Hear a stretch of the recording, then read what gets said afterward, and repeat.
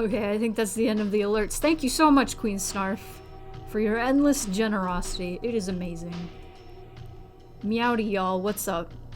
Back with water. Nice! You'll be grumpy over this because I told you to drink water, but you're drinking soda. You gotta have some water so you can stay hydrated. Soda makes you more dehydrated, the more you know. Imagine being grumpy over taking care of yourself. No, trust me, you'll thank me later. You'll thank me later when you are feeling good and refreshed over having some water. Also, how's the music compared to my voice? It's still in the green, so I should be louder than it. But if there's like some balancing issues, sounds fine to me. Awesome. Nice. So let me properly greet everybody. Perla Hobgoblin, thank you for the subscription through Prime. And also, welcome. Cal, welcome. Mars. Stara. Bricklebork. I'm glad to see everybody. Oh! Is that another one? I guess that was a delayed one. Because I think that was part of the gift subs. But yes, Queen Snarf, thank you so much. I don't know if you're still here for all of the gift subs. Oh yeah, that would, yep, there you go. You won't be around too long because it's late, but for now, welcome. Glad to see you here, Cal. I know you haven't been making a lot of streams, but now I'm having longer streams. So, you know, alright. Let's have a switcheroo. How is everybody? I know I said that right as a big transition noise was happening, but how is everybody? How is everybody today? How is the weekend going? There's a me with a heart. There's a me with a heart. I hope everybody is good.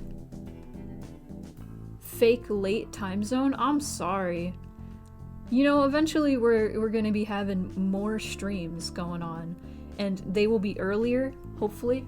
I just like later because later more people show up to later streams, so I like to be in bed by 12 on good days, 10 on best days. Yeah, you know, I like to go to bed as early as I possibly can. It's really hard for me to fall asleep lately on, you know, it's hard. It's hard to fall asleep at 10. I gotta fall asleep at like midnight now. It sucks. Might ask my father tomorrow if I can use his PC to game because it's only sitting in the office doing nothing. You know, that's valid. If it's a good gaming PC, go for it. Why am I do not pet? I thought I had Happy Burger on today. Guess not. We're back to do not pet. But the do not pet still applies, so you know. But it's always applied. But you guys have been chill. Nobody in chat has ever done the pet. Except some people. We don't talk about them. I like the do not pet shirt. I just switched over to Happy Burger for a bit because, you know, I would post clips that had nothing to do with my do not pet shirt. Moonpie is here. She's yelling. Yeah. And, you know, have nothing to do with the do not pet shirt, but because people saw it, they were like, what if I pet you? And it was like, I am going to light you on fire, actually. How would you like that if I lit you on fire, even though you're wearing a shirt that says, do not light on fire? Would you like that? Would you like that? Alright, cool. Alright, what do we have to say today? Talking about lighting people on fire, that's a start. So, on the 15th, every month I send out stickers to people on my Patreon merch tier. And this month, the stickers are the Reptile Boys from the PS1 era. The mascot Reptile Boys. We got Gex, Croc, we got Spyro. And I have one slot left on the merch tier. So if you want to join the merch tier, you can join my Patreon. And for just a small fee every month, you support me. Even $1, you get benefits, weekly benefits I will add, where you get to see art early, you get to see like behind the scenes art, you get access to sprites As in the layered sprites. Imagine that. You can mess around with the sprites from my games. It's the coolest thing. And you can make your own sprites if you want. It's great. Do it. Become a patron today. Plus, when you become a patron, while I'm on stream, the merchant comes up and he goes, I forget, what are you buying? He says it. He says, what are you buying? And that's the main reason you should become a patron.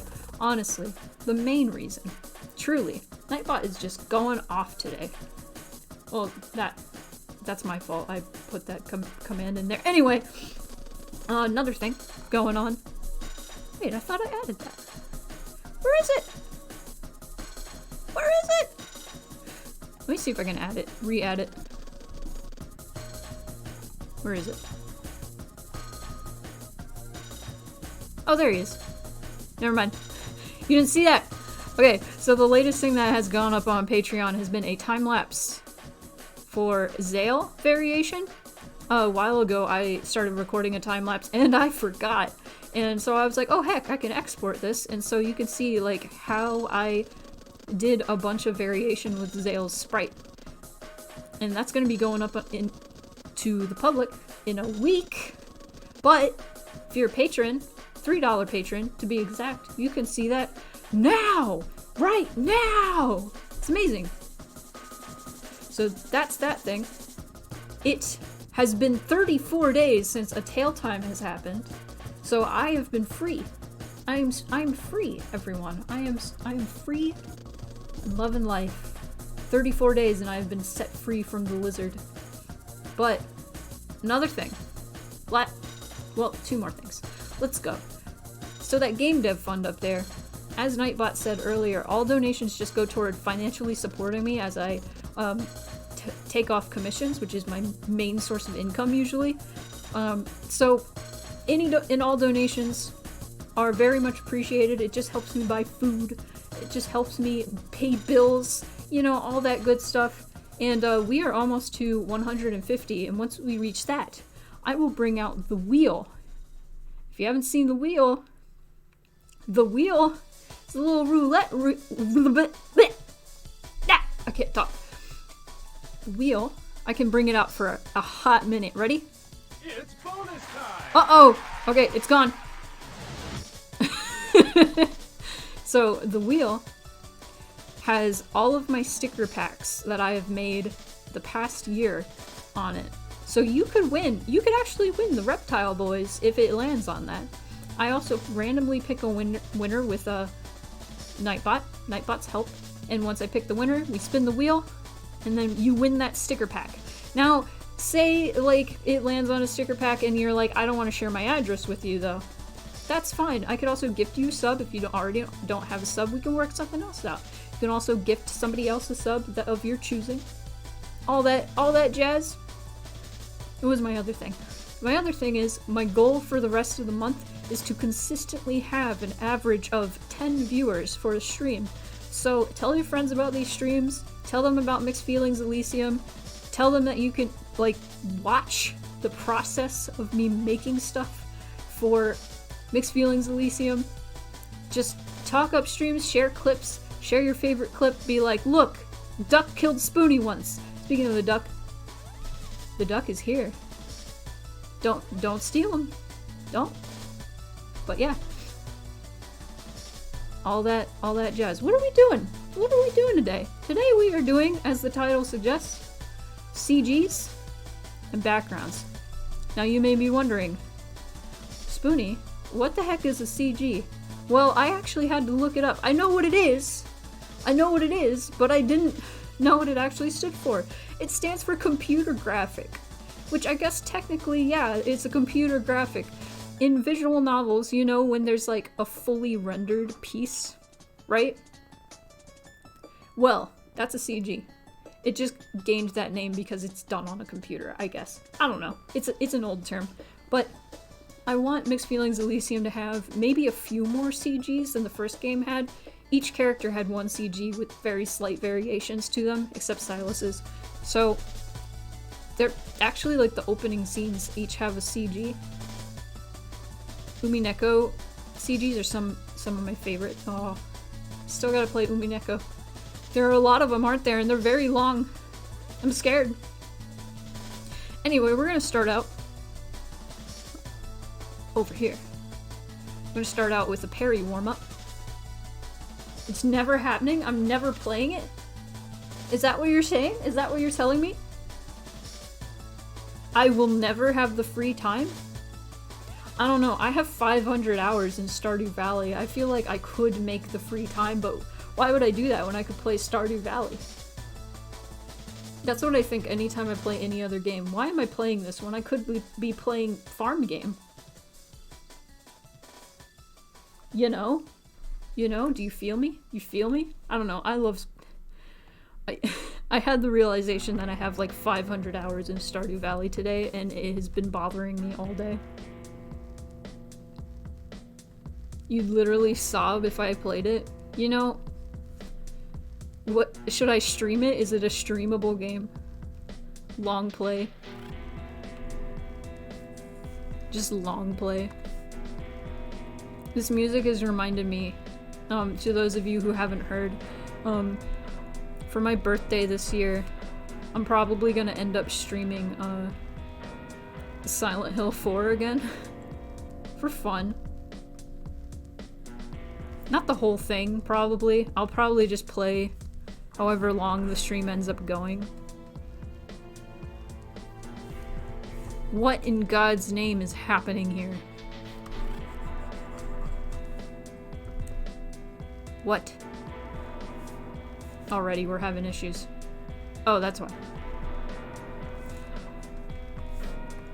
That's why. No, there are horny CGs. Oh no, I didn't know that. I didn't know this was a horny game. That's not good. 1 or 2.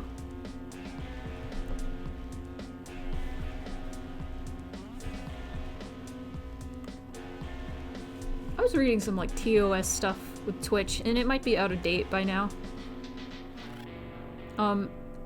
Apparently you can stream stuff that's like, you know, adult material, but you just have to tag it accordingly. But I mean, that's why there's that warning sometimes when I raid people that's like these streams are intended for mature audiences.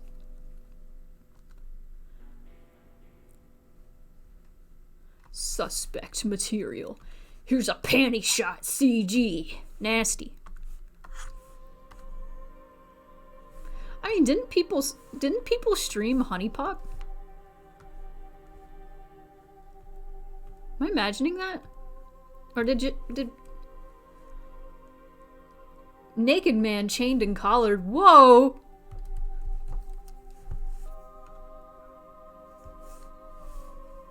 Okay, first of all, I need to fix this line art. It's bothering me. I don't know. It's not quite as crispy as I would like it. It's a long game and I may have forgotten some. You may have forgotten some of the horny CGs.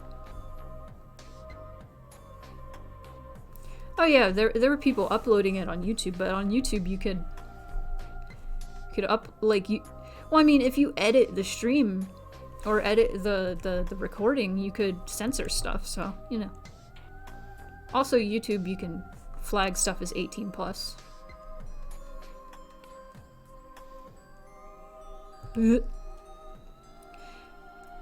Hey, would you guys be opposed? Because, like, last stream I talked about, like, Inscription and, like, playing through the actual game Inscription instead of Casey's mod. Would you guys be opposed if I played the Hex first? Are you guys interested in checking out the Hex? Would you want to watch, like, because I can't get enough people to play it. I got Cal to play it. Gamer command, play the Hex. Yeah, if you don't want to play it, that's fine. I will just show you all it, and then you'll like it, because it's good.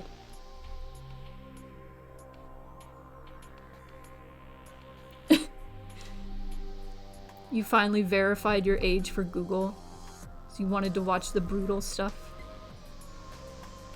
I mean, That's good. That's cool. Speaking of brutal stuff, I watched a video. It's not really... Okay. It's not really that brutal, but it, like, this series, or this YouTuber specifically covers, like, dark experiments. So, like, kind of messed up experiments. Morally gray, at least. I would call this experiment pretty morally gray, honestly. It's kind of in the center. Kind of more toward, no, don't do this. There's this experiment done a while back by Dr. Kellogg, which you may have heard of. I don't know if it's the same Kellogg. I know there were two Kellogg brothers, but I don't know if it's the same Kellogg. It sounds like it, because Dr. Kellogg is absolutely insane. Anyway, there was this experiment that they did for nature versus nurture. They wanted to see if they raised a chimpanzee baby alongside a human baby about the same age, if it would start, you know, acting like a human, which is insane. And they wanted to see, like, how much human behavior they would adapt, because this was all based on, like, you know, stories about, like, feral children, like children that were raised by, like, wolves and by other animals and stuff, that, you know, they couldn't, like, integrate these kids into society because they couldn't act like people because they were raised by animals, and they couldn't reverse that, basically. So this dude wanted to see what would happen if I raised a monkey like a human, exactly like a human, treated it exactly like a human baby. It's pretty interesting, honestly, how much better the chimpanzee was at certain, like, instincts and stuff, and how much it picked up on certain things. And obviously at a certain point, the main thing that the chimpanzee was not good at was communication, because it didn't have, like, the same shaped vocal cords and stuff. But morally, I don't think this was okay, because you shouldn't involve a human child in your experiment, because that was one of the issues, is this human baby, because it had a sister that was a chimpanzee, basically, was not learning how to speak correctly. This baby started talking like a monkey, like ooh ooh ah ah, you know. That's not good. That's not good for that baby. It's super interesting, yeah.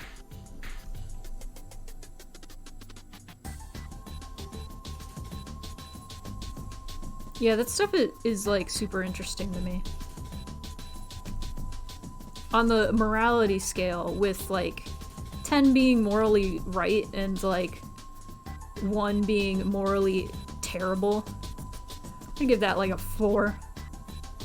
Cause like, I feel like it's a valid experiment. It's like, yeah, sure.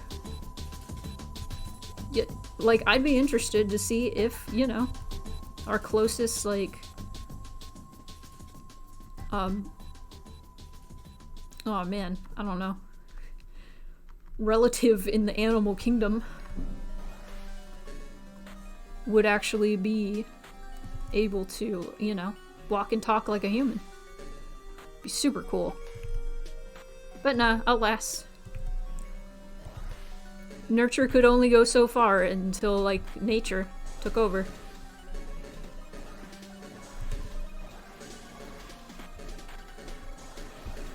Only so far. Just fixing the line art a bit.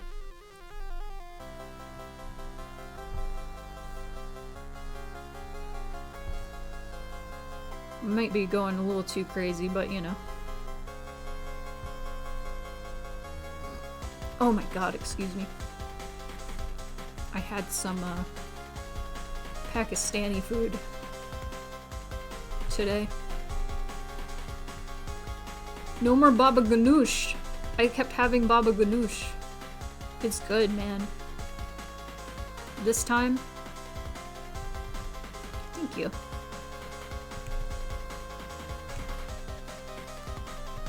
I love Perry. I feel like I brought this up recently. I love all the characters in Mixed Feelings.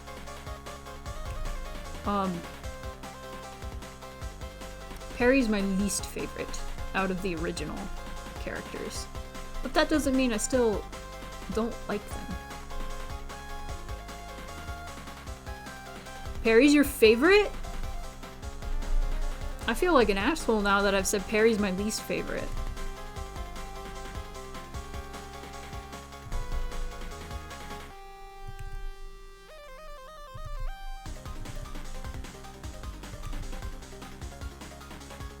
Silas is my favorite. No question. Okay. Silas is my favorite, for sure. Absolutely my favorite. Kahira is the most important to me. And that sounds weird, especially given the context of, like, the game. But, I don't know. I'm trying to say things without, like, spoiling anything. But I could talk about stuff without spoiling anything. But I don't know. I think I talked about this during a stream recently. But Kahiro is kind of like based off of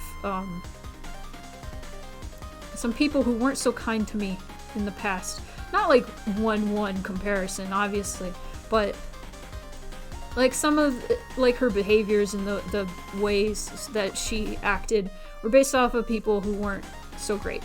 Oh, that's the alley. I may be working on that eventually during the stream. We'll see.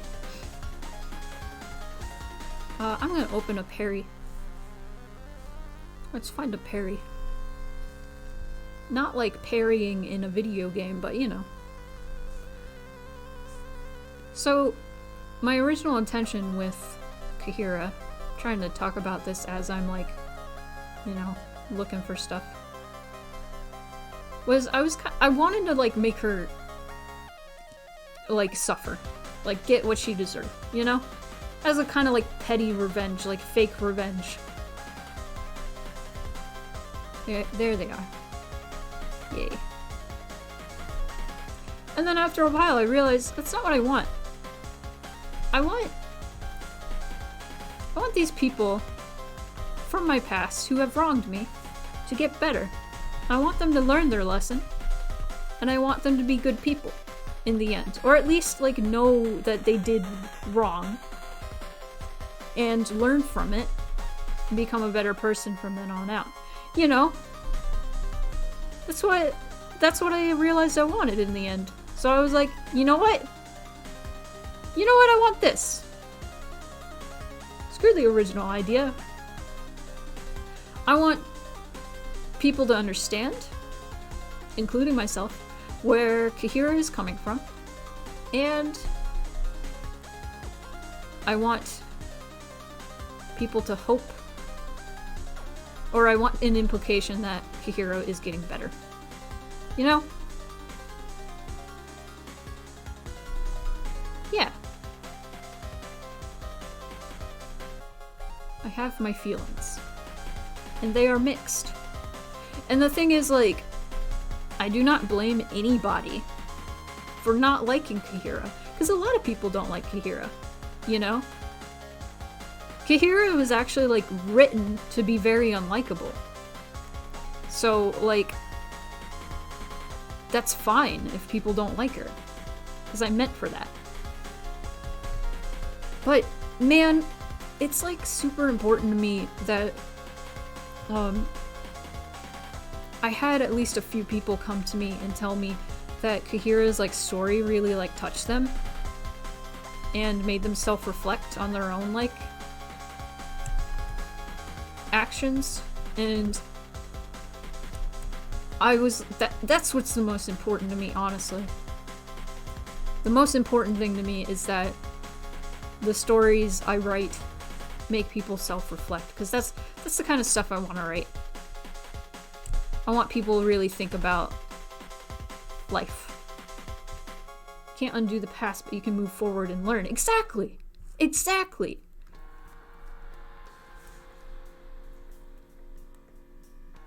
I love stories with, like, gray morality. And sometimes black morality, if you really think about it. But, like, I love stories about, like, terrible people doing terrible things. And not even, like, necessarily terrible people. It could be, like, a normal-ass, like, average Joe that ended up being driven to do something terrible. And I like stories that, like, explain and show you why this would happen, you know? These are my favorite kinds of stories. That's why I like Silent Hill 2. A lot. I know 3 is my favorite, but 2 does a really good job of, you know, telling a story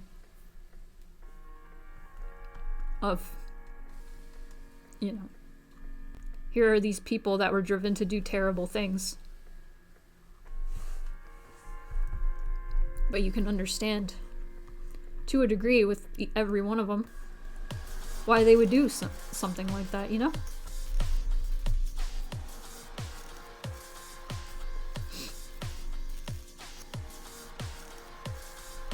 I also just love stories about gray morality.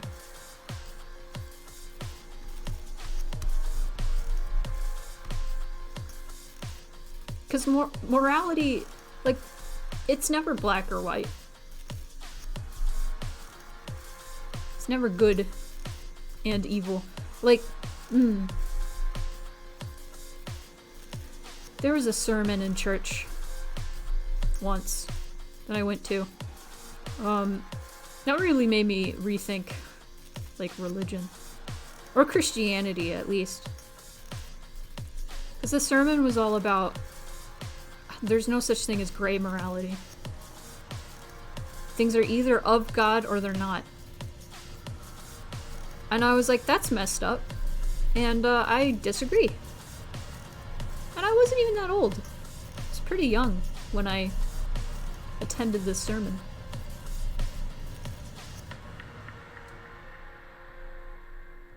Man, we're already getting deep. We're not even that deep into this stream, and I'm already talking about morality.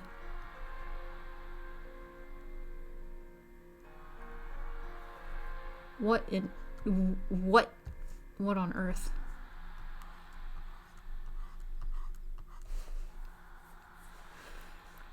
Perry. I like Perry's color scheme a lot. Very light. Very pastel. I do love Perry. Perry's ending was the first one I thought of, and then everything seemed to come together after that. Have to dip? Want to sleep in half an hour and need time away from screens? Yeah, that's really important. Here's to looking after yourself, and also. I'm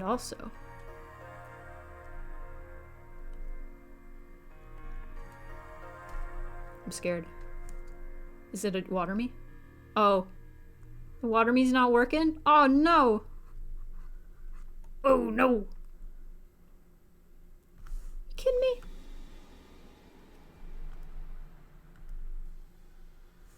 There we go. Also, hello, Megadork.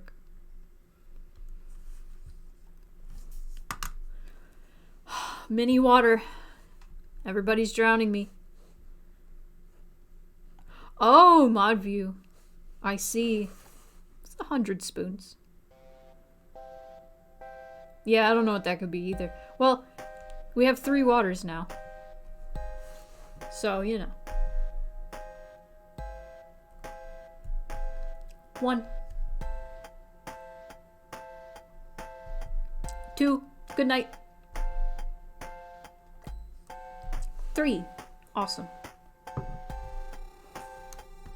Thank you for the water, everyone.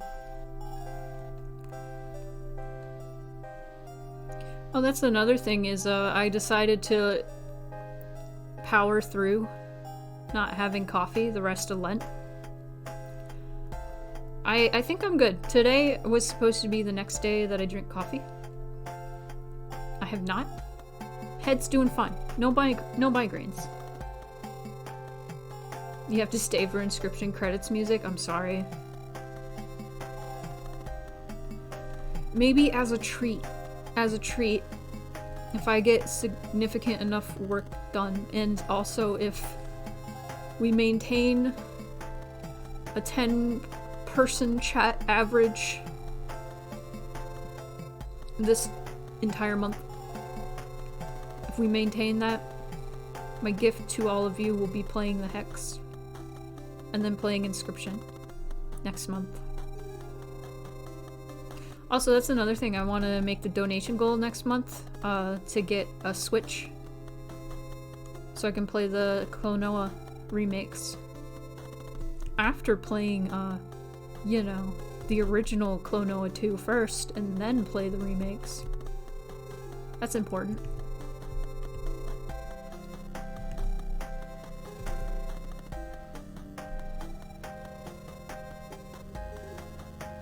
My dad offered me tea today at 8 p.m. and I was like, are you crazy? I'll never sleep.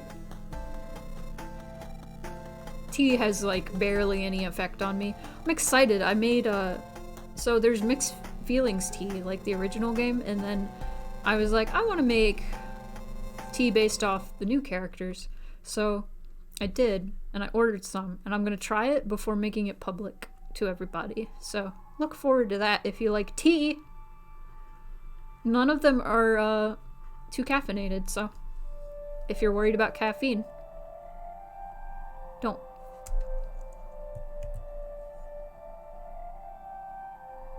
That's a good way to be. Caffeine, I forget like the technical stuff about it, but caffeine is kind of messed up, especially like coffee caffeine, because there's a lot, but it kills, like, I need Case here to correct me. But you know how after you drink like a lot of caffeine you crash? Oh man, I don't remember the exact thing. With coffee, you either have to cut it cold turkey or double down on it. Because if you only drink coffee like once every few days, those few days in between drinking the coffee, you are just going to be miserable and tired, is what I am saying. Because the way coffee works chemically.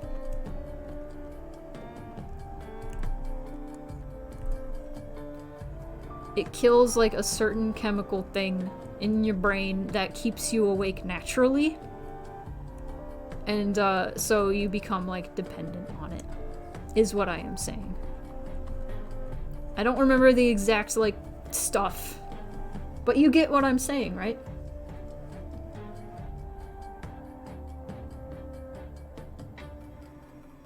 Sometimes I drink coffee and it makes me go to sleep. I've heard that before. I've heard a rumor, I don't think it's ever been proven, that sometimes people with ADHD, coffee makes them tired. Coffee gives you mad anxiety. Yeah, you know, it gives me mad anxiety too, which is why I'm trying to like cut it out. I'm noticing that as I'm going through caffeine withdrawal, it's my anxiety is spiking way more, and I'm just like, dang it, this is all the more reason to like try and cut out coffee as much as possible, because heck, it's not good when you already have like anxiety and then you're just anxiety spiking. Okay, go to bed. Real confirmed. Good night. Have a good sleep. Oh yeah, I've had that a few times. Like, no, for some reason the coffee we had at one of my jobs would give me heart palpitations. it made me really jittery, and my, oh gosh, it makes me squeamish to think about. My chest would just spasm, and I was like, oh, that ain't good, son. So I stopped drinking the coffee in the break room. Because I guess they had like triple shot espresso, like extra coffee in the break room, because that's what people were used to, I guess. Oh, I did the spots wrong. I'm silly. Let me make these actual spots. Yeah, nah. Yeah, be safe with your coffee consumption. I miss Stara's comment. I never drank coffee. Like, I did drink caffeine, which makes me wonder why I don't like coffee. Well,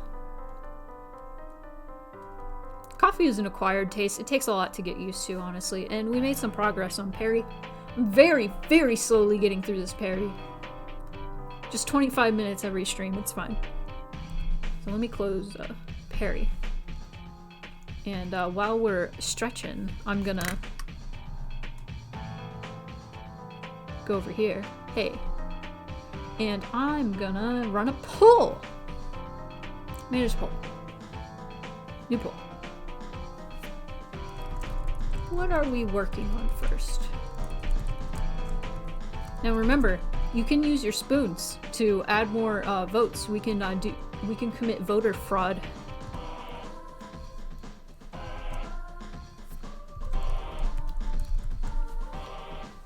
Just a reminder, CGs are I'm gonna do a very quick poll because I want to do another one after this, just in case.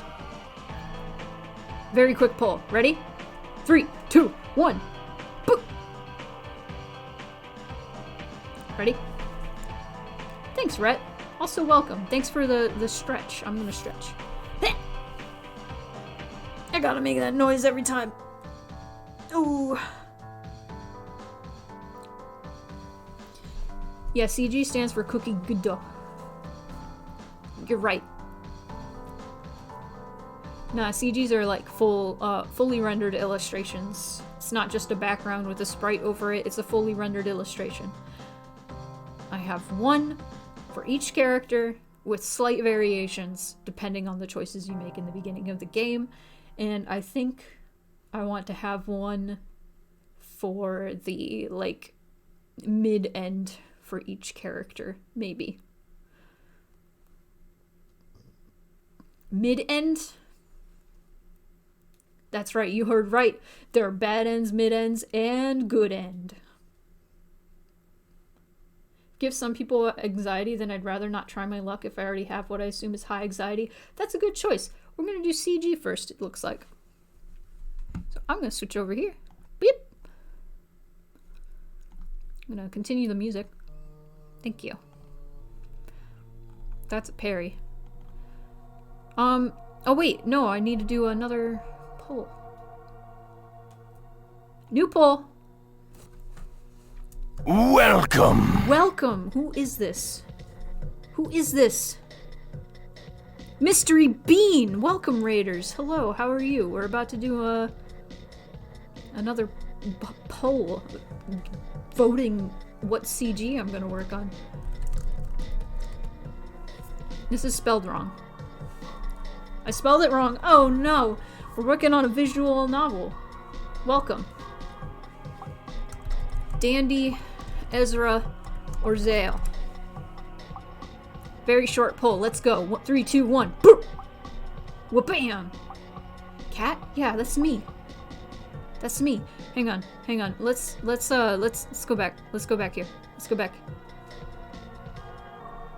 I wouldn't call myself a kibby cat, but I am a cat with 2 T's. But hello, Mystery Bean. Welcome. Let me say hello to everybody. For context, I have like 30 seconds left for this poll. Dandy is a manticore. Ezra is a Wolpertinger, which is some sort of,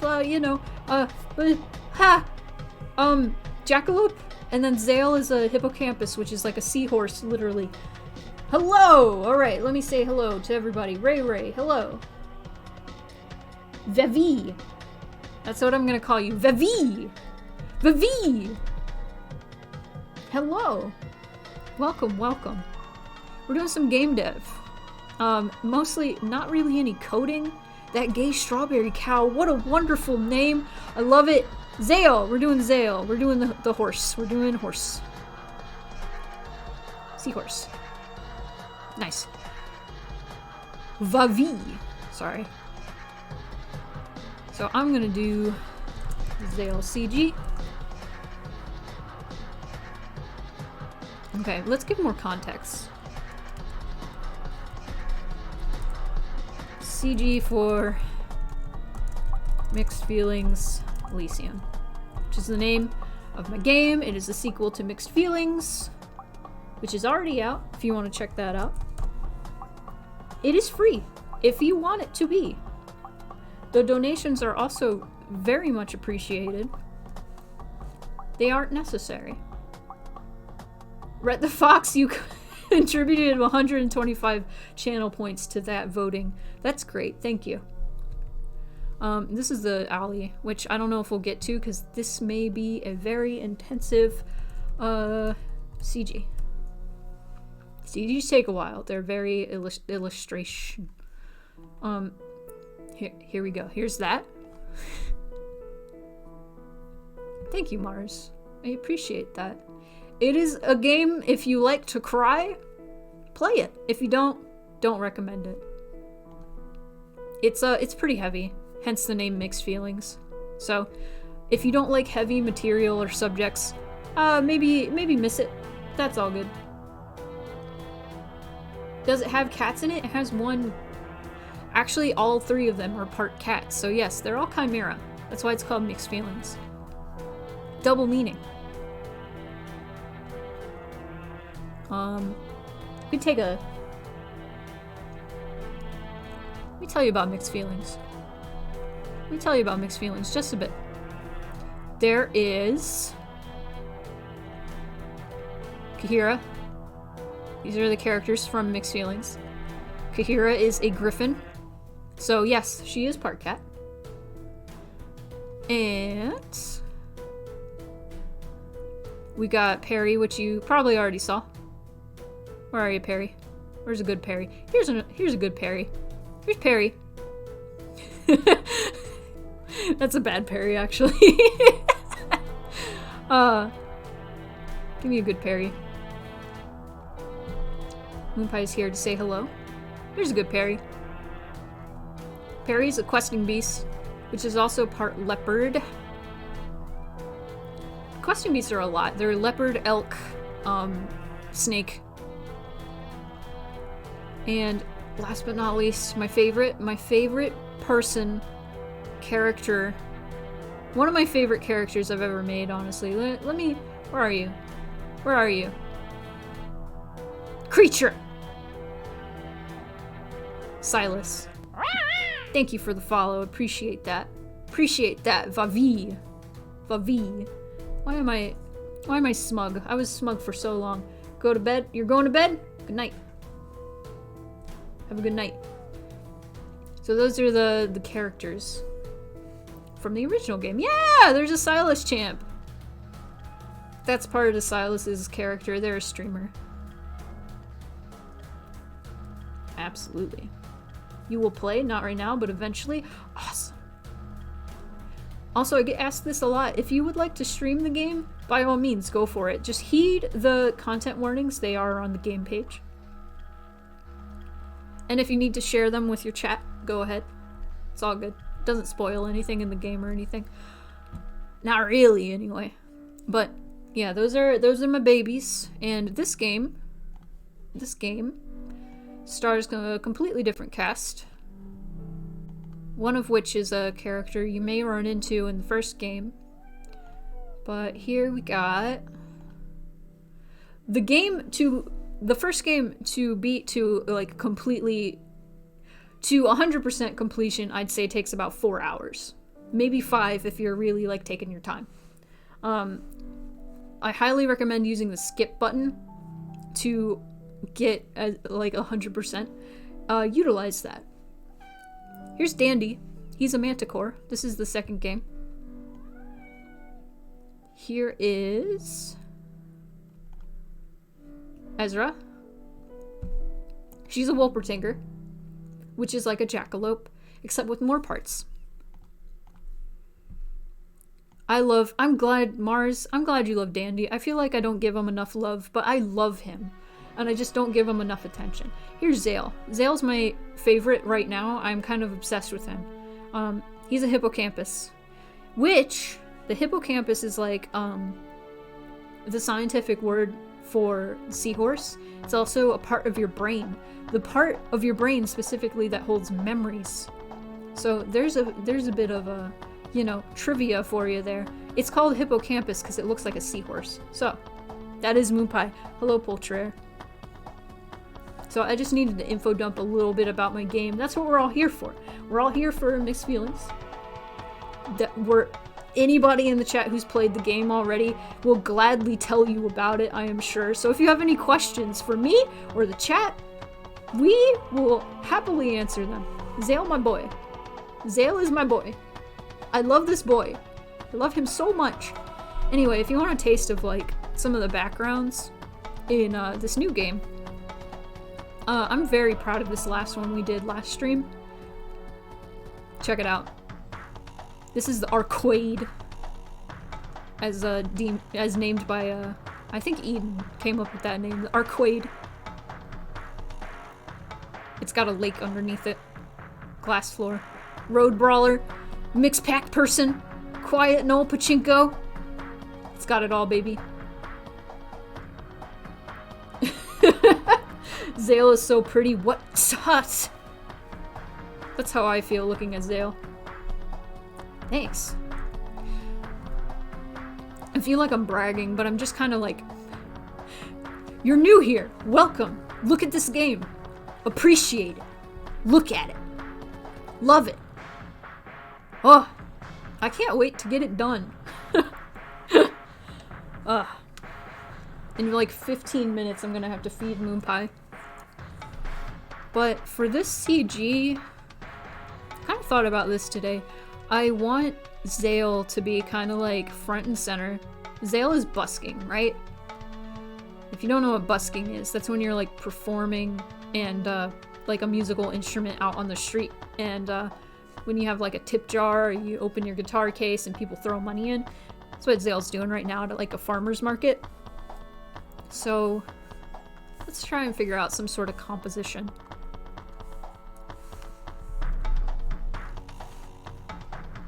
So I kind of want... Oops! Wrong color. Gotta go, but this is so cool. I'll be here longer next time, though. That sounds great to me. I stream every Saturday starting at 5 p.m. Central and go for like 5 hours. So you are welcome to come by anytime. I may be streaming more next month. We shall see. This is genuinely so neat. I'm glad you think so. Thanks for stopping by and the follow. So... I want Zale, like, right here. Trust the process. It looks weird. And, there's gonna be a guitar, right? And, maybe a tent. Oh my god! Why would you do that? Why would you do that? Scared the living shit out of me. Thanks, Poltrare. Busking, but instead of providing entertainment, I steal ducks. Poltrare is, it's reverse busking, because you gave me money. Thank you for the money. We are now, $20 and 80 cents away from spinning the wheel. Yeah, it's loud, I'm sorry. It's loud every time. Okay. Let's not do the tent yet. So we've got a Zale.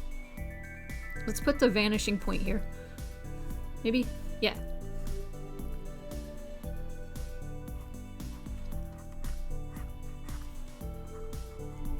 Maybe move it over. Let's move it over here.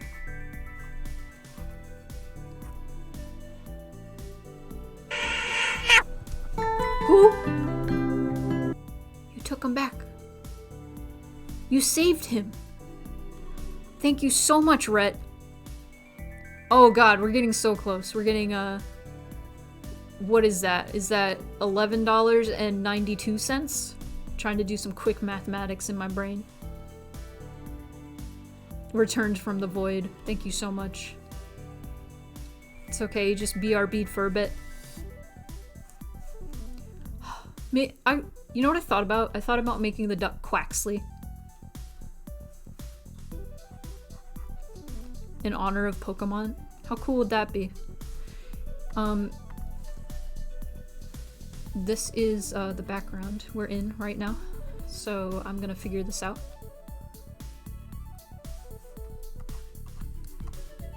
And here's the open guitar case. Money in here. This all makes sense, right? And here's a tent. Wait, no, it's not big enough. Thank you. Oh heck, who did it? Time to spin! Spin! I'm sorry, I'm not Vinny Vine Sauce, but I had to take his funny word. It's time. It's time, everybody. For the spin. Who all has been here for the spin? Who all has been here? Are you excited? Are you excited for the spin? Because I'm excited for the spin. I'm gonna bring out. Ready? Are you ready? I'm just gonna bring it out. I'm just gonna bring it out. I'm gonna wherever it may be. I've lost it. It's gone. It's gone. It's gone. You've never seen the spin? Are you ready? Ooh. It's bonus time. Here it is. Okay, Nightbot. Who wins?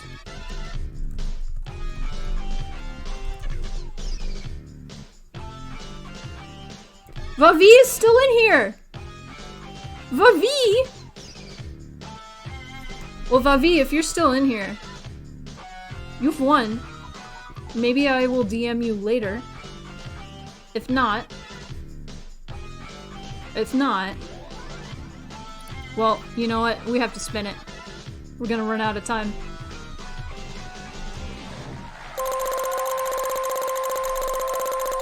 Let's go. Why you gotta take so long?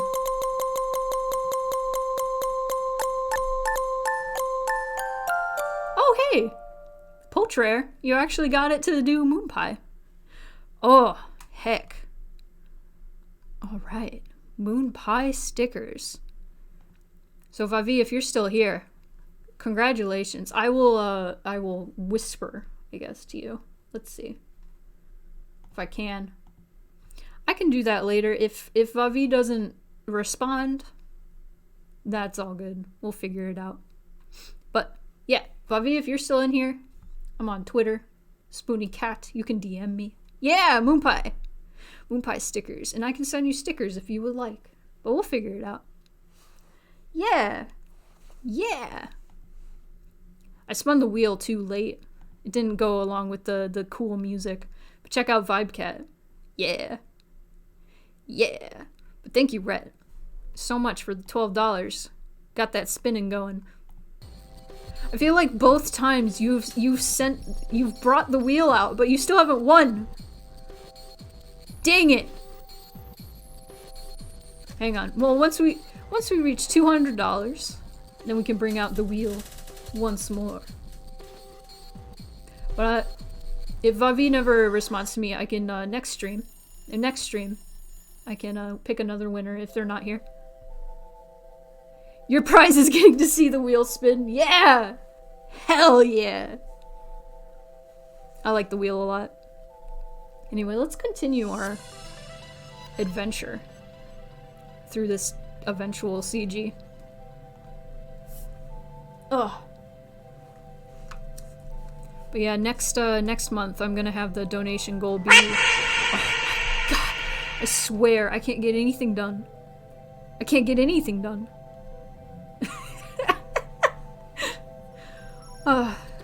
Thank you guys so much. This really helps. Like, every little bit seriously helps. You all have just paid for my meal today that I had before stream. God damn. It is very much appreciated. Oh, heck.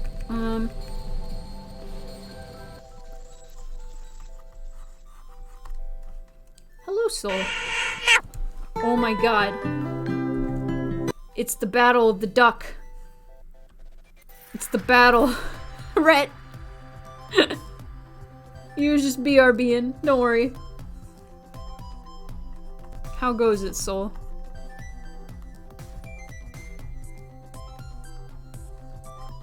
Ugh. Trying my best. Trying my best here. They're fighting over the duck.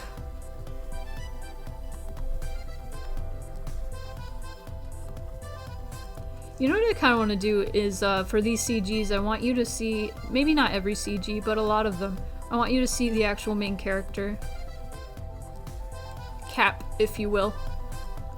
As christened in the first game. Thank you!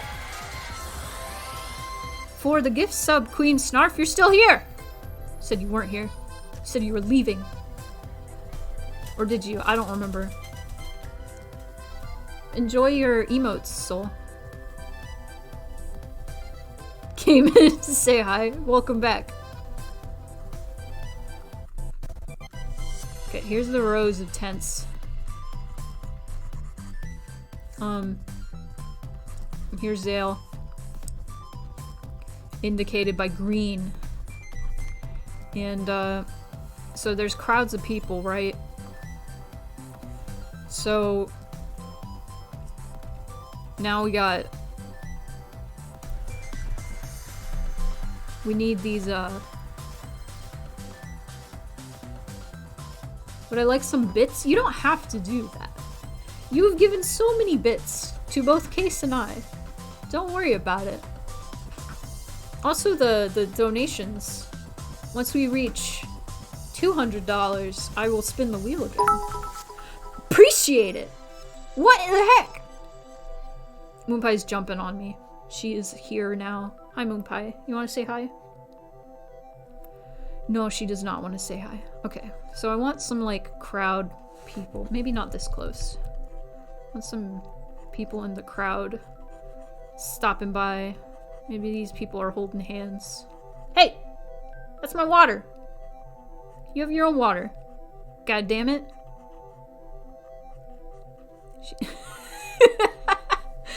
Oh god, I'm sorry. Thank you for the water. Hang on.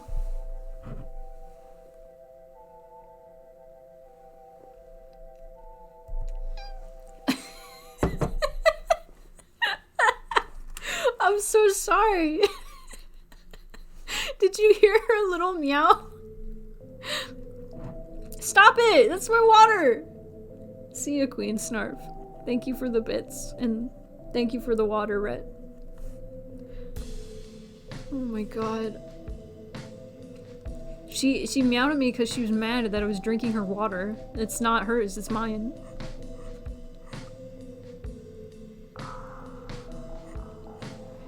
But, like, after I yelled at her, "Don't drink my water," she just headbutted my arm.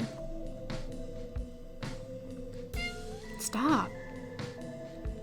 This is some clippable content. Moonpie, I love you. Stop headbutting me, especially when I'm drawing. Here, I'm gonna draw a little kid here. Little kid. Yeah! A pose.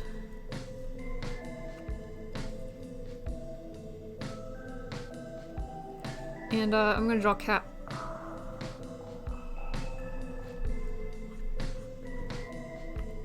Here's Cap.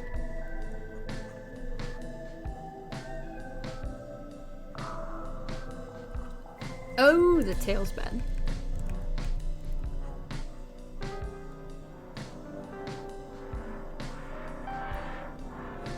I do have a canon design for Cap. I will just usually draw them in a, you know, shadowy silhouette way.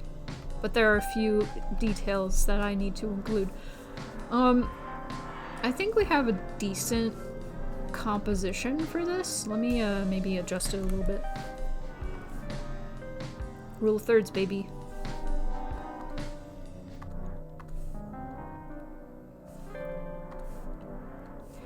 Cap is maybe a little too close.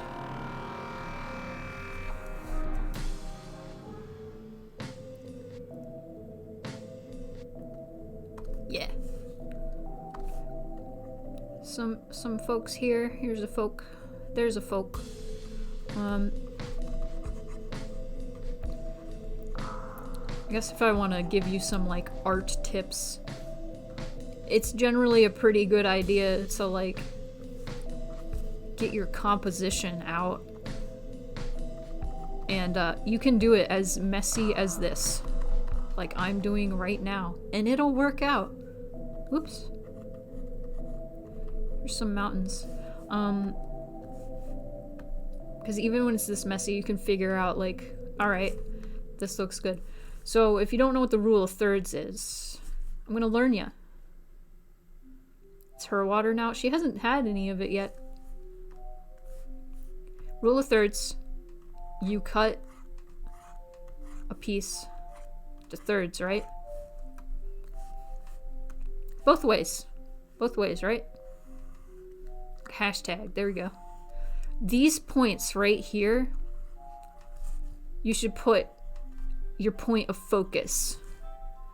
So if there's something you want focused on, don't put it in the center. Some compositions the center works best, but definitely put something of interest here, or here, or here, or here, right? Because that it works better for some reason. I don't know the scientific reasoning behind it, so that's why Zale is here, because Zale's here, right? Yeah, no, you gotta just be messy with your initial sketch so you can get the composition down before you actually get like the finer details down, right? So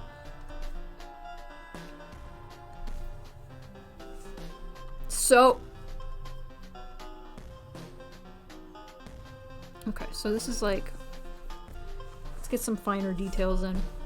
So we got the mountains, those are good. And get better shapes going on. Yeah. What else is in here? We got some trees.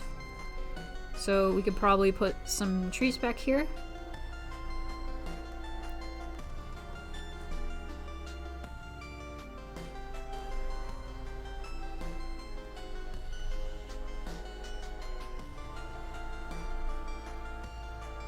Rule of thirds draws the eye across the whole image. Yeah.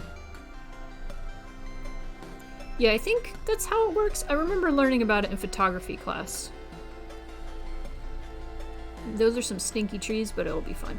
Let's do some like just vague blush over here.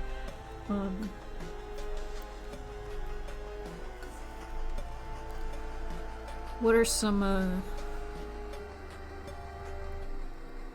this shape is not. Here's the vanishing point.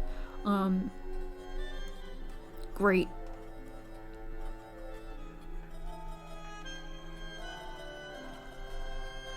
I know I've asked this before, but it's been a while, so I'll ask it again. When you guys were in school, regardless of if you took an art class or not, you learned about perspective, right? About the vanishing point. Rule of thirds was also heavily used in video production classes. Makes perfect sense. I use the rule of thirds, and a lot of things I actually learned from like doing comics when filming for Case's music videos. It all goes hand in hand, baby. Whoa. You did do perspective practices a lot? See, I met somebody a while back who went to an art high school, right? And I worked together with them on stuff. And I figure, oh, you went to an art high school, you must know your stuff.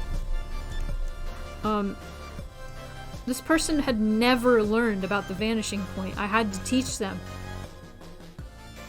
And I was like, for real? You went to an art high school and they never taught you this?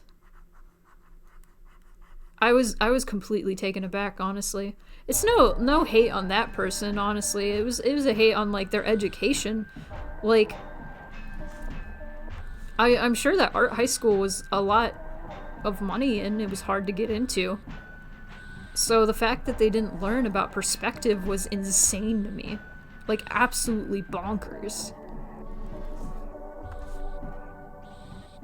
Yeah, honestly. It's really crazy. Like, I've worked with a lot of artists in, like, in many sorts of jobs before. And it's crazy, like, the difference between, like, here is an artist that went to a professional art school, and here is an artist who did not and just kind of got into the industry, like, right away, and, like, straight out of high school, which was me. I was, like, stupidly lucky. It was crazy to see, like, the difference, and how these people, like, how everybody treated art. And how many, like, people who went to, like, the Art Institute and SCAD and stuff that didn't know, like, basic art knowledge that I learned from tutorials online. And I was like, this is absurd. Or, like, just the attitudes they had about art, you know? It was pretty wild. Pretty eye-opening experiences, honestly. Like, I'm not saying art school is a sham. It is for some people, obviously, if you're not gonna learn perspective. Yeah, it's so integral. I use perspective all the time, whether I'm doing comics, games. Using it right now, see? Do you see? Yes, you do. I'm doing some jars. But I also met a lot of people that went to art school that, like, taught me a lot, so I'm thankful for that. They were cool people.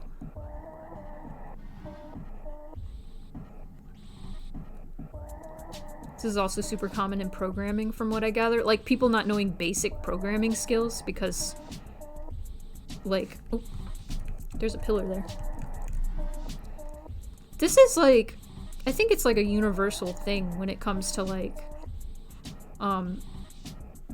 people who just kind of, like, went out into the field immediately, and then people who went to school first. Like, it's kind of sad. Like, school is, like, super helpful for learning what you need to learn, but a lot of the time, like, employers are just looking for people that have the experience. Yeah, people who took classes often don't know basic skills or how to apply them. Yeah.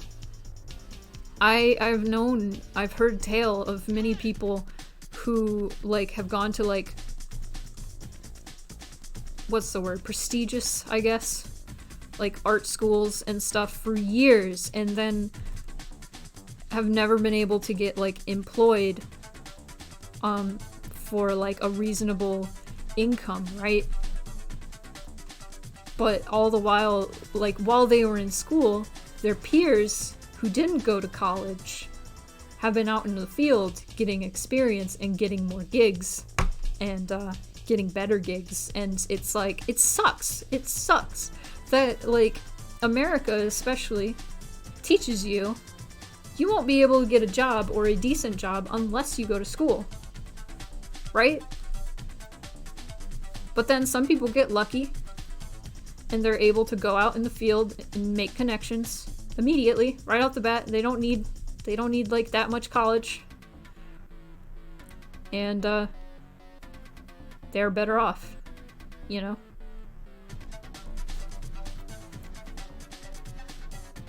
I just feel like I was lied to. It's to the point that there's a somewhat unhealthy stigma against degrees in some engineering circles. That sucks. It sucks. I just remember like, all of my teachers when I was in high school were just very, like, I decided pretty early on that I didn't want to go to college. And, one, because I didn't think I would be able to afford it. And I didn't want to be in debt forever. And I didn't want to make my family pay for it because they probably wouldn't have been able to afford it. And, I just didn't want, nothing about college, was appealing to me, and there was nothing I wanted to go to college for. Like, if I went to college, I would want to go to an art school, and it was too expensive. Yeah, it's not for everybody, and that's totally okay. And I just remember my counselor, my teachers were all like, oh, you have to go. You won't be able to get a job. And I didn't believe them. Lo and behold, I graduated. I moved. And I applied to a job. It was face paint. But I was like, that's a good starting job. I never worked before. I got the job because my cousin worked there. And that's how I got the job. And then when I went there, I heard from people who worked there. I was like, so how'd you get here? And they were like, oh, I got a degree in art. I went to Art Institute. I went to SCAD. I went to school for game design. And then I was like, you know, that's funny. I wanted to go to school for art. And they were like, don't. It's a waste of money. Because all it does is give you a better chance to work at face paint. And I was like, okay. And I'm glad. It's cynical. It's cynical. I'm really glad that I got that lesson as early as I did. And it's not, like, obviously if my family had the income to put me into art school, I would have loved that. But I'm glad I had that reality check, like, so immediately.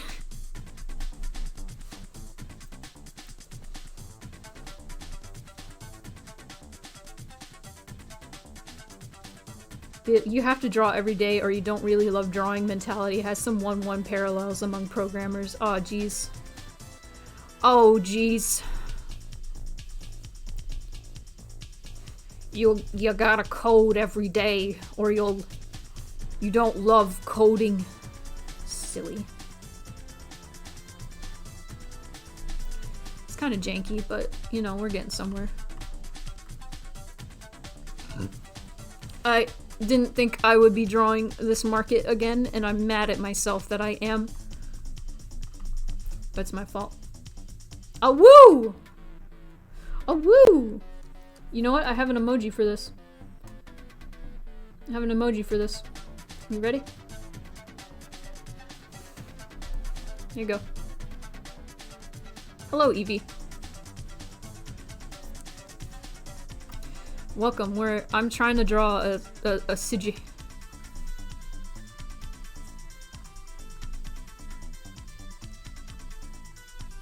You know what? I will save the detail with the booths for later. For now. What if I draw a little Zale? Also, what if I made this bigger? Thank you.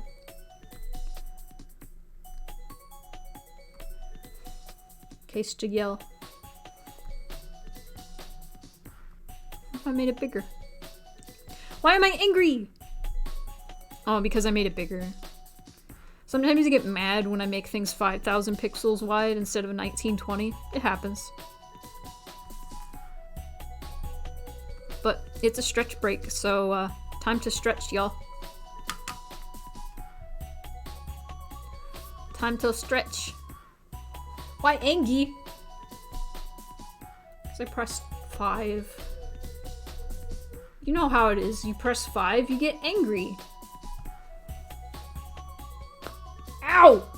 Did you hear that? Ooh. God, I hope the mic picked that up. That was my shoulder popping. That's how you know I'm, yeah! Holy shit! Somebody clip that, please. If not, I'm gonna do it. You heard? Ooh. Ooh, that pop, that ASMR pop. Good. That's how you know I'm almost 8,530.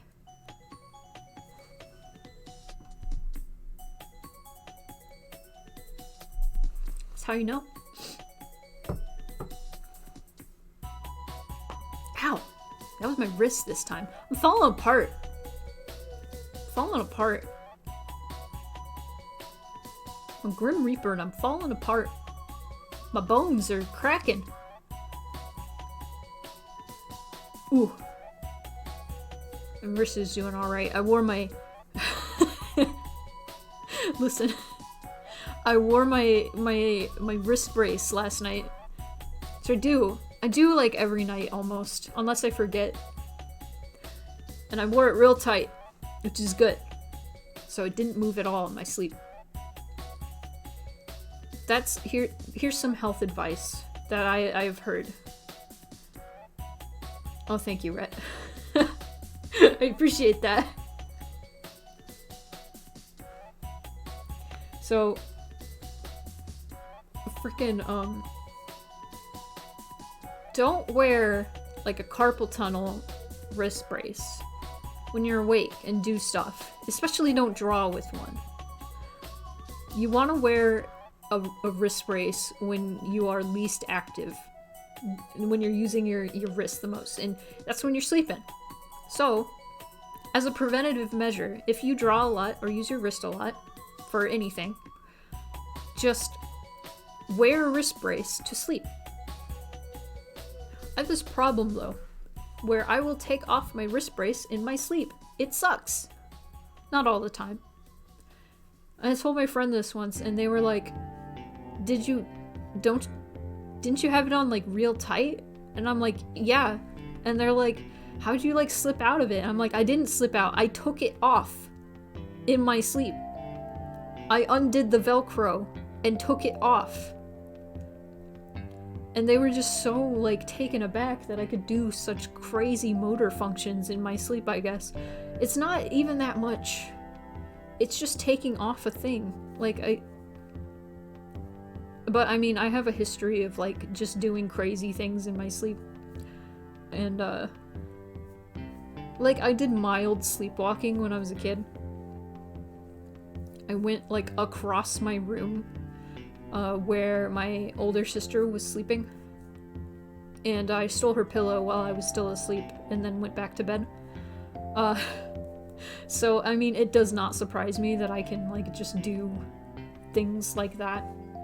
Does anybody else like sleepwalk? Is that a thing? Oh, that reminds me. Speaking of dreams and sleeping, so this is a follow-up to a clip earlier. So I don't know if you all saw or were here during this stream, but when I was talking about how I announce my presence by going, ooh, you know? Case and I do this to each other. Whenever, like, they come home, they'll, like, close the door, and they just go, whoo, you know? And then I do it back. And that's just how you just make of the noise. You make of the noise, right?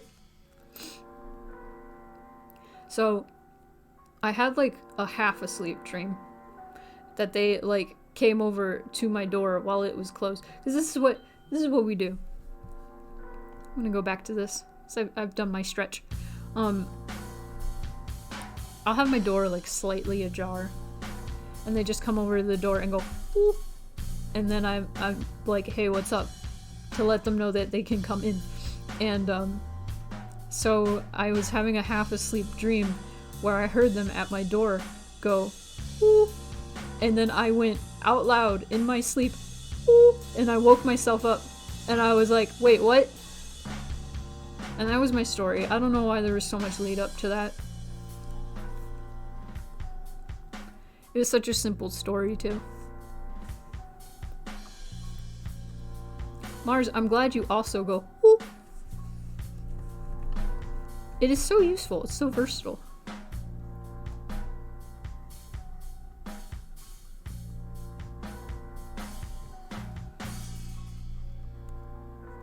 Why am I doing the head first? This is against my religion. Oh well, it's done. It's already there. Just making weird noises as a greeting is fun, and you're right. You should say it. If you don't already do it, you should. I put that clip up on TikTok. That's a terrible way to start a story. In one of the comments, I was just so like I wasn't so taken aback, but one of the comments was like, "That's how you get something thrown at you." And I was like, why are people so inclined to resort to violence when I make silly noises? It wasn't even that loud. That's how you get a controller hucked at your head. That's how you get stabbed violently. No.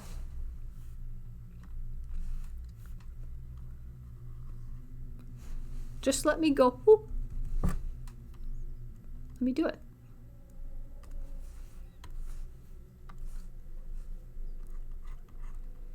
How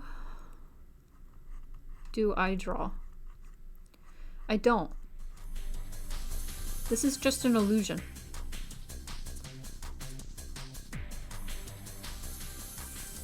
You just say hello to my partner to announce myself, but sometimes we make noises to each from across the room, and we'll just keep making noise for like 5 minutes or until we get bored, just for funsies. That is the way to be.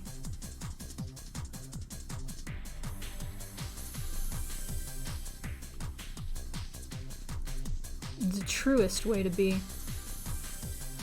I don't remember how to draw a guitar. You know, I could look at a reference, but you know, what's the fun in that? That's cheating. Have you heard cats not meow? Hello. You know what? I need to feed Moon Pie. Maybe I should do that. You guys want to hear Moon Pie yell for food? It's cheating? I can't look at guitars to draw them? Oh no. Oh no. Moon Pie! Moon Pie! Moon! There she is. Oh, it's Moon Pie check. I have to yell moon in that exact tone. Hey! You want some food? Do ya? Oh. Alright, cool. We're gonna BRB then. We're gonna BRB. Yeah. You ready? You ready for some food? Alright, cool. BRB. She's yelling.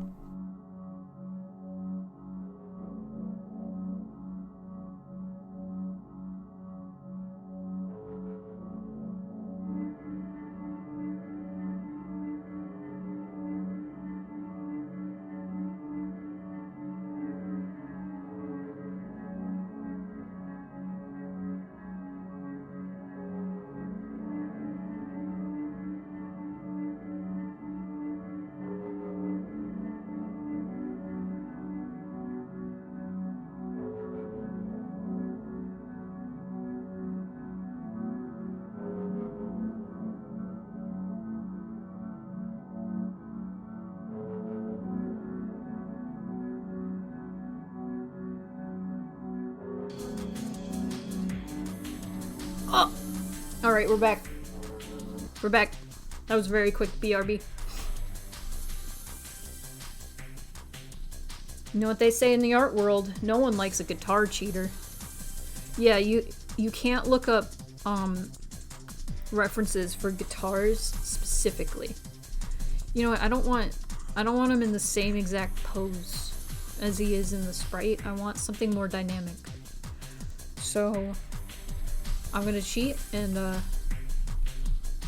person playing guitar standing up. No.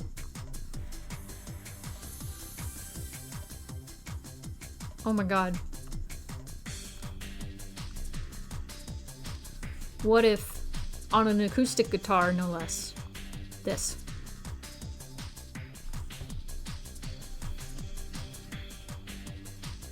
Real artists don't even draw from memory. They simulate the universe from the Big Bang to invent the object they want to draw. Yeah, well, you know, I'm not a real artist. I'm fake.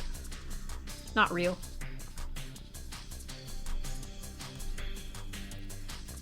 I should tell a story that inspired me to say that. I feel like I have told this before, but it's fun. So, it's been a long time if I have told this story before. As some of you may know, I used to teach people how to paint at like one of those paint and sip places. And so this looks like the most My Little Pony face I've drawn in a while, but you know, he's a horse. It's fine. Those paint and sip places traditionally have a paint your pet class. And it's kind of like a color by numbers sort of deal, as in people send in photos of their pets and then the artists that work there draw a sketch of the pet for them, and then they just kind of paint in, and there are artists there that teach them how to paint, like just individually. So I was one of those artists that was there to help people, right? Well, so the paint your pet classes were always a nightmare, I'm gonna be real, because they were full of dog people. Now, no hate if you like dogs. There's a difference between people who like dogs and dog people. There's a huge difference. Massive difference, let me tell you. This Zale is too big, but I'm going to fix that later. So this lady had a Cocker Spaniel drawing or painting that she was doing, and she was having a hard time, and she, like most of the people in those classes, especially the dog people, basically wanted you to do it for them. And it sucked because these classes were like 80 people. So you basically have to go around and tell these people, hey, this is how you do it. And they're like, just do it for me. And it's like, Karen, I can't. And so I was telling this lady how to paint the texture in this dog's ear and like the brush strokes to use, and I was showing her how to do it. I was showing her, and I kept going around and making the rounds and helping everybody out, and this lady was giving me trouble. She was a thorn in my side every time. And so obviously I know my shit. I'm working there. I am working in a class where I have to go around and tell people how to paint. And so I tell her how to do this thing, and she's like, well, you're not a real artist, so. And I was like, excuse me? Actually, I am. And she was like, oh, well, you're not one of the ones that is like teaches up there. Because I guess she was a regular and she never saw me like teaching a class. And I was like, yes, I am. I teach people. I have my own classes and teach people how to paint here. And she was like, oh, well, she just wanted to like disregard my advice. So that's what she said to me. To make herself feel better. Like, you don't know what you're talking about. You're not a real artist. And it's like, yes, I do. I did face painting for 3 years. Painting a face, a moving canvas, is a little different and harder in a lot of ways than painting an actual canvas. I can assure you that.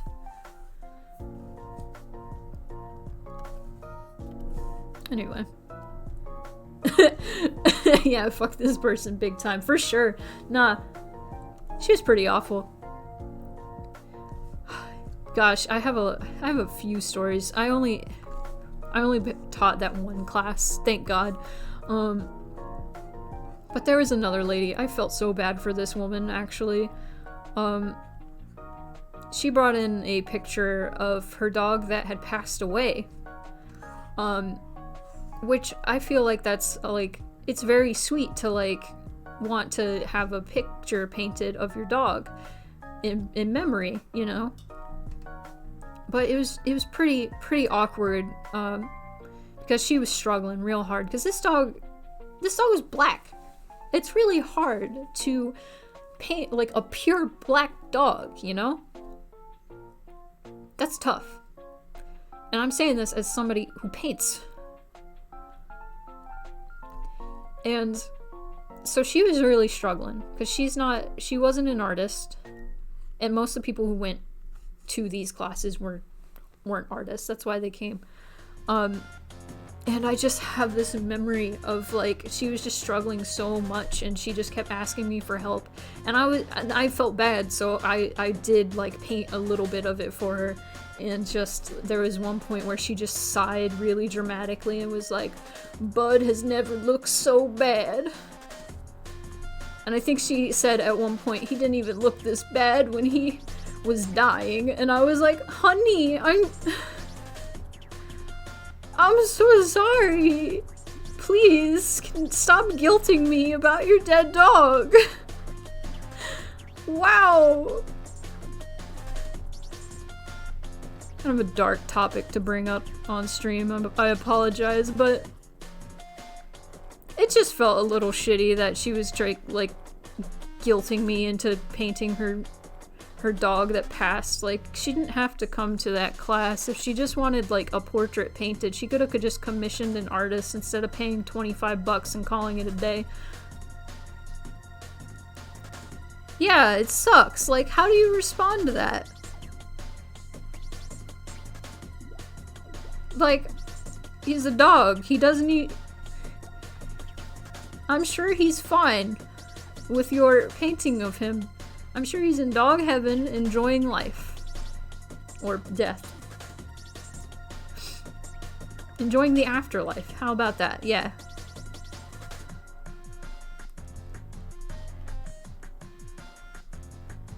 Sure, he's playing fetch forever with God, and it's great. You know, he's fine. I don't know how to draw hands. Zale has never looked so bad.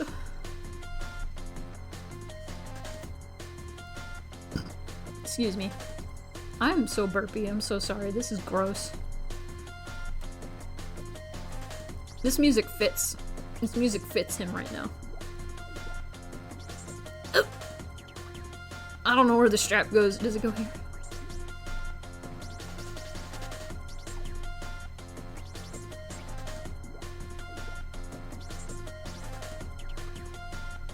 Oh, Zale. My favorite shark. Horse. Are you ready for perfect storm?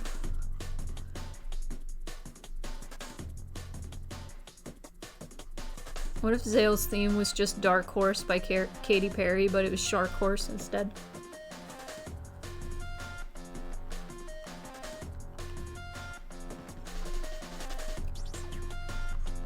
Something about... I don't know, something about Zale being like this hipster-looking horse, right? Seahorse. It's already headcanon. You know, Case made this joke a while ago when we talk about Shark Horse. I'm unoriginal. I stole their joke. Secret's out. Secret's out.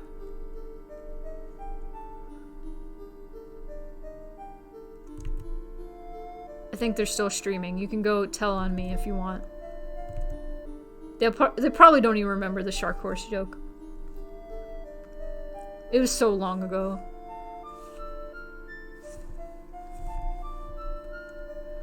And they're just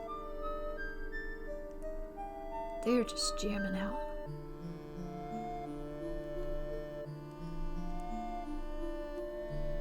They are just jamming out.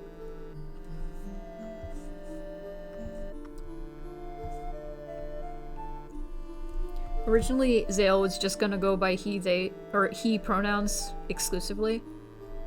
And then I kept accidentally calling him they And I was like, you know what? I feel like that's a sign.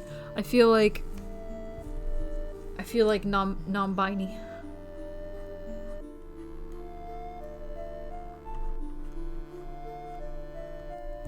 Where should their tail go?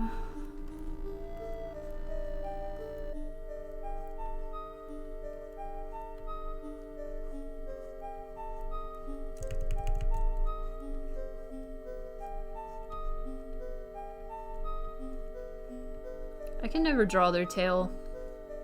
Ever. Again. Okay. So there they are. Tail about to not, like, take someone the fuck out.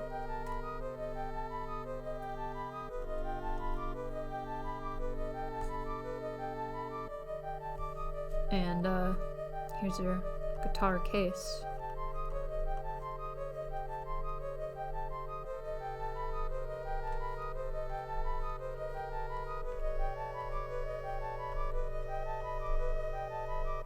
Ho ho, ho ho ho, ho ho. Here's some Ape Escape music.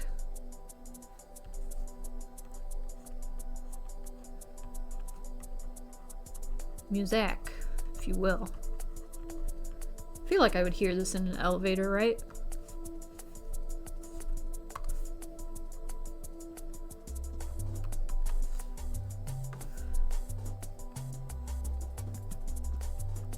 Yeah. And they've got money in there. Right? Coins. Money.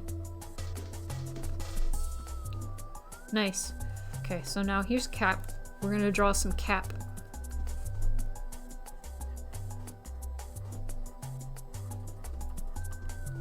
In their little cloak.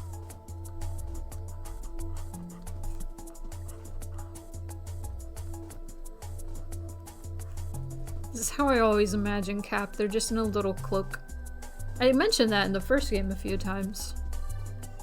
They have a cloak. I don't think I ever mentioned that they have these pokey ears. But they do.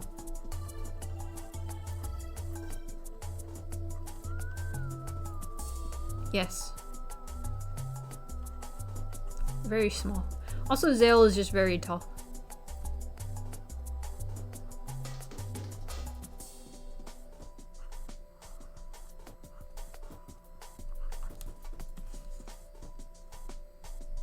Did you see the new Final Fantasy Stranger of Paradise demo? Is that the one where they gotta kill Chaos? I have not been, I've been on Twitter, but I haven't been scrolling Twitter, so I haven't been really seeing a lot of stuff. Sorry if I sound far away. I'm transporting to a different dimension temporarily. There we go. They gotta kill Chaos. I haven't. Is it good?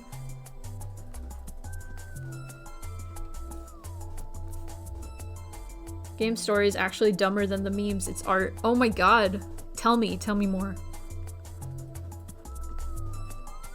Gameplay is fine though. So it's an isekai, right? It's like these people from the modern world just got sucked into Final Fantasy world, right? Because that's silly and I love it, honestly.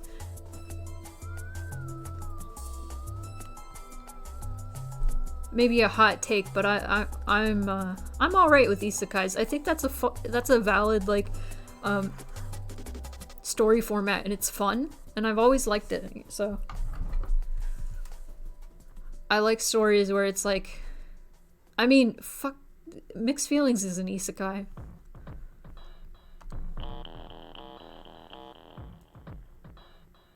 They don't acknowledge it's an isekai? Jack just has a phone and nobody says a thing. Wow. So wait, is it like the first Final Fantasy? Which one is the one with Chaos?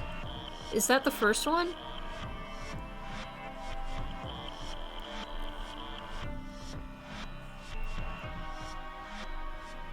Oh my god, yeah.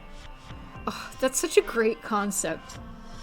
That's honestly like a wonderful concept, and I am praising whoever came up with, hey, what if we just redid Final Fantasy, the first one, but it was just a bunch of dude bros that got whisked away into Final Fantasy. That's so dumb. I love it.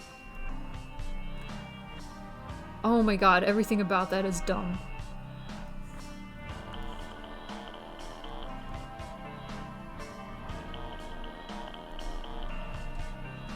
Look how small Cap is.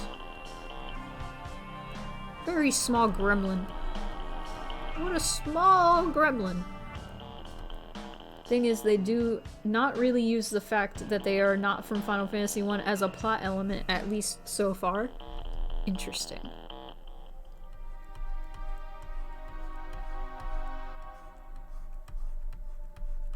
How am I already hungry? I ate so much right before stream. I might get a snack halfway through this stream. I'm imagining we're gonna be working on this all stream. Strap in, folks. I don't even know if we'll finish it. This might take a while.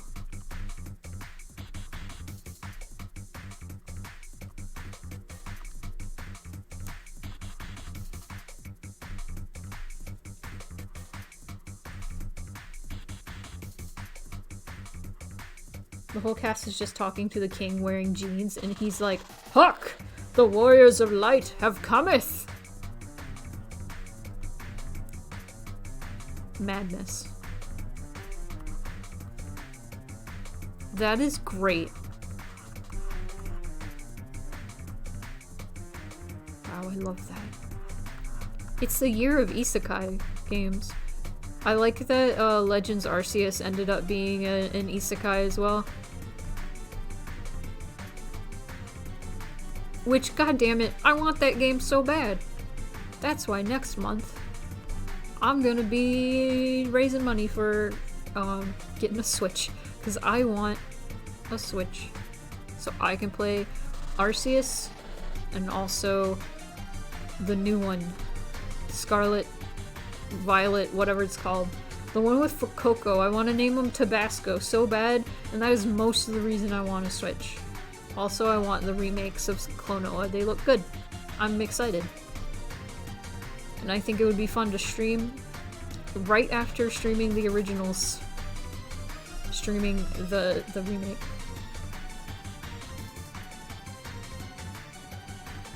I think Cap needs to move a little bit more.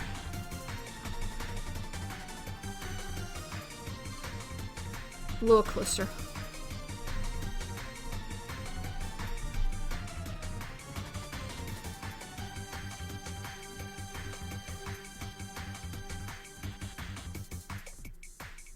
No! I don't know where to put Cap. I kind of like them there. Never mind. Yeah, more Pokemon. Yeah, we're gonna bring Pokemon back next month. Pokemon X. Because if you haven't heard, the save file that I thought I had lost forever is back. It's back. It was there the whole time, and I just didn't find it. But they're also on PS4. But you know, I also want Pokemon. Yeah, it's weird. It like, I would totally understand if somebody was like, "Whoa, Spoonie planned this. Spoonie planned this." No, I actually did not. I know it seems like I did to make a creepypasta game file. I don't know. It may seem like I did. I did not plan this. I actually legitimately was freaking out that before, like, I was supposed to stream the next Pokemon, and then I instead did an inscription. I was like, I deleted my file. Holy shit, it's gone. Oh my god. Turns out it was there. It was just there. And I deleted the randomizer. And so I tried to click the randomized version and it wasn't working. And then when I clicked the normal version, I could still play it. All of my Pokemon were there. It just wasn't randomized anymore. So, we're good. We're Gucci. Question is, what do I do about these crowds of people?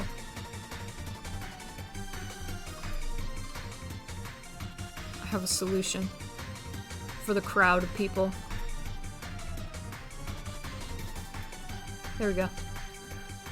No.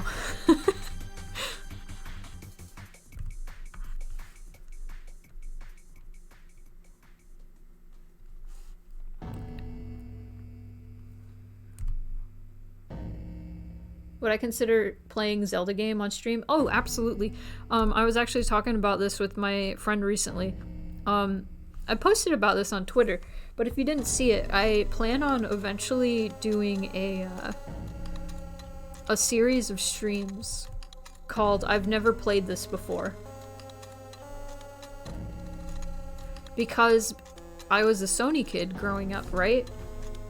So there are plenty of Nintendo and Sega and, well, the one like, you know, Xbox game I can think of that I have any interest in whatsoever is Halo. Never played Halo. Never played Sonic. I was a Crash Bandicoot, Ape Escape, Spyro child.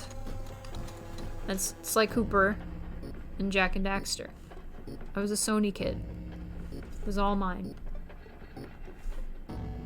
I'm doing this wrong. I'm gonna take these colors instead. This perspective bad. I'm gonna get rid of this.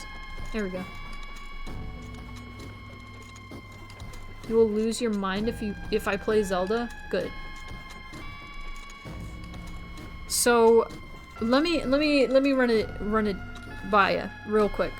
The games that I've missed. Or I haven't like beaten any out of the series, at least.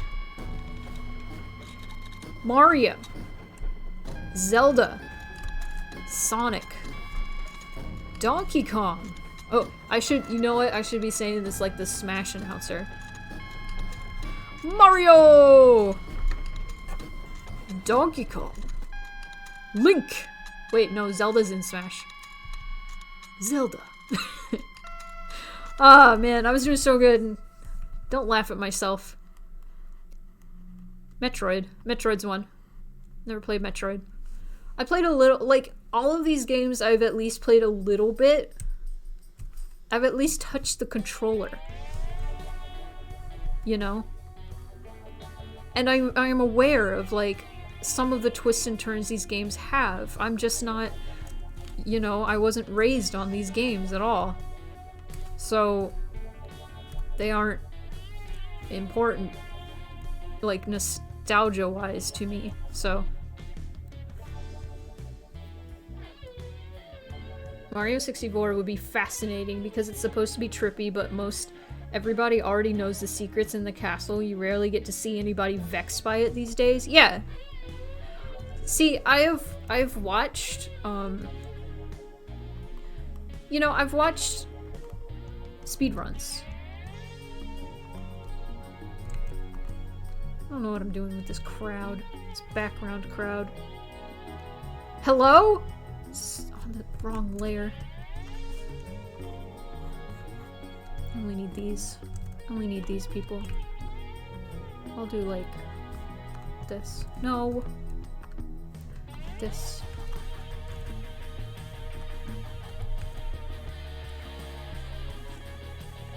As for Zelda, Majora's Mask seems most on brand for you. I'm afraid of Majora's Mask. I'm afraid of that one.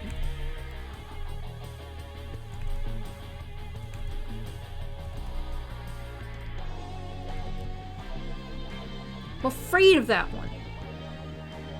Also, I'm gonna take a stretch break. I forgot to take my last one. Got something going on here. Something's happening. I'm gonna draw a few individual people over here with no real details. They're just gonna be blobs. And maybe some in the foreground, like... maybe. I wanna... yeah. Stretch break. Thank you, Rhett. Ugh!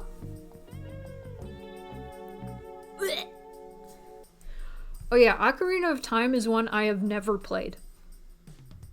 Thanks for the water, too.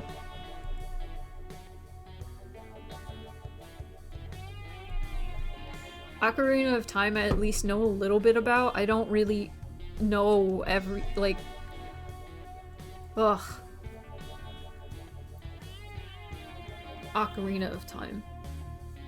I remember as a kid, as a very young child, like 9 maybe, I played a little bit, like the beginning of Ocarina of Time at my friend's house, and we named Link Fart because we were very small.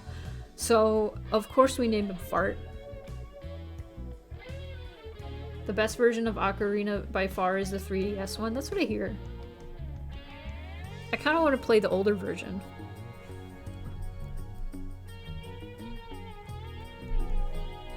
But yeah, never played Sonic Adventure. Never played Mario 64. The most of what I did in Mario 64 was climb trees when I went to visit my friend's house when I was like very, very tiny baby. I would climb trees and I would do a handstand and I would jump off, and that was my Mario 64 experience. I've never actually played the game. Ocarina of Time is kind of standard Zelda for a lot of folks, and other Zelda games are kind of tied to it. Oh, Majora's Mask. Some people prefer the original. Ugh! Part of me wants to stream Final Fantasy games that I've never played. However, Final Fantasy games, I'm going to admit, are very hit or miss for me.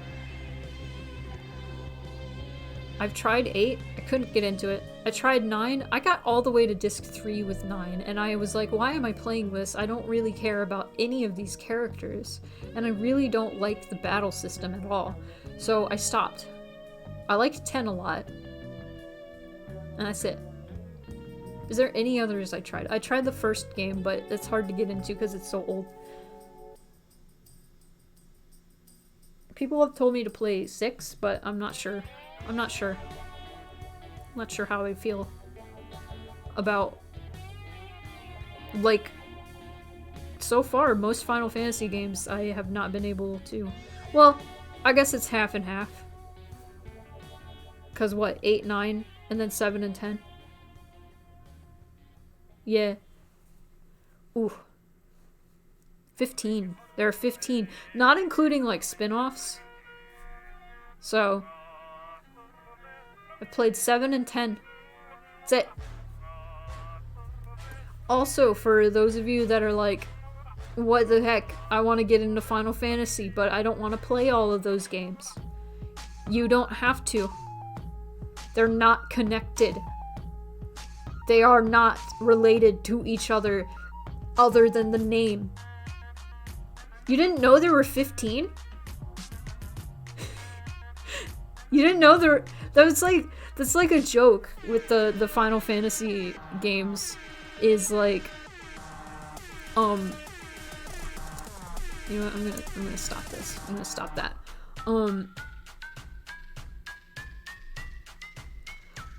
That's wild to me that you didn't know that. Honestly. Truly, that's crazy to me. That's like a joke with Final Fantasy, is people are like, Final Fantasy, but there are 15 of them.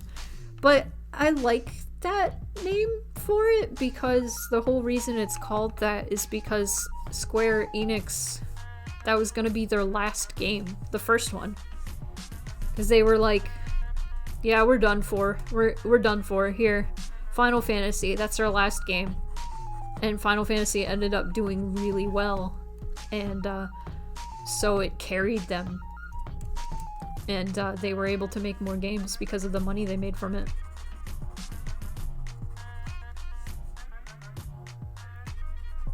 Oh yeah, there are more spin-offs. Yeah, there's Final Fantasy X-2. There's Final Fantasy VII Crisis Core. There's Final Fantasy VII Dirge of Cerberus. You name it, baby.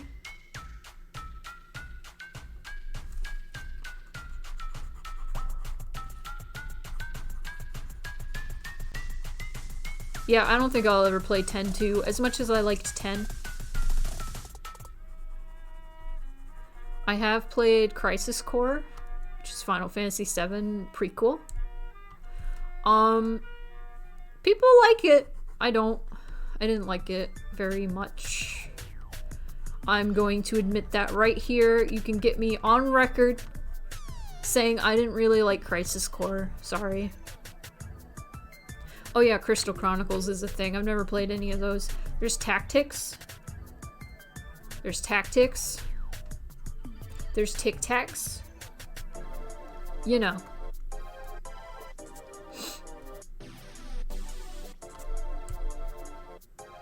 I love this song. 7, 8, 9, 10, 10, 2, and 15. What? Almost on the same. Well, I mean, I tried 8 and 9. I don't think I'm gonna touch 10 2. I want to try 15. 15 seems fun.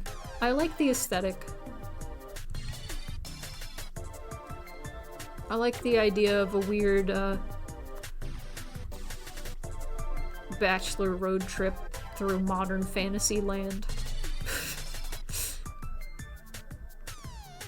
Yeah, 10-2 is not great.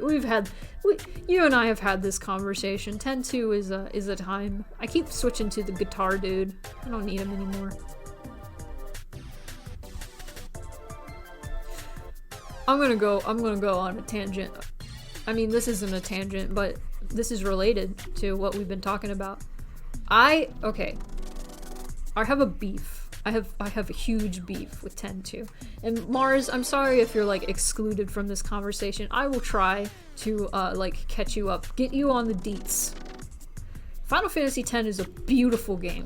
It's a beautiful game about like death and about love and about politics and how the government will use religion and faith to control its people. It's nuts. It's great. One of the main characters, her name is Yuna. Yuna taught me as a very small child that you can be strong without being like punch fight, right? She taught me you can be feminine and caring and kind and sweet and be strong.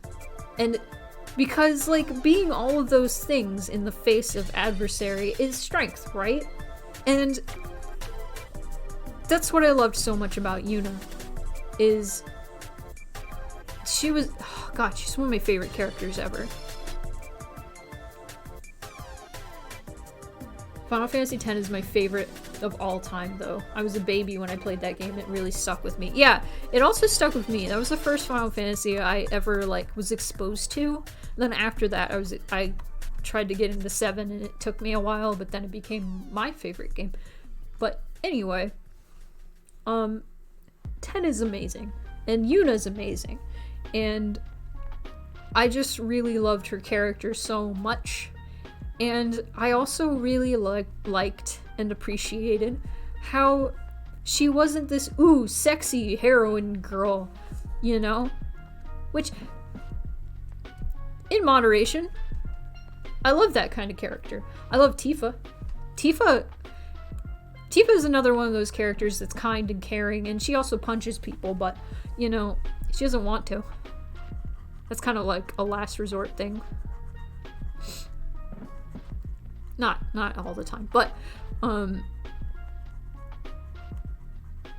Yuna was like wearing like a traditional like kimono kind of getup, and she was cute, and she wasn't sexualized whatsoever, and I liked that. I liked that about her, and she was great. 10-2 comes out, they crank up the sex appeal. And, like, part of the entire gameplay, there's a whole gameplay mechanic with dress spheres. And dress spheres basically make you go into magical girl mode, and you get a certain, like, magical girl outfit. Right? So the whole game is sexy, ooh la la, sex appeal. And Yuna's at the center of it. Also, she uses guns. Okay, You completely subverted this character, which I appreciated and loved because she didn't really use violence so much. She used like her kindness and her love instead as her strength, and now she has guns. Great! Love it! Thank you, Final Fantasy X-2. I hate it. Okay, my rant's over. My rant's over.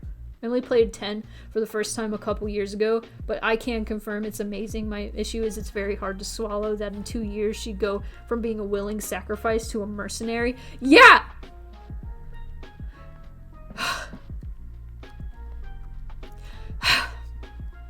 I have a lot of feelings. Final Fantasy X is very good. It's one of my favorite games. It's got an amazing story that's only gotten better with age to me, honestly. And it really just pisses me off that people, like, I think back to, there was like some magazine article that I was reading that was like, who's the hottest girl in gaming? And it was Yuna. They voted Yuna. And I was like, no, leave her alone. Leave my daughter alone.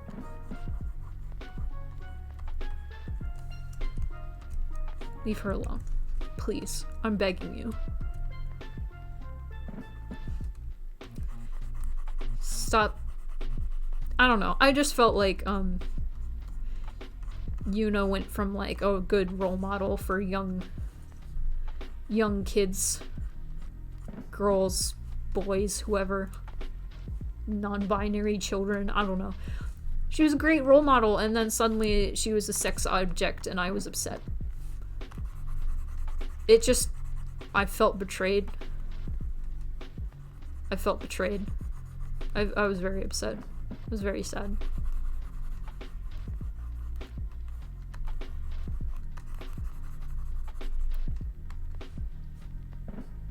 I mean, there's a time and place for a funky game where you're like a singing troupe, mercenary gang with guns. I feel like that game on its own would have been great if it didn't like have all these already existing characters and themes that were already really grim. And then it's like, oh, by the way, Yuna went off and started a singing group to make people happy. And it's like, cool.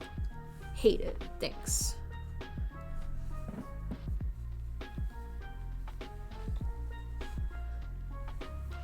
I should stream Final Fantasy X. That'd be a long one, but you know.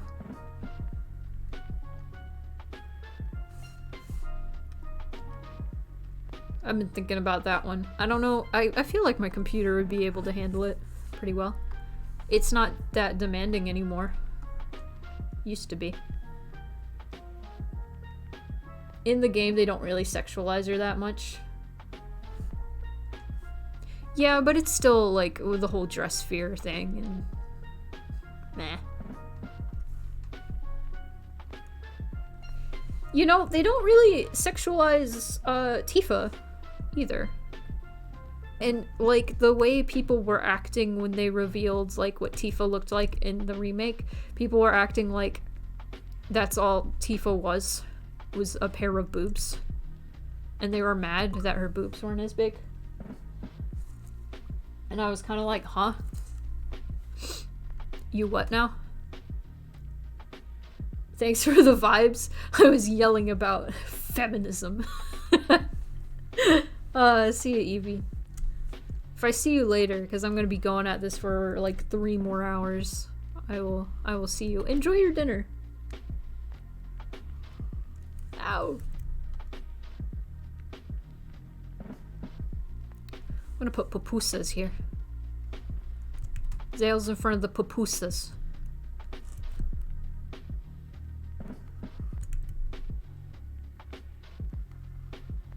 God damn it, I can't draw a straight line. I always roll my R's. Roll roll my eyes so loud whenever people are like, oh man, you're such a good artist. I can't even draw a straight line. Yeah, me neither, bro. That's why I do this. Wait. Wrong thing. There we go. And even now... yeah.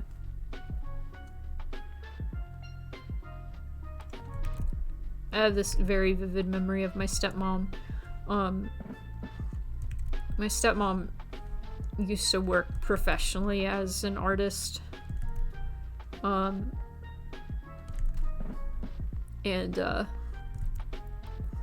was complaining about like kids in the school saying I wasn't an artist because I couldn't do that stupid like 90s S. You know what I'm talking about, right?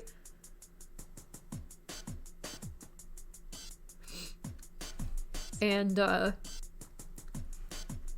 she's like, have you ever had somebody, or she's like, when I was a kid I always had people be like, wow, I can't even draw a straight line. And she was like, yeah, me neither. Here's a ruler.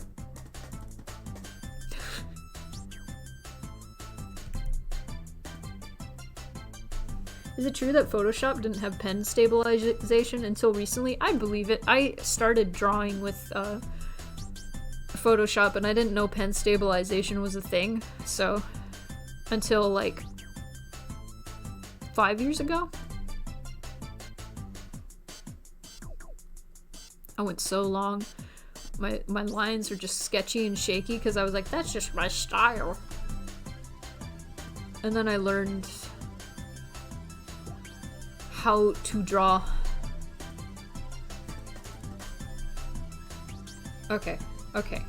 Real talk. Should I make these tents right here? These ones. These. Bigger. Because the way it looks right now, Zale looks like a giant. But if we like that, we can keep Zale as a like 9-foot giant. Lady Dimitrescu Zale. Zale Dimitrescu.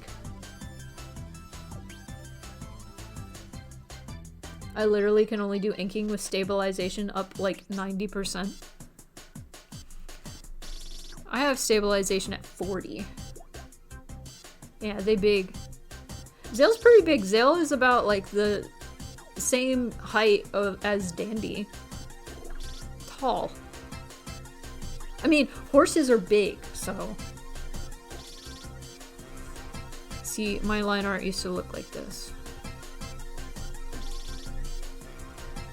I just used to do this. And it's like, why? Love yourself. Respect yourself. Use stabilization. Please, for the love of God.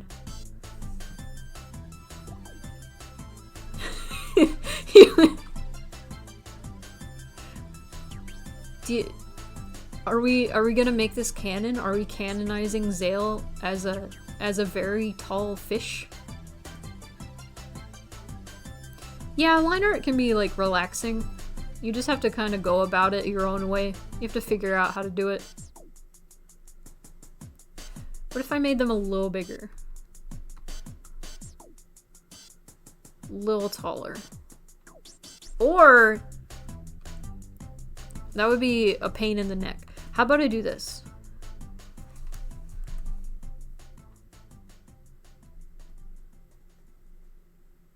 Here we go. This looks right.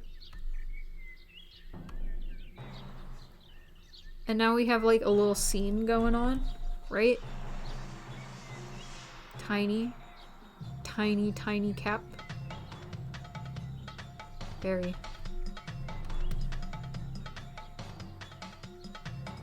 Yeah, no, I used to hate inking and then something clicked.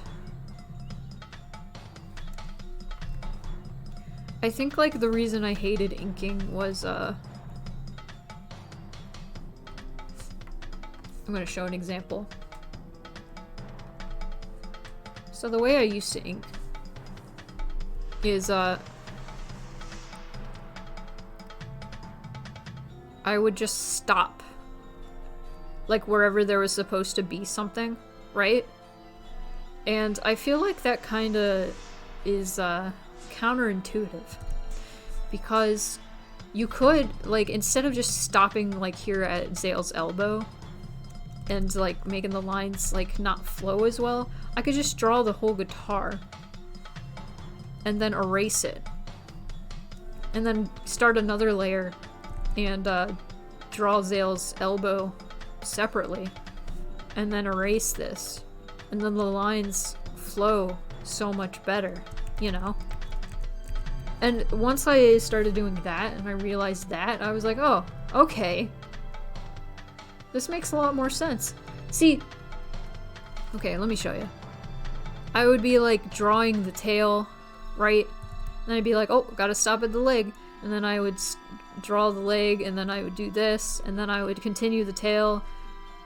And see, you don't really notice it, but it a little bit adds up. These lines are going to flow as nicely together, right? But if you just do the whole tail in one fell swoop, right?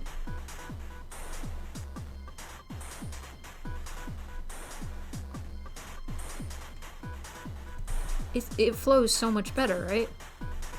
I mean, I'm doing it very quickly and to show you what I'm talking about. But that really helped me a lot, admittedly. And I hope that helps you all. But for real. Oh god, what was I gonna say? It's gone.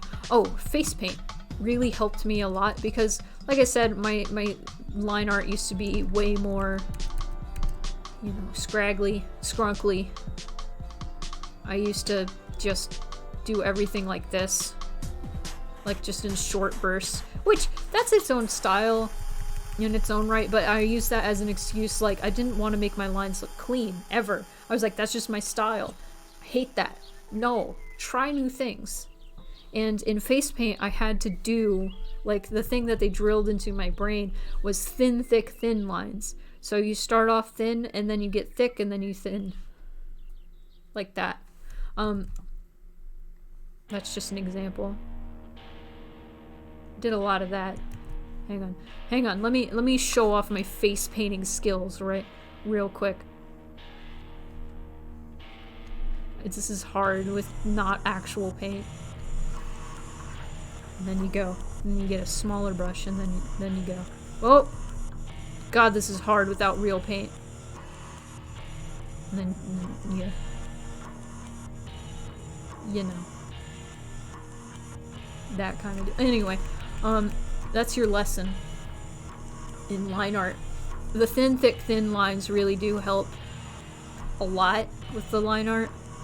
You can go a little overboard with it, but definitely where, like, you know, fabric is bunching up here, the lines would end up thicker. It's just a lot of stuff you gotta kind of, like, trust your instincts and, like, learn from other people. You know, that deal. We're learning about art. I'm glad this is good advice. I hope it helps anybody out there who's wanting to learn the line art. Okay, this is a good height for Zale. Zale's still really tall.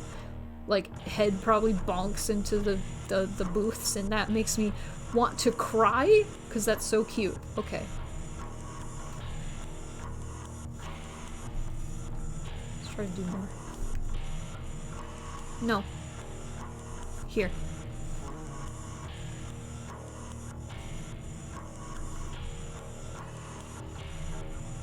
I love big, lanky, awkward, cute. I love Zale. It's so funny to me because Zale, like, was designed... God, Zale... Mars, you know, because you saw, like, early designs for Zale.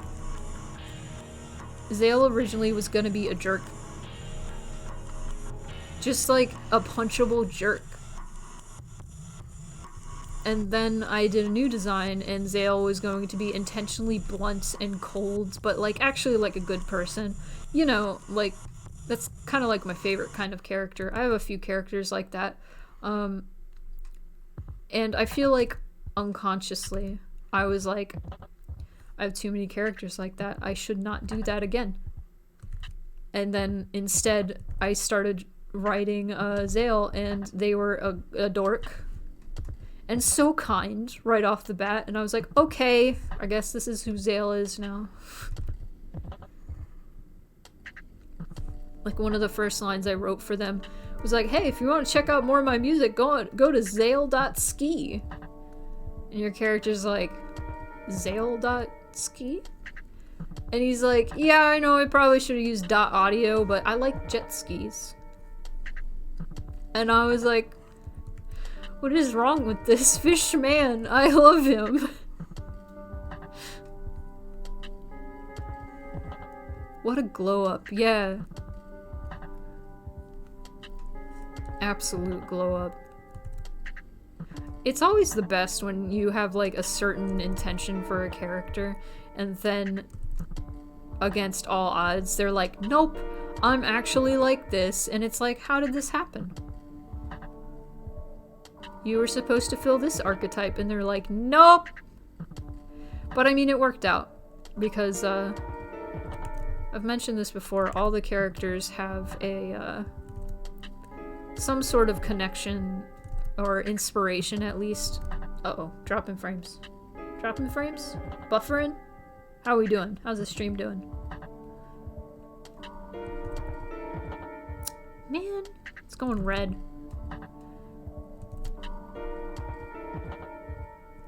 Maybe I should close some stuff. There's nothing really to close. Sucks. Okay. All the mixed feelings characters have some, like, connection to a chakra. Talked about chakra a lot during streams. But, Zale's is the heart chakra. So I'm glad it worked out the way it did. Because, they fit the heart chakra a lot more now. So they're very feeling, they're very friendly, they're very compassionate. So looking forward to meeting them all. I really love Dandy just based on design alone, but I feel like Zale will really grow on me, and Ezra is already amazing. I love all of them. Ezra, out of all the characters, surprisingly, I'm gonna have to make the most edits to her scenes, because there was like a specific scene I wanted to put in, but I had no idea like why I would need it there and what the reason behind that scene would be. Because with each scene I want to be able to like say something, but there is nothing I needed to say there and like why I would come to that conclusion. So I was like, dang it, I gotta figure out a different thing. Maybe I can have a cameo. Maybe. I feel like having a cameo of a like some sort of character from each character's past might be like a good formula to go with, maybe. Maybe. We'll see.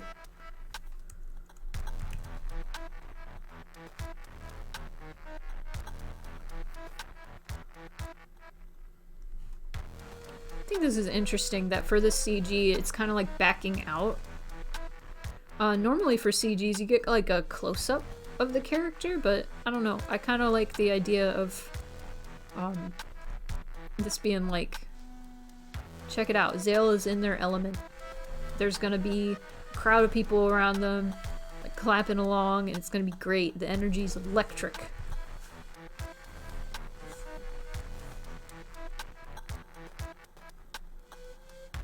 Oh, cool.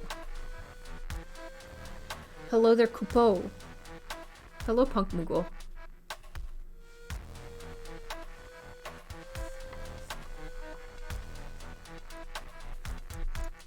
Talking about fishmen.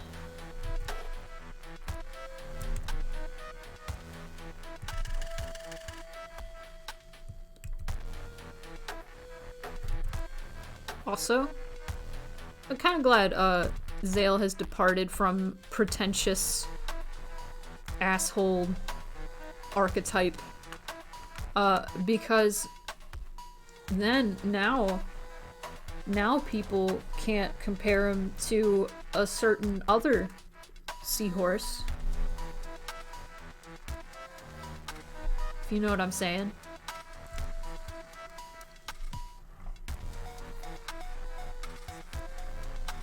Fishmen, are they cute? Yeah. Are you asking if they're cute? Or are you saying, are the cute?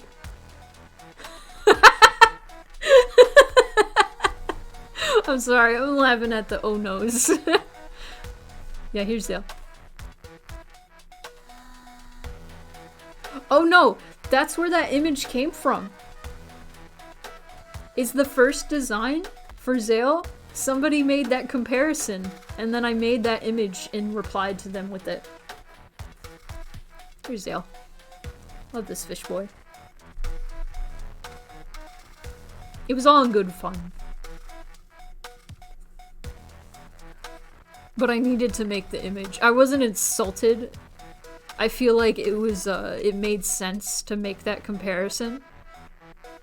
Pretentious seahorse is already an archetype that has been filled. And, I have departed from that archetype. And, we will no longer return. Zale is not pretentious. Zale is kind and good. And I love them and would like to kiss. Softly. Red! Stop turning red! Twitch says I'm doing fine. OBS says I'm having a bad time. Good boy. It wasn't even a choice. Zale just was like, nope. Same thing with Ezra. Ezra, like, originally I was reading about Wolpertingers, and there's some lore about Wolpertingers that's like, they steal women in the Alps. And I was like, oh, so the Wolpertinger is a lesbian. And I was like, I want a lesbian, like, country bunny. So I drew one. And then Ezra just appeared in my brain and went, no. Not to say Ezra isn't a lesbian now. Like, maybe she is. I don't know. I don't really think about Ezra's sexuality. I don't think she does either. I think Ezra just is.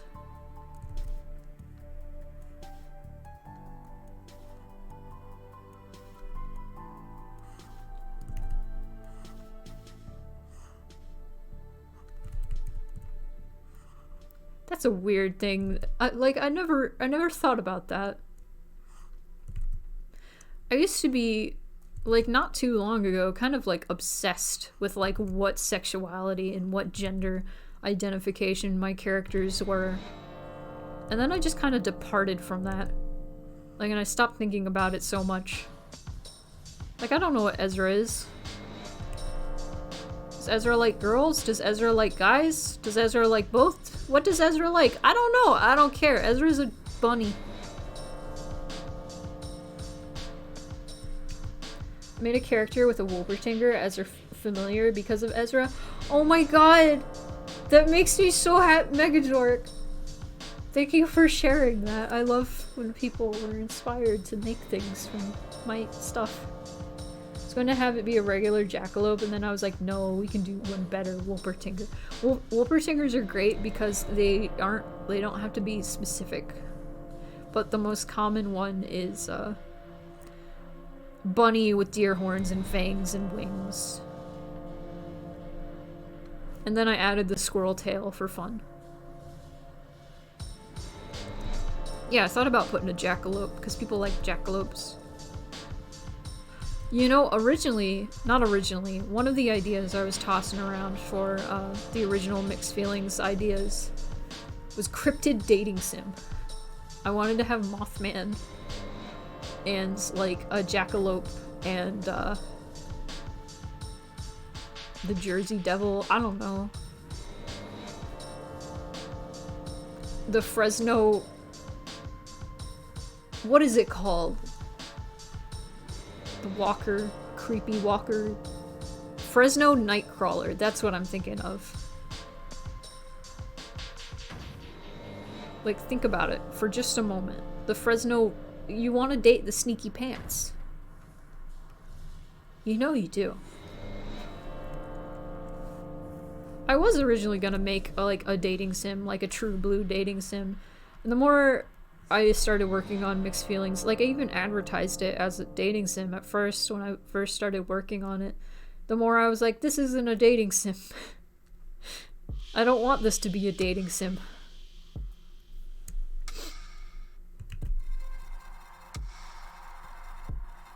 Ow!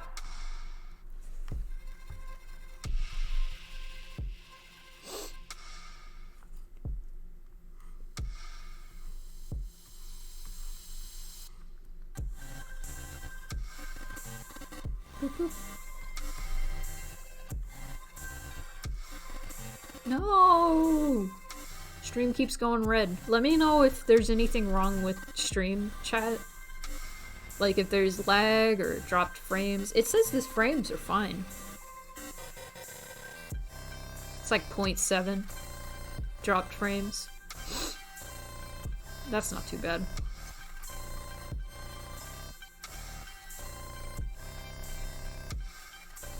It's a little laggy, not too bad though. If it's tolerable, I'll let it slide, but if it turns people away...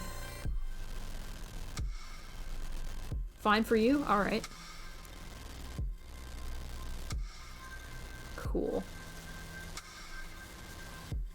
It's been sometimes lagging, but I figured it was something on my end, but it's tolerable. Okay. Well, if it becomes unbearable, just let me know and I can see it, what I can do to adjust. Vibin'. The Fresno Nightcrawler.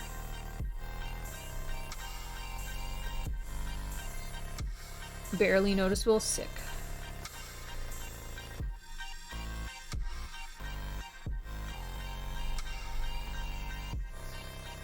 I'm just going to do the tents at first, and then I'm going to actually add like booth details afterward. It's probably going to be the most involved CG in this whole game, and then after I do everybody's CGs, I'm going to be like, nope! No more CGs. Beginning of the game is all you get. What, you want to unlock more CGs? Too bad, there's not any.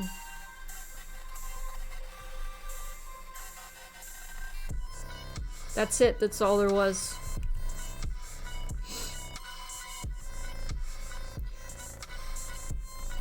Here in a minute we can take a small break. So if anybody needs to use the bathroom or get more water or get a snack to munch, that'll be the time. This will be the time, actually. I have 30 seconds left. And then we can take a quick break. Oh, water. Already.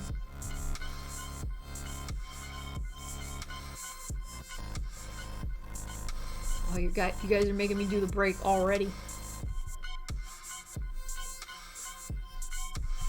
Stretch. Oh! Oh, jeez. Oh my god. I can't wait to watch that clip back. The pop. I can't wait to watch it. Hang on. Zale CG. Save it. Oh man, I hope this CG turns out alright in the end.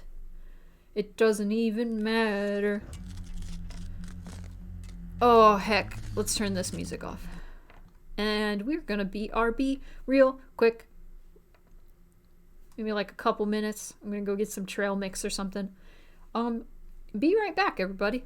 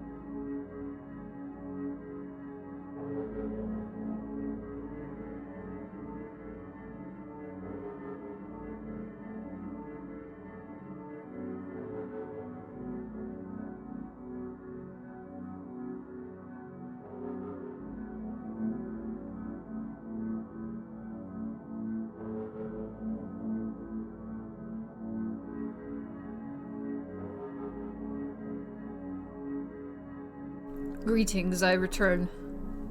And I'll have trail mix. I love that it's like first time chat. And it's like, do you want to be famous? No! Get out of here! Get out of here! Anyway. Alright, I'm back.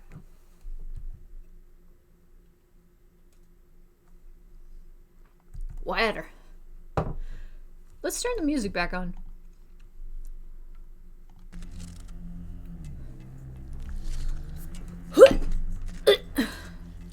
Scootin'. Scootin'. Thanks for the welcome back. Oh man, I feel like I'm trying to think of a way to make this like background more interesting than just, you know, a sprite over a background. And I think what I want to do later, probably, or just in general, is the crowd that I end up drawing, like gathering. At first I want to see them like they're just watching, and then at the end of Zale's little performance I can have the people like clapping and cheering. I feel like that would be cute. That might be cute.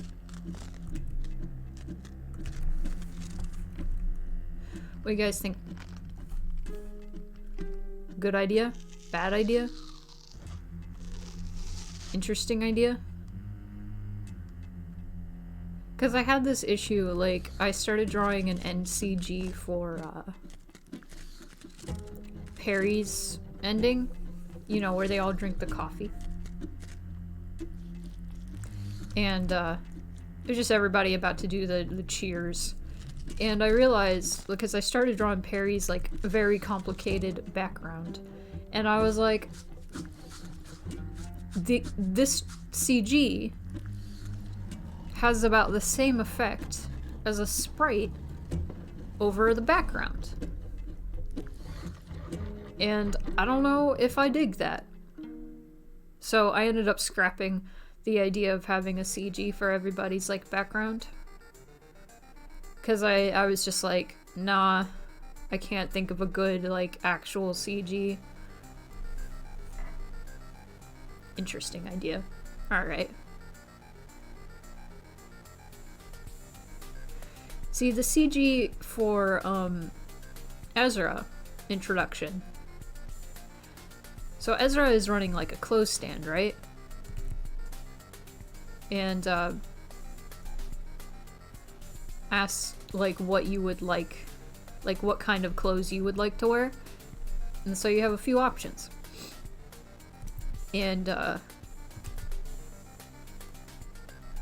different options, like the scene I want to draw for Ezra's scene is there's going to be like a vanity mirror, and Cap gets to like look in it and see what they're wearing.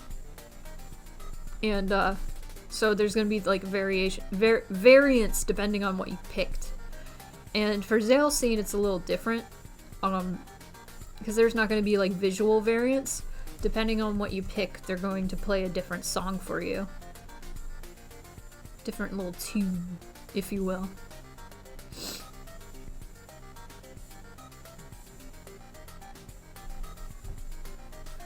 Guys, it's 20 degrees. It's 20 degrees Fahrenheit. Thank you, Mars. I'm glad you think that's cool. Yeah, Ezra's CG's also gonna be a little complicated. It's gonna be like more on like a booth. So it's probably not gonna be as complicated. It just might be hard finding like a reference. But we'll see. Dandy's is probably gonna be the easiest. Because for Dandy's, Dandy is like handing you a plant.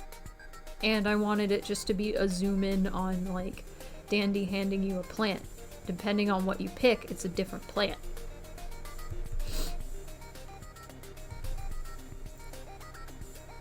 So not the usual like dating sim CG, you know, but I still want like nice illustrations.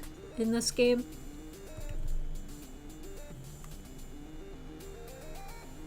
I gotta think, there's one other CG, like, more toward the end of the game, or end of character's route. Those are good ideas. Thank you. The first one, surprisingly, that I thought of was Dandy's. I was just like, I just want to draw flowers. But, like, the only other, CG ideas I had was also a Dandy one. Of him just, like, looking up at the sky. Which, funny enough, there was a Kira CG I wanted to do of her looking up at the sky. You know, when, like, near the end. Just talking about the star. Accept his plant. Accept it. I love... Oh my god. They're so, like...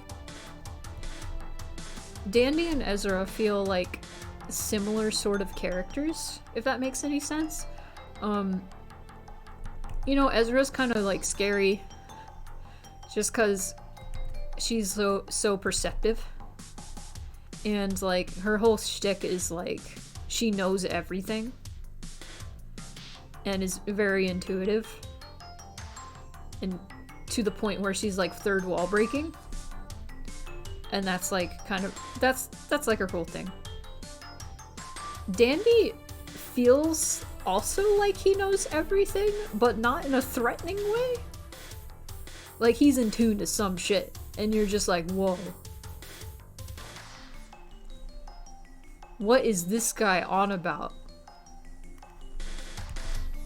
Maybe we can play. Maybe I can play you, like, his scene. Because it's been a while. You guys haven't seen the thing in a while.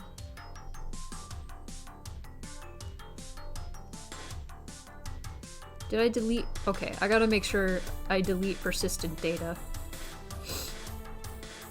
So things aren't messed up.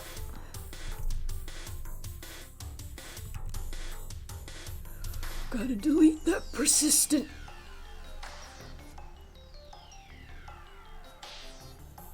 Told you guys about persistent data. I'm sure I've talked about persistent data a lot.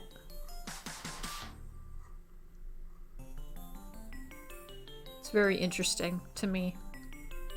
I'm not like the best coder in the world. But I don't know, like once I started like understanding the logic of coding, even though Renpai's like pretty bare bones coding, it's not that hard. It's really not that hard once you get the hang of it. Like, I don't know, it just got very interesting to me once I started figuring stuff out. It's just, I love how computers take things so literally, like incredibly literally. They don't know what to do unless you are very, very specific. It's great. You love him even more now? Oh, good.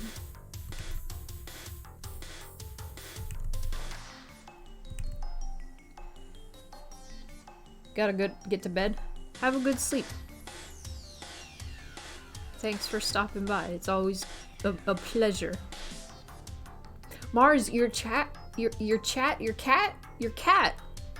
is so chunky. Both of you guys have like real chunky cats. I wonder if I have unlocked the next step of chunk yet. If I can upload another chunk. Yeah. There is some dude. I'm still confused by this. Cause I was showing like Twitter the chunk meter. The chunk meter. It's a joke. It's an old meme. It's not that old, but the chunk meter. It's the cat that gets chunkier. And it makes me laugh and I like it. So that's what the badges are based off of. So I was showing that off on Twitter, right? And some dude not a furry, I should add. That's important. Quote tweeted it and was like, know your audience, I guess. And I was like, what are you trying to say? I don't understand. And part of me was like, is this dude like saying like this is an inflation kink thing? Because it's not. It's the chonk. It's the chonk meter. But it felt very much like a stab at being furry. Like this dude's whole existence while like he was still like consuming my content felt very much like you're a furry. And it was like, come on. And I blocked him because I was annoyed. Not from that specifically. I hate to single out people. I'm not even like talking about this person like by name, so it's safe. But I just think about that. I'm just like, what were you trying to say? Know your audience. What are you talking about? It's the chonk meter. Leave me alone. My guy. Know your memes. Come on now. Get out of there.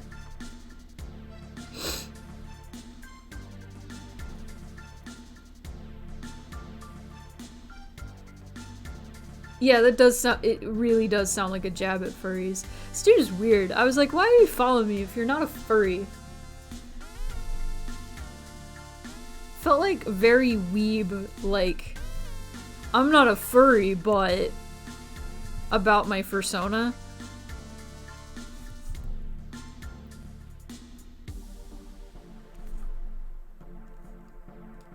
Or me? Me? Fursona? What's that? I'm a cat. Broke the illusion. I broke the illusion. It's gone.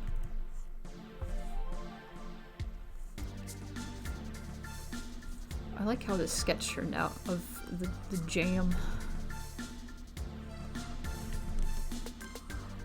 Okay, icebreaker.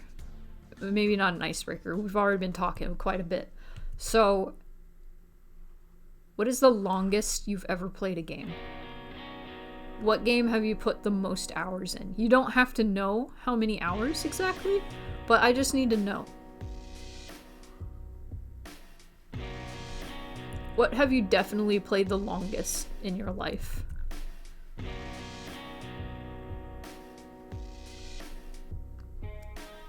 Animal Crossing New Horizons. Okay, that's a valid answer, and I believe that.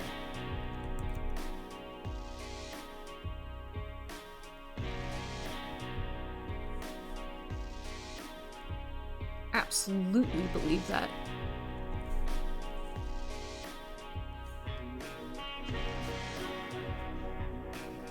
Probably Pokemon? Which one? Is there a specific one?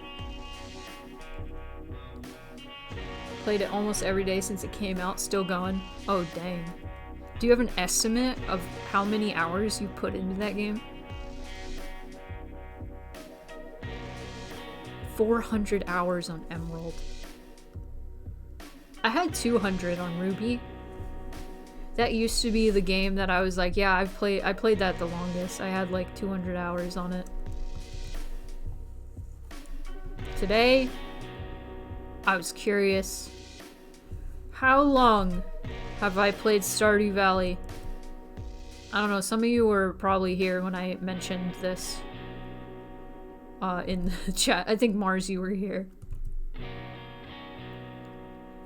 I've played Stardew Valley like 500 hours. And I know for some people that's not that long. Like some people game real hard and have like thousands of hours in some games.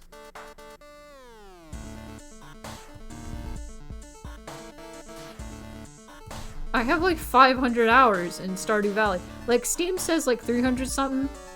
I know I had over 100 hours on my old roommate's computer. Look at this. It has a... I love jars that look like this. I'm sorry. I got way too into drawing this jar. Look at this jam. Oh my god. Holy shit. I'm way too excited about this jam. Did you guys know? I like drawing backgrounds. A lot. Very fun. So I'm glad we are here today, drawing a background once again. It's my favorite thing to draw. Yeah, this jam stand be jamming.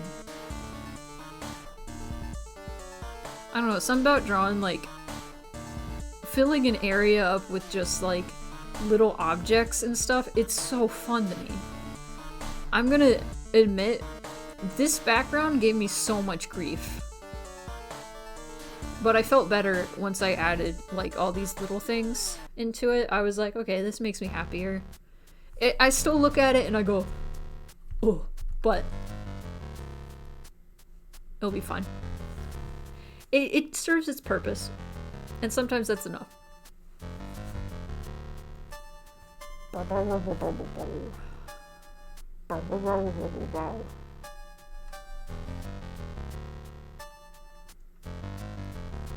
gotta play Pony Island again.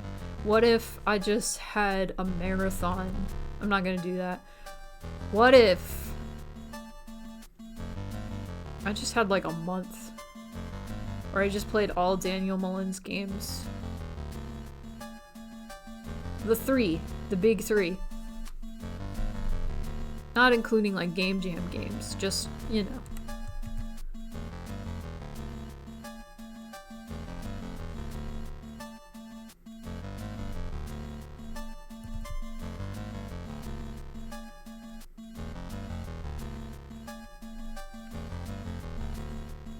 I'm just lost in thought now. Just drawing frills. Don't mind me. I have a brush for this, but I like drawing them, so, you know. They're not that hard. I used to hate drawing frills.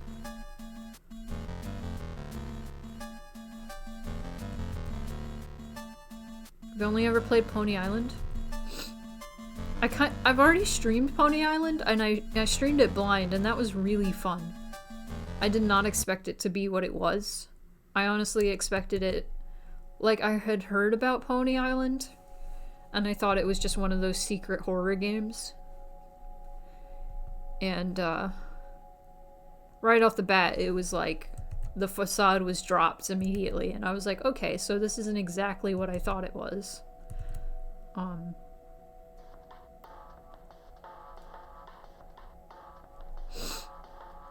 But no, I really enjoyed Pony Island. I did not expect to enjoy it as much as I did. And then, I played Inscription, and now it's one of my favorite games. And I want to stream that, for sure. Not just Casey's mod, but... Casey's mod is actually, like, having an official release soon, so that's very exciting. And I'm definitely going to, like, do something about that, because I freaking love Inscription. Card game go brr. Not brr, but brr. Like that.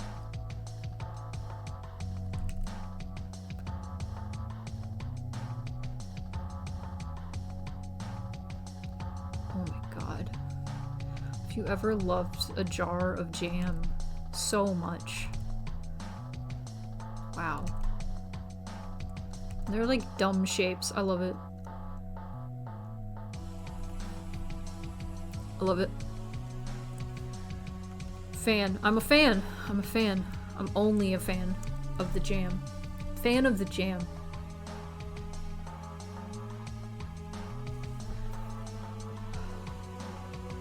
It's the best. Aunt Sally's homemade jam. That's the alley. I'm probably not gonna do that. Yes. Also, I know I say it every stream, and I know Rhett has already heard this, most likely. You gotta play the Hex.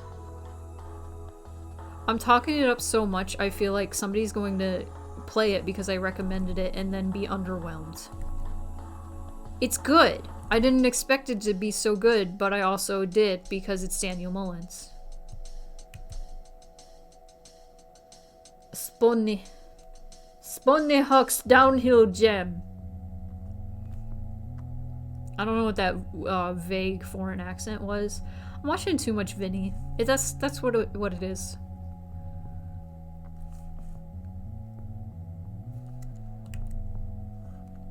I really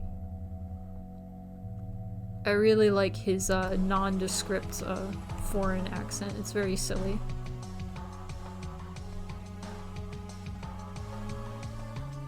Sounds vaguely Italian.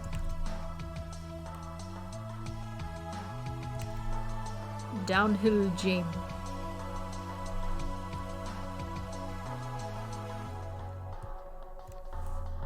Did I tell you guys? This is awful. Speaking of Jame. I have an art server with some friends. And sometimes we play Gartic Phone together. And I think the first time we played Gartic Phone, one of my friends, like, at some point it came up, like Silent Hill came up. And it turns out most people in this server, everybody who's playing Gartic Phone actually, knows Silent Hill and knows the references. At one point, somebody put as a Gartic Phone prompt for an animation, James killing his wife. And the person who drew the first slide for this animation just drew James with this hollow face holding a pillow with Mary off screen, but you could see like her arm because like the bed was there. And then in the notes, because you can write notes in Gartic Phone so the next person knows what to do, they wrote, "You know what to do." And we could all see the prompt, so it was funny and awful. And from that animation, which was actually really good, it was awful but funny. Very dark humor we all have. I screenshotted James's face looking grave, and that's now an emote in the server just called Jame, and people just use it when feeling a sort of way. That's my story. Hope you enjoyed.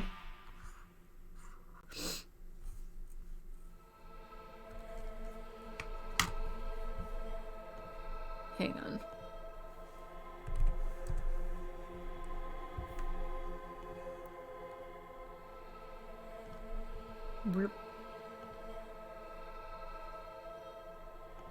I want to screenshot what I have going on and then tweet about it. Like that.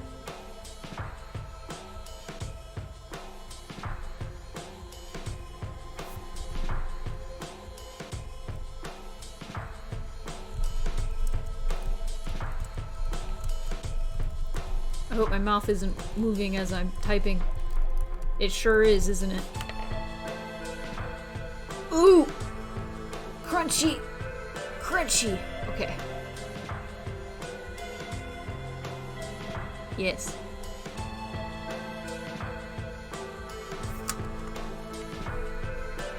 Let's move on.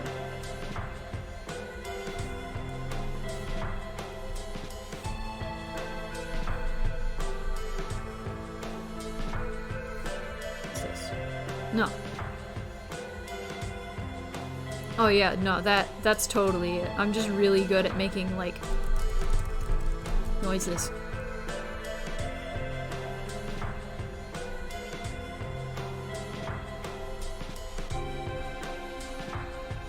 What is the worst video game you've ever played?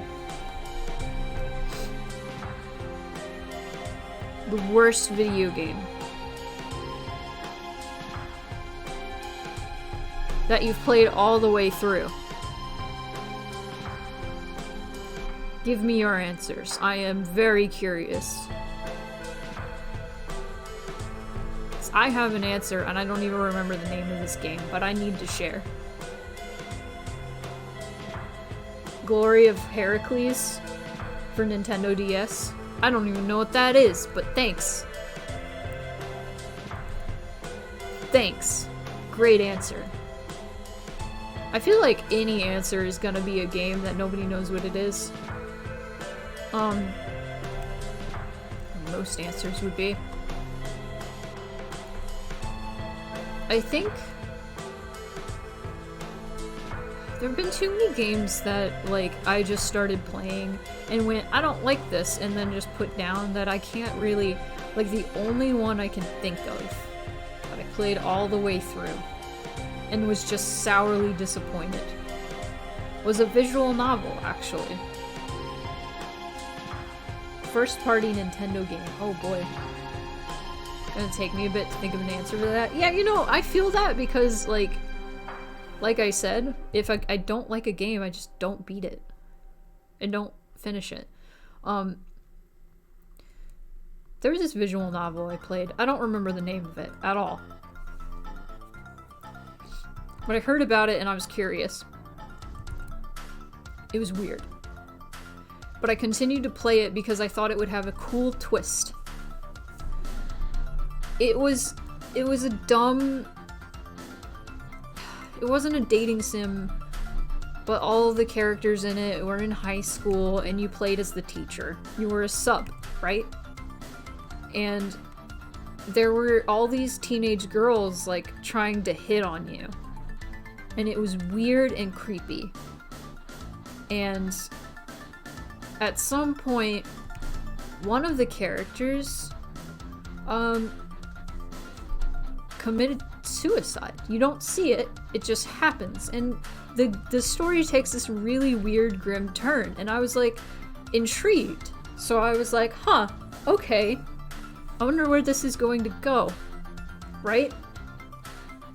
So, I continued to play. And one of the aspects that was kind of creepy about this game, I forgot about until just now. Welcome, strangers. I'm talking about the worst games we've ever played. So tell me what the worst game you've ever played all the way through was, because I'm talking about mine. But welcome, we're drawing a farmer's market for me game. I have a game. I have here. Here's my first game. It's free if you want it.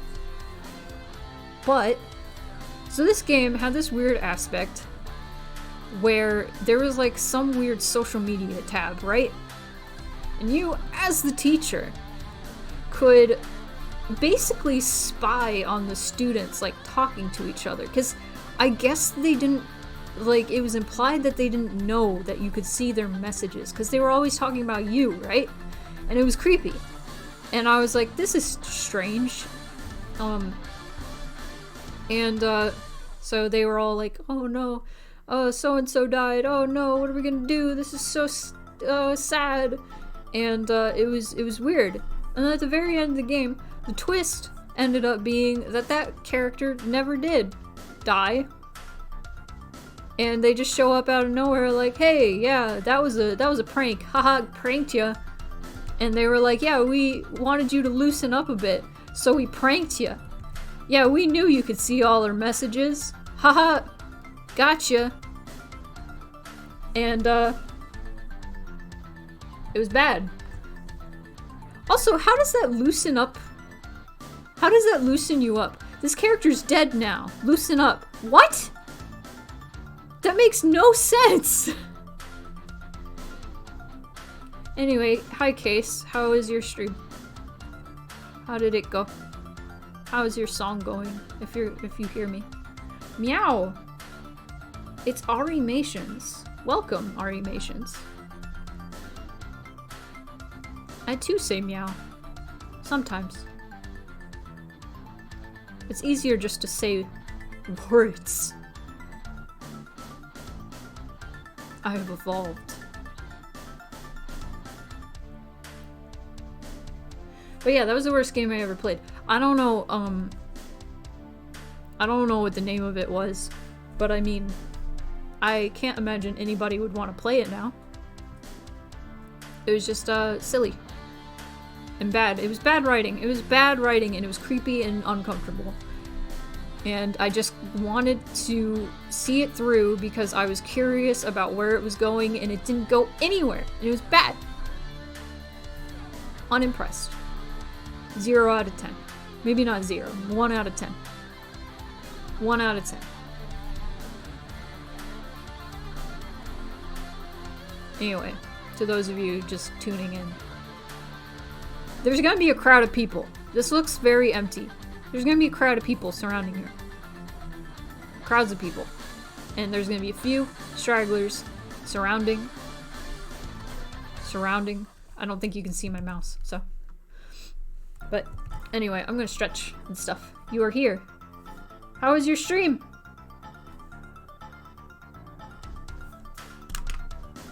Oh, there's a little bit of lag. I'm sorry about that. I guess I'm buffering a little bit. The original Street Fighter 1 arcade game. Ooh. Ooh. Like a few more things to record and might stay down here. Alright. Enjoy your recording. Oh. Stretch. I'm gonna drink some water.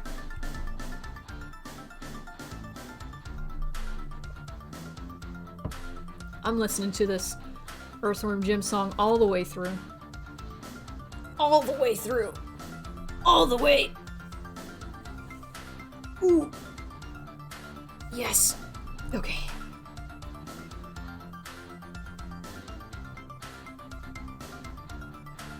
I am still hungry. Why am I a bottomless pit? I'm also kind of cold. What is wrong with me? I want to eat beeples and baninis. It's been long enough that I'm starting to say nonsense words, I'm sorry. Ooh, how's everybody doing though? Groundwork was there for the second game. Like the special moves, they barely functioned, but when they connected, they did way too much damage, and the final boss was way too steep of a difficulty curve. That's fair. You don't know what to draw? Can't help you there. I don't know what you like drawing. What's your favorite thing to draw? Mine is, man, I don't know about that. My favorite character to draw right now is Ezra. Ah, cool. You should draw me! Me! I'm just kidding. You don't have to draw me. What's your favorite furry species to draw? I think mine is cats. I like drawing cats. Dogs are also really fun. Any canine is real fun. I get it's an arcade game and it wants quarters, but I had to restart to save states between matches to even have a fighting chance of winning. Cat and fox, nice. Foxes are fun. I like sharks. Like weird furry sharks. They're very fun to draw. But, I mean, I'm very shark brain right now because Zale is in this picture that I'm doing right now. So, I'm gonna get back to it. I'm ready. I'm ready to go. Let's finish filling in this.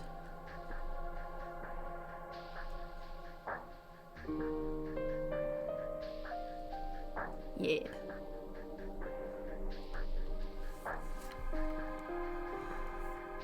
Bum, bum, bum, bum, bum, bum, bum. Bum, bum, bum. Oh! Toasters. Protogen. I don't think I've ever drawn a well, no, I have. I did one for a commission. Once a while ago. That was pretty fun. I would like to draw more.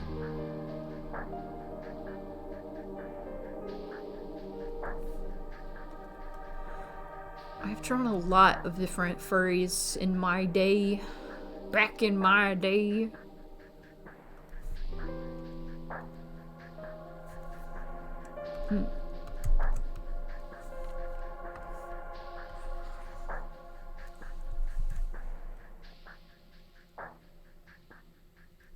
This perspective is strange, but no, that makes more sense. Yeah, okay.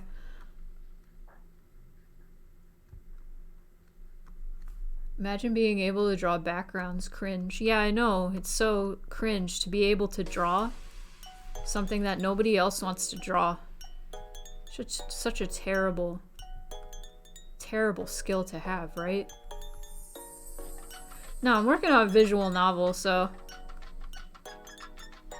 I also worked on comics for a while. And, had to learn how to get good at backgrounds. One way to get good at it is just, doing it a lot, and, it's not the only way. I had to do, like, a lot of studying, you know? Oh, man. I love doing backgrounds. It's one of my favorite things to do.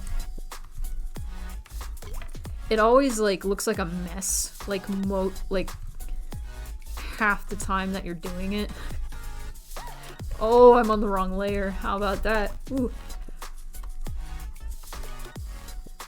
Like, right now, I've been working on this for 3 hours, and I'm still like, ooh. Still not getting anywhere, but it's so fun to, like, fill up a background with, like, just little, items. Things.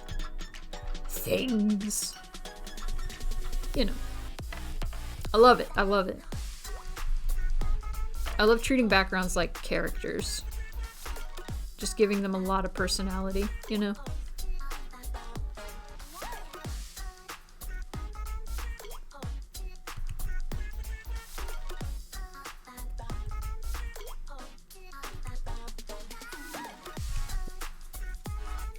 Back to round.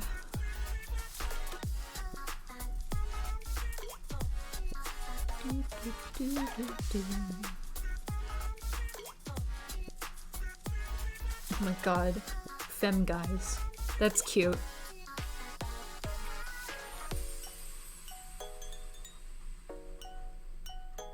Yeah, that was a weird little, like, trend.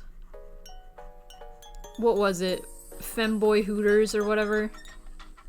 I don't know, like, that just came out of nowhere. And I was like, okay.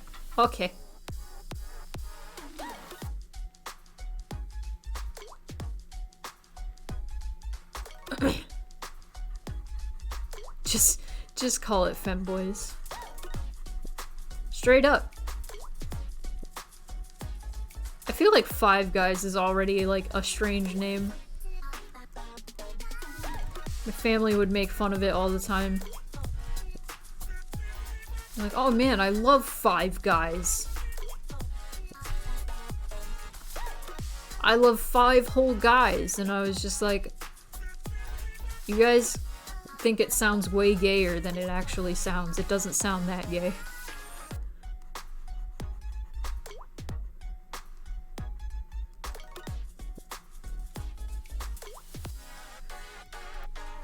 There's this weird thing with Steak and Shake, if you've ever been. They have this sign that looks like one word that says Takoma sak, which just means take home a sack, which is just like the takeout version of Steak and Shake, right? And I don't know why they had to make it like a word. Maybe it was just some weird ad campaign. The Cajun fries. Oh. I miss Steak and Shake in general. It's like garbage food, but garbage as in like junk food, not like bad. It was delicious. And I feel like it would make me real sick now. But I miss it nonetheless. I'm bringing home 5 Guys tonight. There you go. That's a gay way to put it.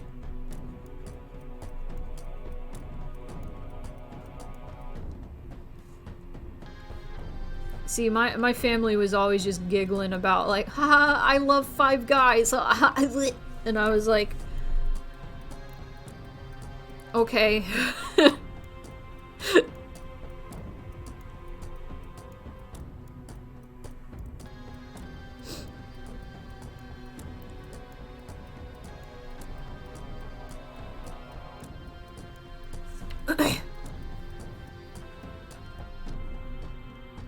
I don't think anybody would work ironically at femboys, you know? To be honest. I had to think about that one. I'm picking up 5 guys on the way home. Did you want any? Yeah, I want a guy. No, I don't.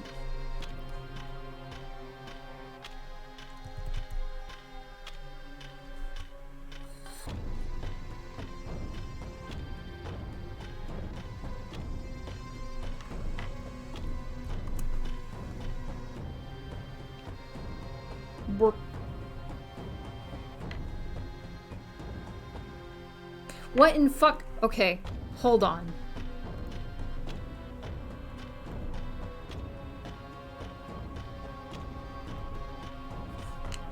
I'm gonna fix this. Ow!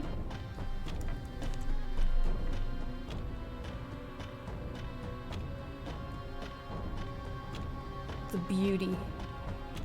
The beauty of the transform tool. The perspective just kept messing with me, and I was like, I can't do this anymore. I can't do this anymore. I'm going insane.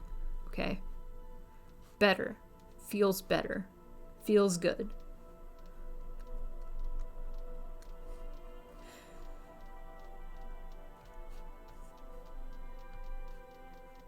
My mom, for a while, since she was like so anti-swearing, would instead like say restaurants that sounded like swears instead. And it was funny. She'd be like, "Aw, Fuddruckers," and I was like, "Oh yeah." "Aw, Cracker Barrel." You know what's even funnier is saying like a restaurant name that sounds nothing like a swear. Ah, Taco Bell.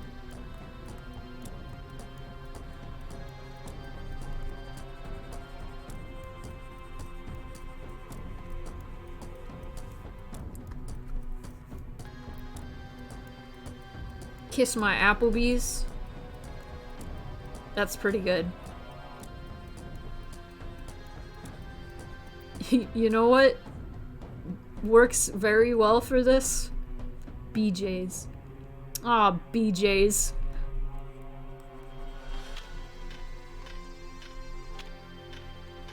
Ah, Dairy Queen. That one doesn't really work.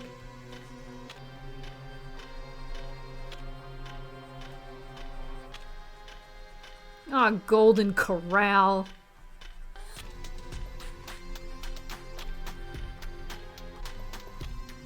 I was about to say Sweet Tomatoes, and then I got sad because Sweet Tomatoes is gone forever.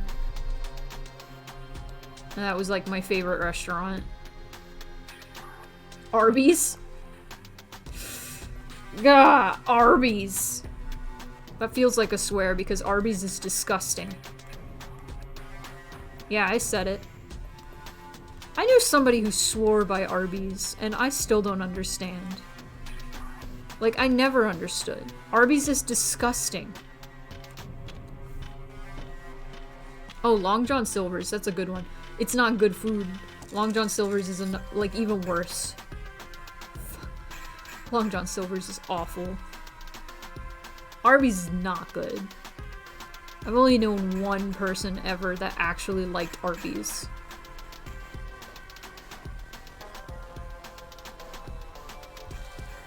And that person also really liked Waffle House and swore by Waffle House. So I don't. And Olive Garden. Like, no. Like, Olive Garden I can sort of understand. To a degree. Olive Garden has some good food. Okay. That's fine. Sometimes we want roast beef that has the same consistency as wet school paper towels. Oh god, you're right. Oh my god, you're right.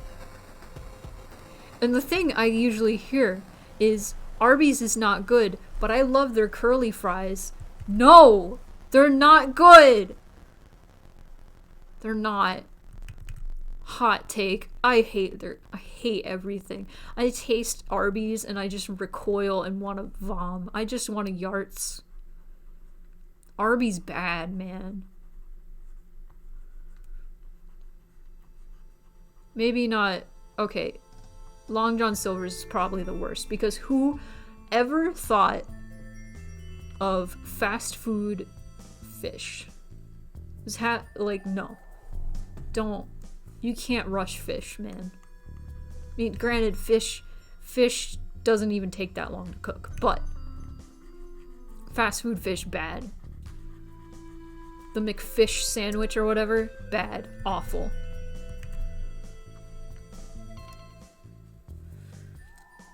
They made vodka based on their curly fries? How does that fucking work?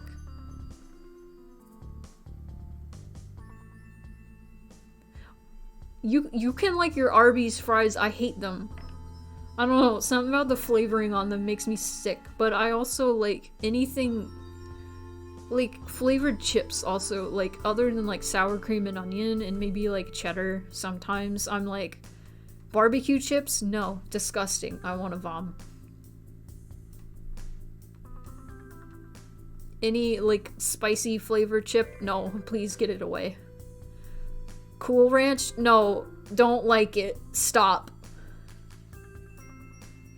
Actually, those like ranch rice chips are alright. Thank you. We were just talking about Burger King today, I think. And how there are people out there that unironically like Burger King and they have a problem. I also don't like Taco Bell, but I feel like that's just Pavlovian, honestly. I don't know if that's right, but the reason I don't like Taco Bell anymore is I didn't really like it in the first place, but every time me and my roommate went, it was because we were sad. Like, we'd be bummed out or stressed because of our job, and then, like, she'd be like, so you wanna get Taco Bell? And I'd be like, yeah. And so, the only time I ever want Taco Bell is when I'm just not feeling life.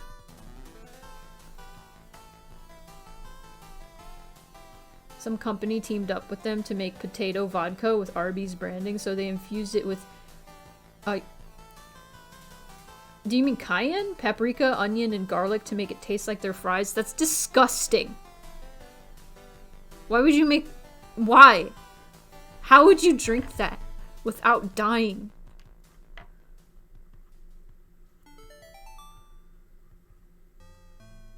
That's revolting.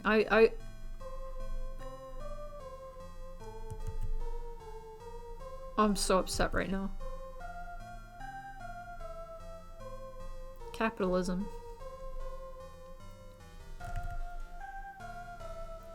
You know what? Okay. You know what fast food is pretty good? Wendy's is pretty good. I don't mind Wendy's.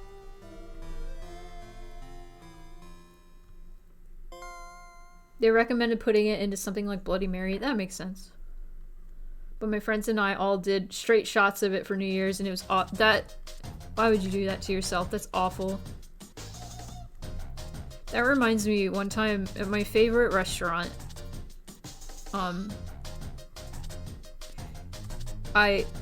they served Bloody Marys there, and I said something about Bloody Marys, like, and this restaurant's always packed. It's very small, it's in a train car,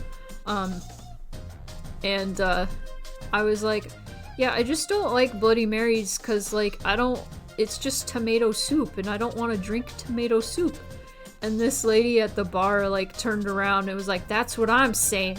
And I was like, it was one of those experiences where I was like, this is wholesome. Thank you. That's why I love that restaurant. It's because, like, it's just that kind of experience, just concentrated. I want to go back. I'm just scared because it's so, you get packed in there like sardines. I'm feared of sickness.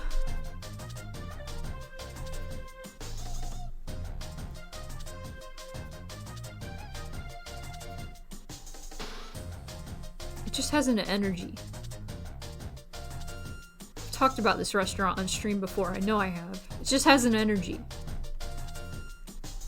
It's that, like, really, it's that, like, the East Coast, not really East Coast, we're not on the coast, but that, like, kind of northern Midwestern, like, in your face, like, rude outwardly, but not actually rude, if that makes sense.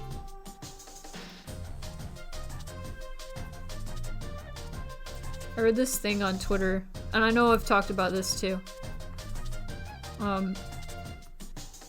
That was like, what people on the West Coast are nice but not kind. People on the East Coast are kind but not nice. And I never read something that resonated with me so much. I was like, that's it. You got it. You understand. Because I'm from the East Coast. And yes, that's how it is. People are,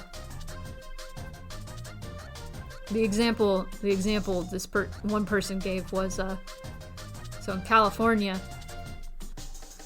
if you're like, "Man, I'm cold," people there will be like, "Oh, I'm so sorry, I feel so bad for you, I'm sorry you're so cold, I feel so much for you." On the East Coast, you go, "Man, I'm cold." Somebody's like, "You goddamn baby, you should have got a coat. Here's a blanket so you don't get too cold." You see? You see what I mean? People will help you, like, on the East Coast and, like, in like New York and stuff. They'll, like, help you out. If you're in a rut, but they'll complain the whole time, but, you know, they'll still help you.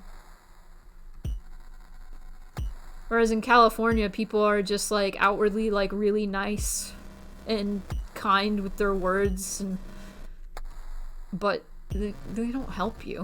They won't do anything to help you. Not dissing on any Californians in the chat. I just want to clarify that. This is just my own experience. It's the culture between the East and the West Coast. Want to make that explicit. Because I'm pretty sure, Rhett, you're from California. I'm pretty sure. I might be getting that wrong.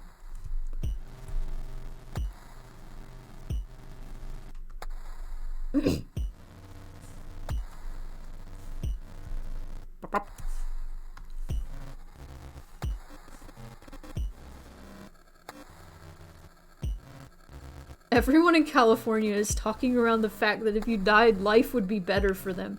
Oh my god.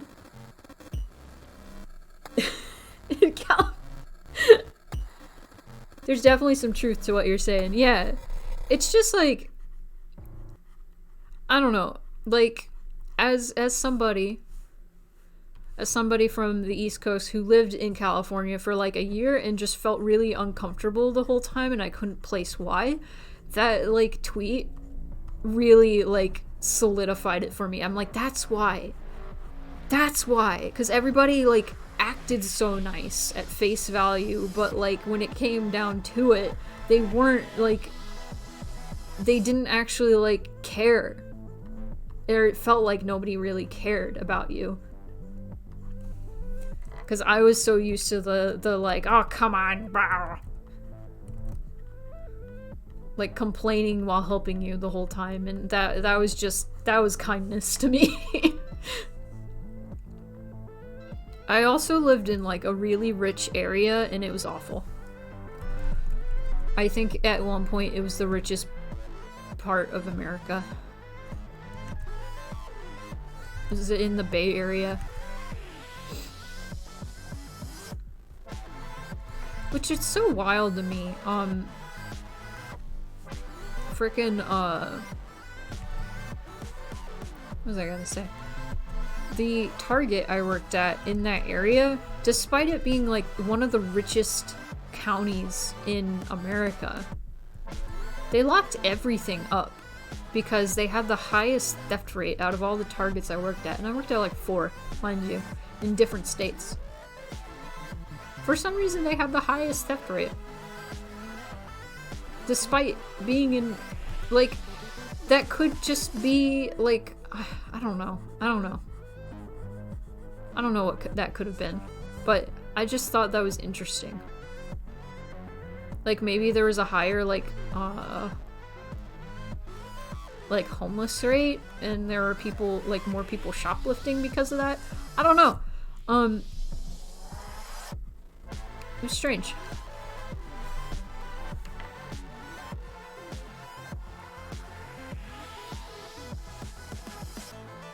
Feels like everyone wants you to be empowered and having to fend for yourself. Yeah. Yeah, that pretty much... That kind of explains it.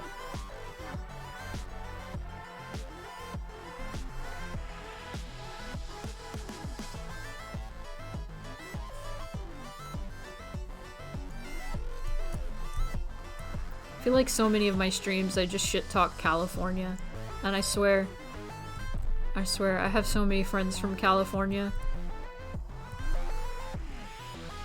It's just...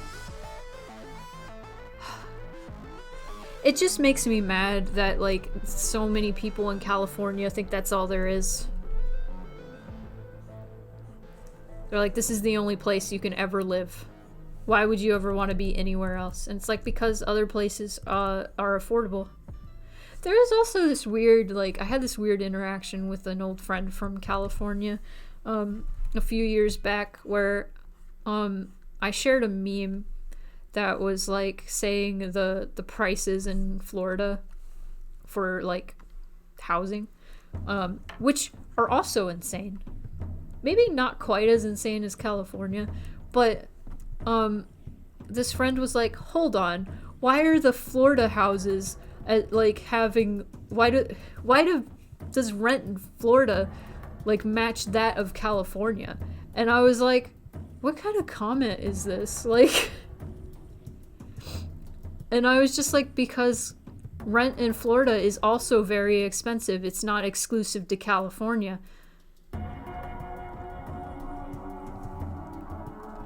And they were just like, oh. And it just felt weird that they were like, why would any other place be as expensive as California? It's because it's a vacation spot.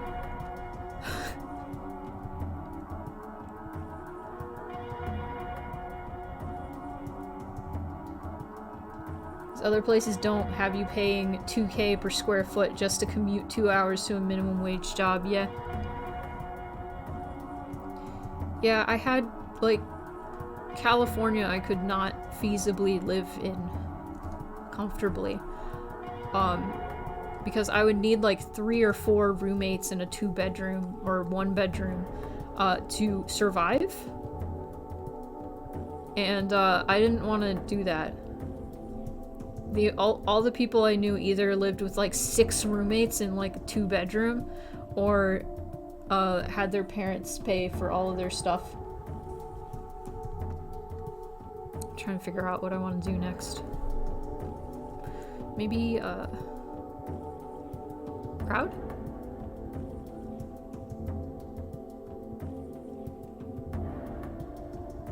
Maybe crowd. I can do a better crowd. Oh! I mean, I'm just using a brush, but you know. It's fine. Oh!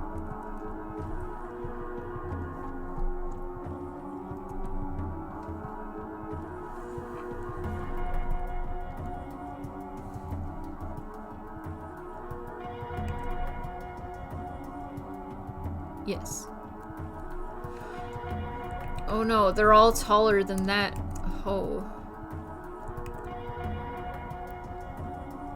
Sorry, it sounded like I said ho, but I was making like a oh noise.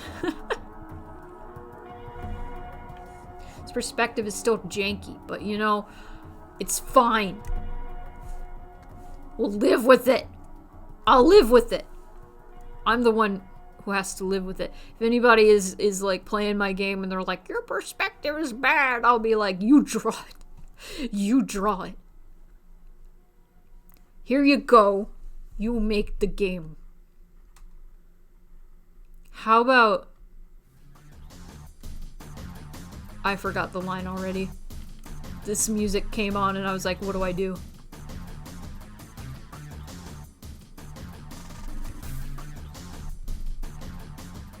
How about I sit on the computer and play your game next time? That's what I was trying to say.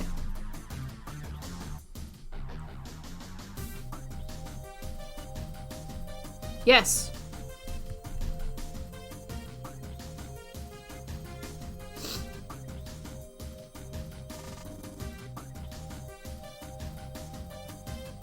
Hello, Apex.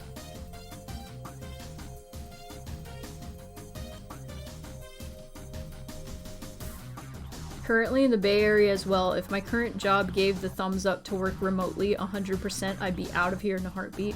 Nice! I hope you are able to escape.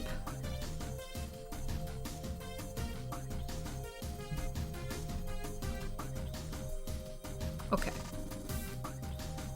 Kinda want to figure out the peoples.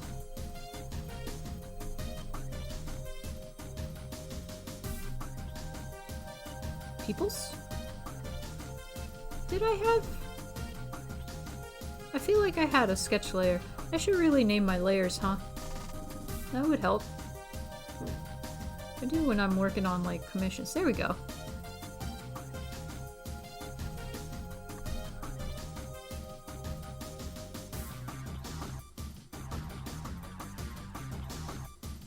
Oh, they're very tall.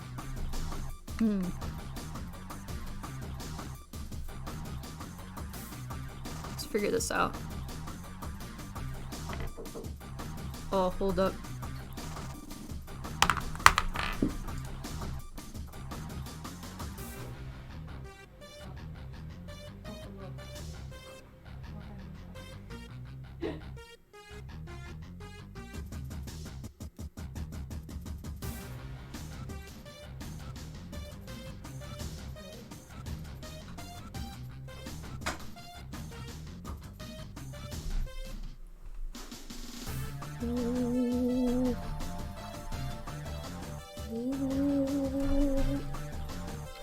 I'm sorry, I had to like astral project somewhere else for a second. Happens.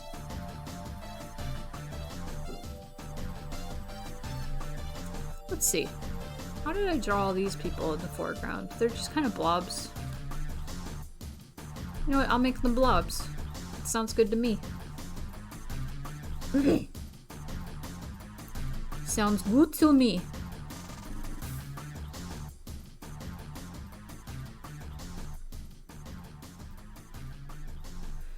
You know what? Nah. Nah. No! Too much Earthworm Jim music. Stop it. There we go. That's some good ape escape.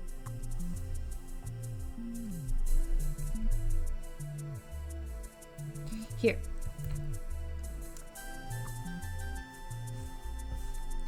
I'm trying to figure this out.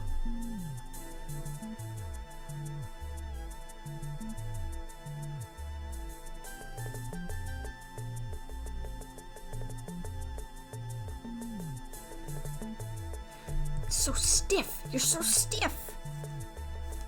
Ah, man.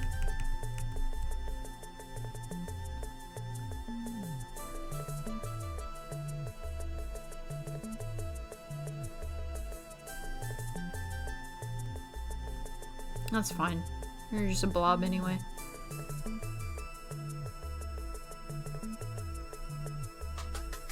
Has anybody seen the new Pixar movie? Pixar, right? Turning Red?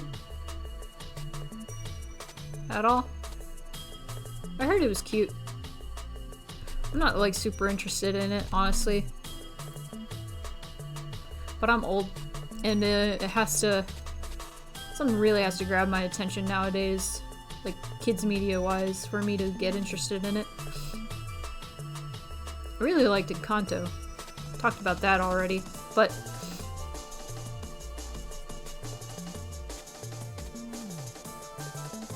Oh, you got to see it in a preview audience. That's pretty cool.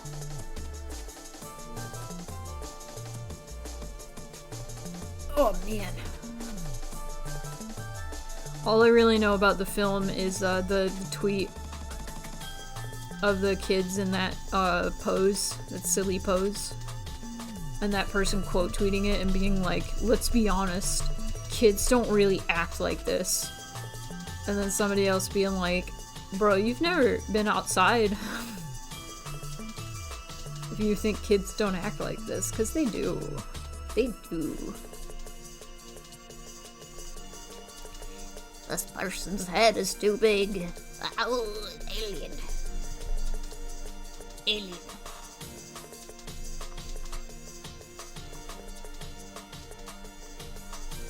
There we go.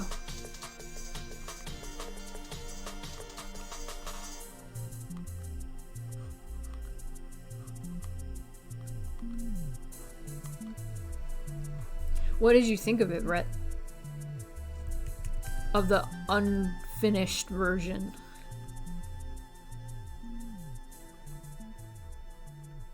How do you get into doing like test audiences? That's pretty cool.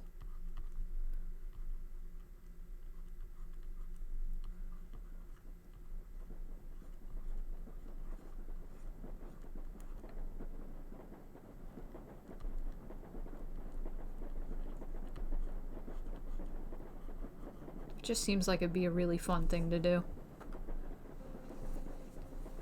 Test a movie. Look how tall!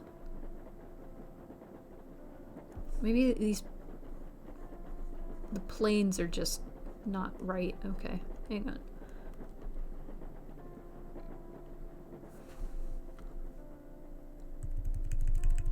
Big, magnificent beast. Thought it was a great movie. I know that I was not the core demographic for the narrative, but I still enjoyed it thoroughly. Yeah.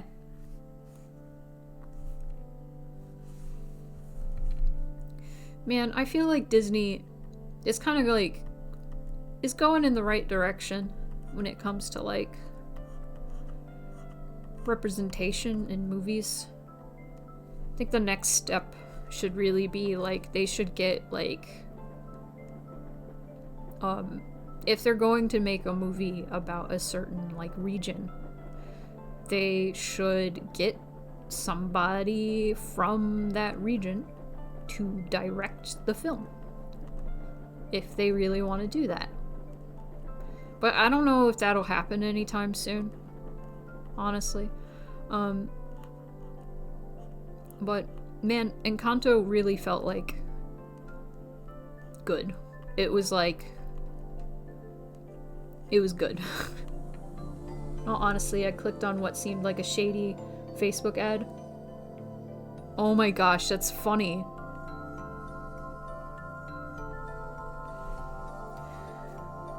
I love this A-posing child.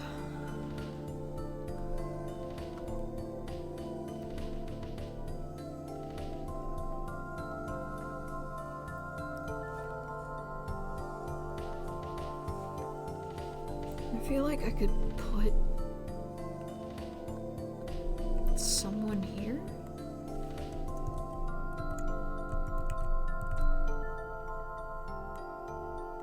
Yeah, let's put someone here. Welcome back. Meow.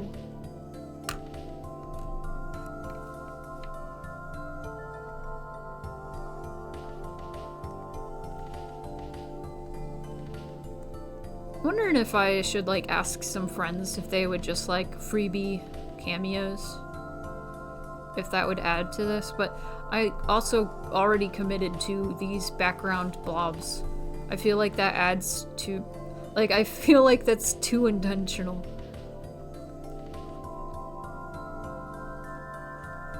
I was kind of thinking about, like, Spirited Away.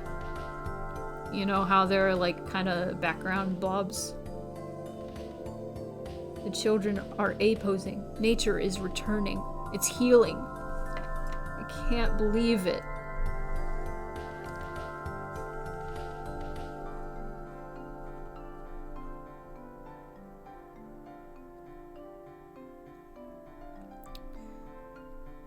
You know, I don't want this person to be too, like, too much going on. There you go. Nice. Okay, so we got some people.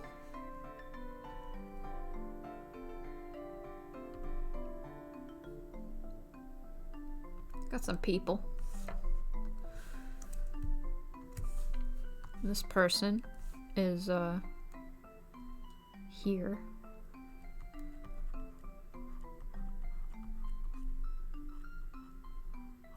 This is probably gonna be just, like I already said, the most complicated CG, but maybe like the strangest. If I even end up using this. If I don't, then you guys got to see a cool behind the scenes, never made it to the game CG. Does anybody else just casually use pastel colors for everything? You know, I used to be way more, like, soft colors for everything. I still am, like, lean more into pastel colors. But I have, carefully started, like, implementing more, like, saturated colors.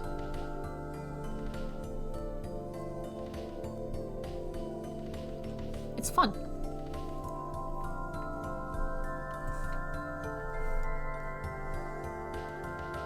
Like, I feel like with the first Mixed Feelings, like, every background and every character design, I was like, make it more pastel. More pastel. Except Kahira. Kahira is not super pastel, but... And, you know, there are a few backgrounds that aren't really pastel, so...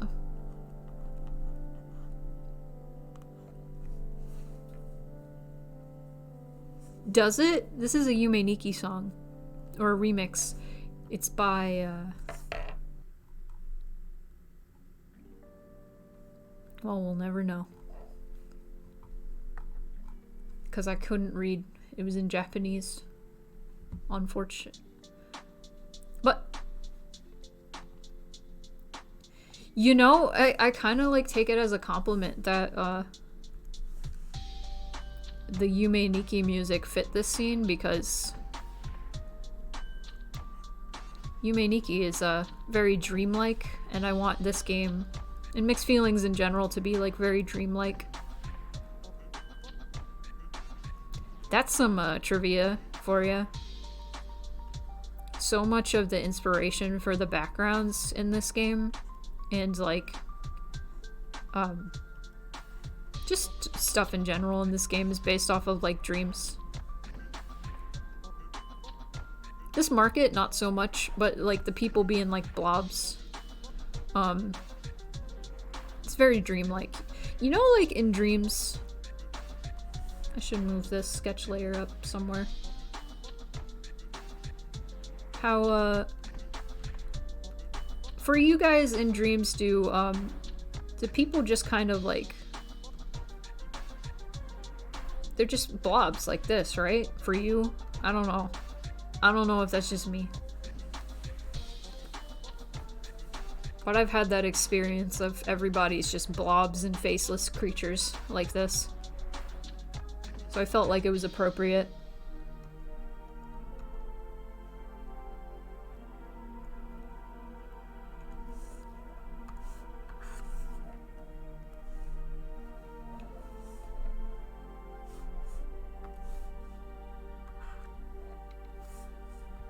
Apropos.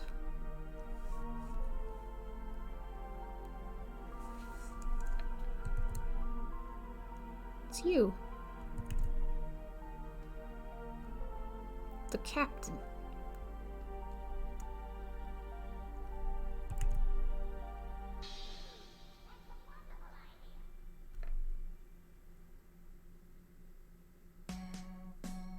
It is very rare that I ever recall something from dreams, like maybe once or twice a month at max. More than usual, I've been recalling stuff from my dreams because I have been waking up early, and then I will doze off for like an hour more, and in that hour I will have a dream.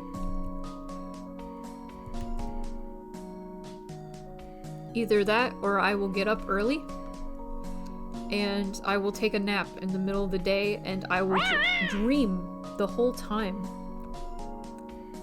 Thank you for the follow, Ari.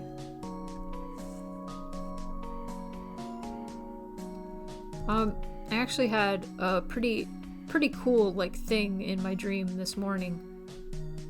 There was a dog. I don't remember the context at all for this dog.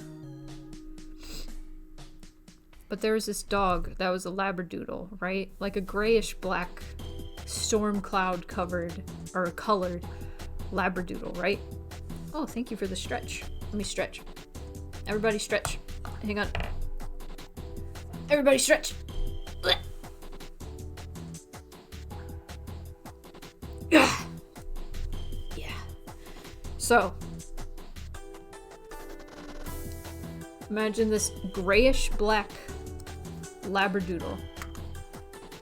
I'll drink the water after I describe this labradoodle. Fur covering where the eyes are supposed to be, right?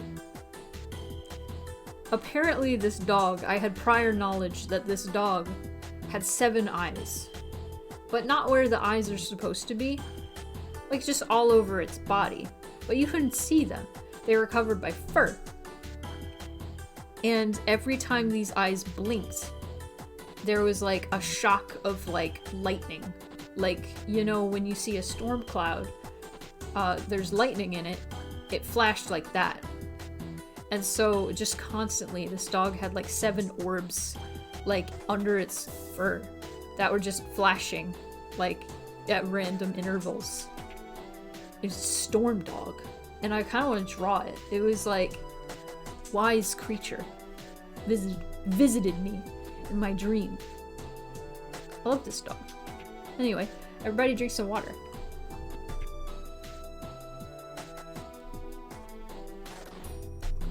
One more.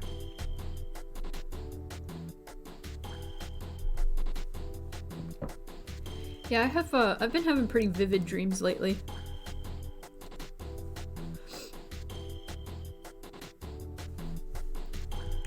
I had a dream the other day during my nap where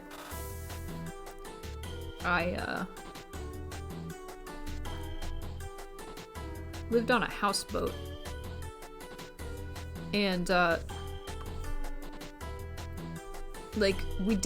we just lived on a lake, on a chain of like lakes, and it was so cool and beautiful, and I felt like I was in an actual like alternate dimension.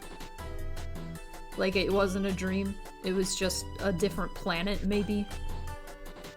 It looked like a normal ass lake, right? But the water was so clear. And you could see all the creatures in the water, and they weren't earth creatures. And like there were stingrays. But they weren't, okay, maybe I should draw them real quick. So you know a stingray, generally, has like this shape, right? Or at least that's one sort of stingray. It's a manta ray. These, they were like this.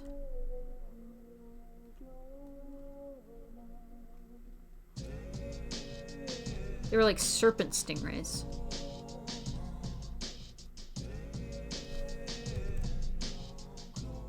kind of wanted to draw this anyway, so I'm glad I'm getting to talk about this.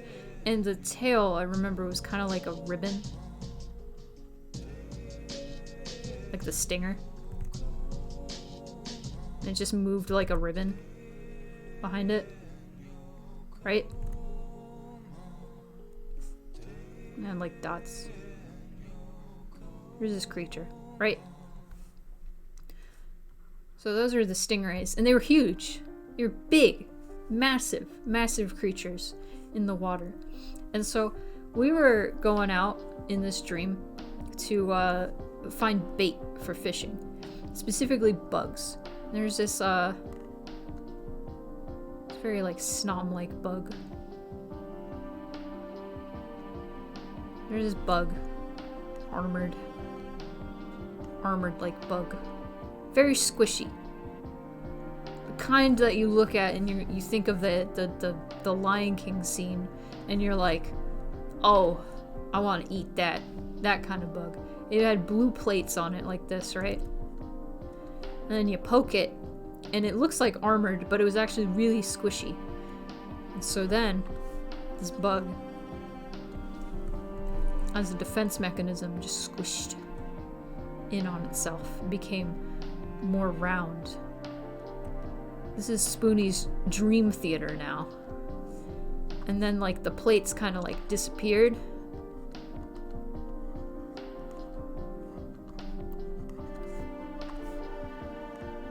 And go like this. And then it would spike. And I just remembered in the dream just going, oh, look at this bug.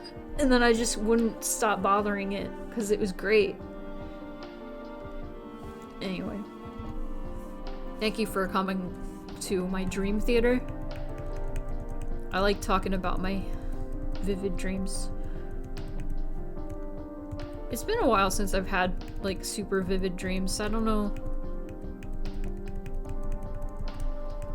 I guess getting up early and then going back to sleep like half asleep kind of helps, but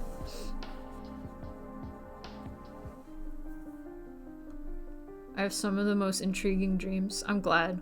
I used to have just wacky dreams as a kid that didn't feel like they meant too much. Oh.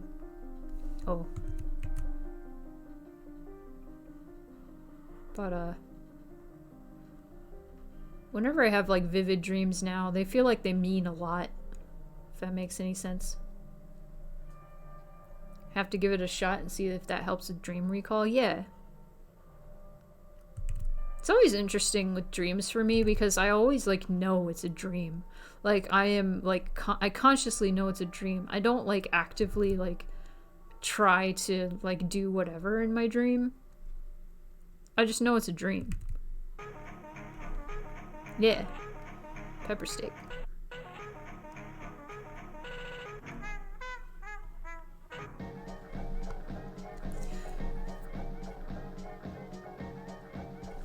Napping.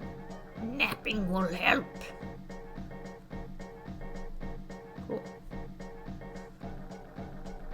Maybe, make this multiply so I can see.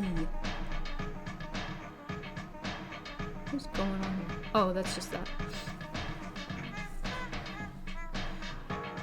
Mayhaps I shall open a Zale that has the guitar out, so I can have a reference for that.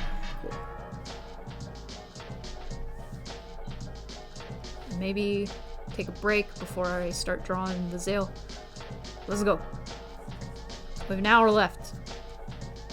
An hour left. Is the chat broken? Hold on.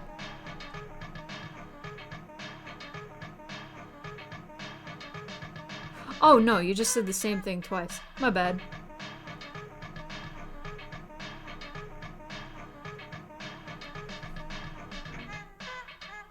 Ugh.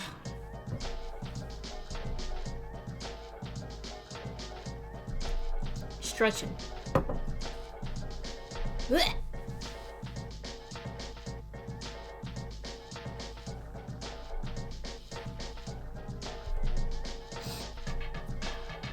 Sorry, I'm just stretch it.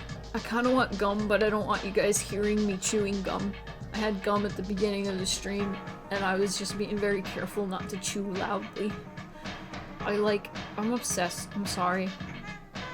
This has been a thing, like, my whole life. I gotta chew gum.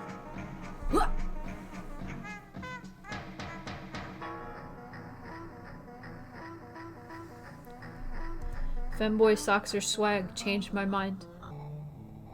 What if I don't care? I don't, like, care about that.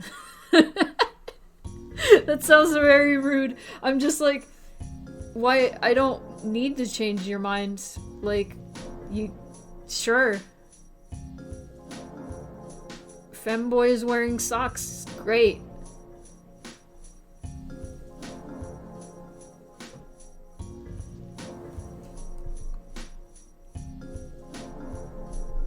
Four hours in, I'm getting tired, but I will persevere.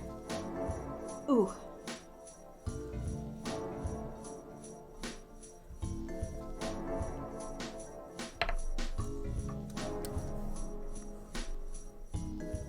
Like the fact there are murder devices in the background. The fuck are you talking about? Oh! You mean my scythe? And my chainsaw. That's from Resident Evil 7. I thought you were talking about in like the one I was drawing. I was like, what in the background is a murder device? Yeah, for a bit I was adding an item from each game I was playing. The scythe is just mine. That's just mine. I need that for my job. Which I am on vacation from. So I don't need it now. But maybe if somebody needs their soul reaped, and I am like on call or something, I can go and I can reap it.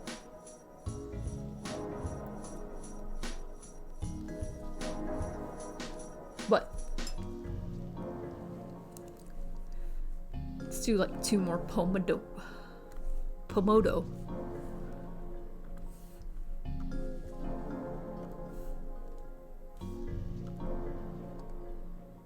Let's see.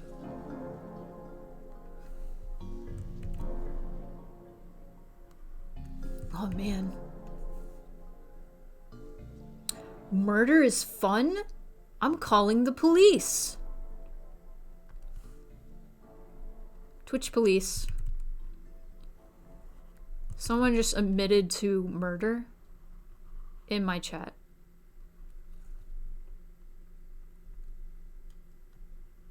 Someone just admitted.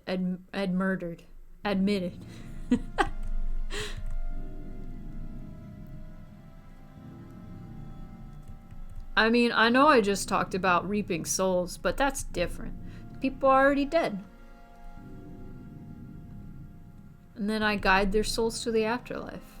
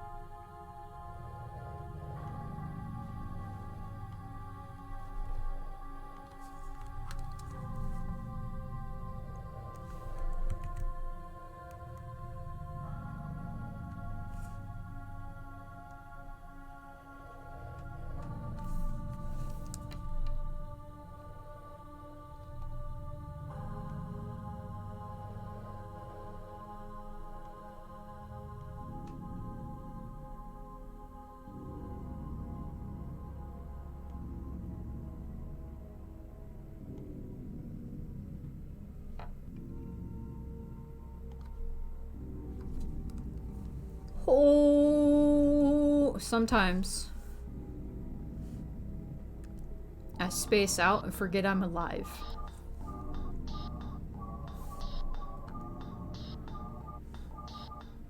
What kind of songs? You know, this is something I need to think about more, honestly. I gotta think about, like, what kind of music that Zale plays.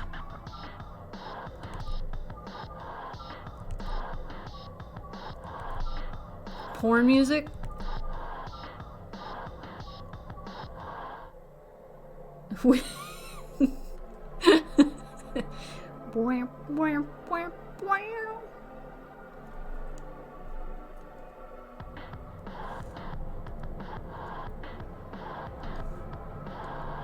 The hand is in the wrong spot, but that's okay. I can move it.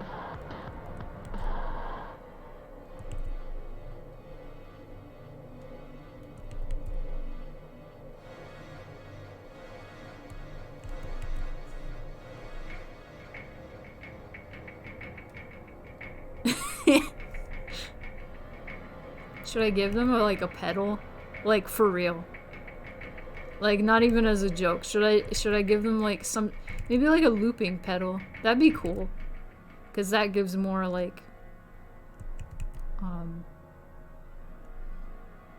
freedom in like making the tunes that they be playing. I don't know why I said it like that. They be playing. No.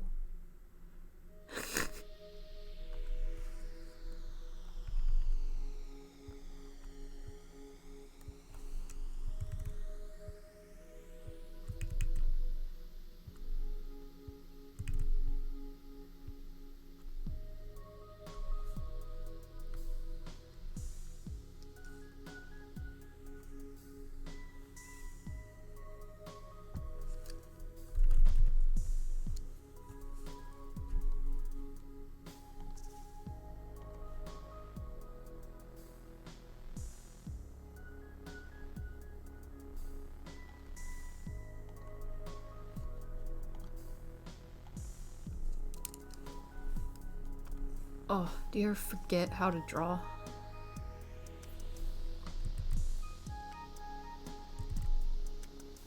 I draw so much, I forget constantly. Oh, see? I can't even draw a heart.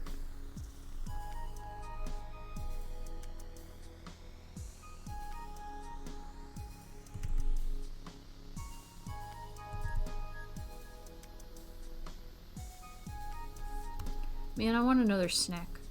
Maybe I will heat up a burrito. After stream. 10 p.m. burrito.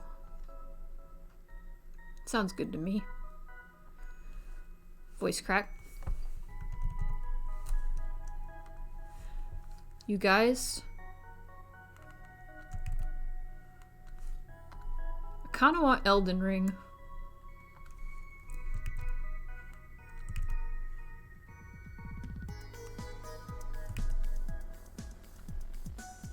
But I don't know if I would like it.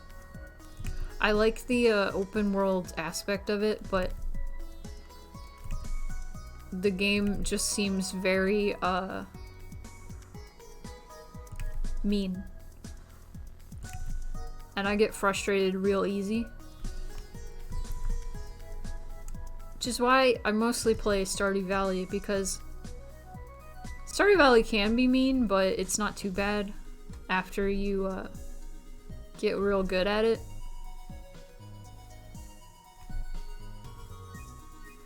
But like,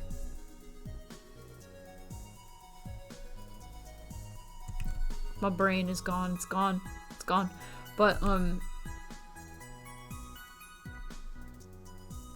what was I saying? It's gone. The joys of brain. I forgot what I was saying as I was saying at that time. Oh, heck.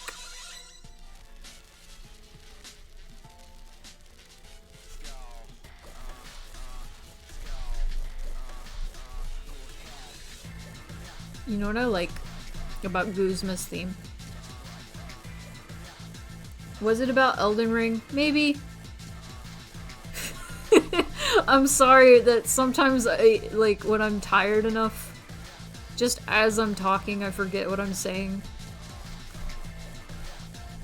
It doesn't help that I'm trying to cut out coffee so my brain isn't fully functioning like it normally does. But Elden Ring. What was I saying about Elden Ring? Like, truly. Oh yeah, I get, like, super frustrated with games.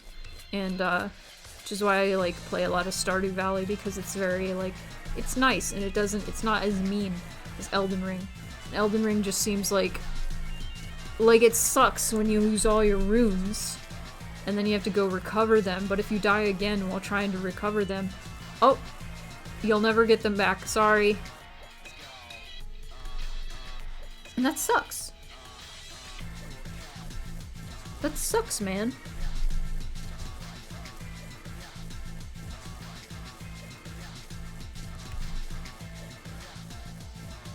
But I like all the creatures in Elden Ring, and I want to play for the open worldness. I don't know if I would stream it. I kind of just... There are a lot of games that I just kind of want to play for my own. Plus, I want to keep to the, like, theme of, like, more retro style games. You know? I'm probably drawing this all wrong. Yeah, they're kind of wider. They get shorter. Yeah, that makes sense. Math. I'm not gonna do this 100% accurate.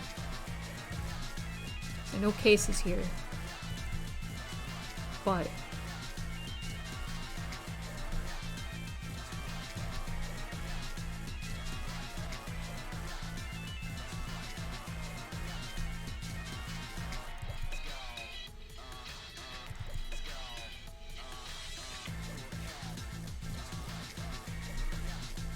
it's not accurate.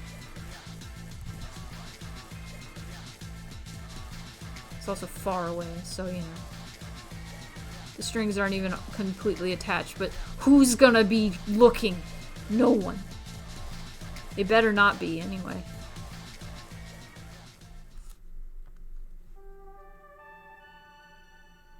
Oh, there is no strap. I thought there was. Oh, that's with the case.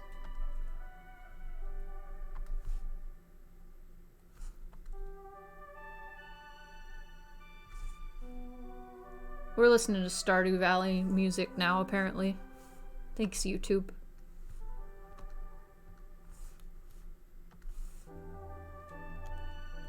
Thank you, YouTube.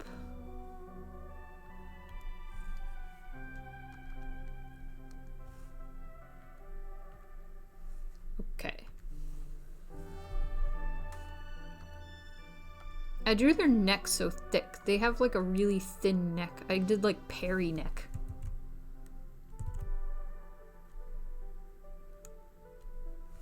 What in hell? Okay. That feel when you don't know how to draw your own goddamn characters.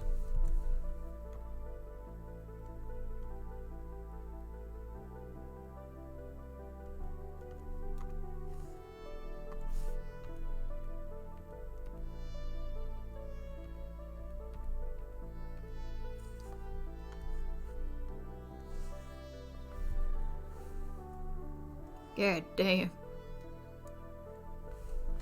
Dang it, Bobby. That was a good impression.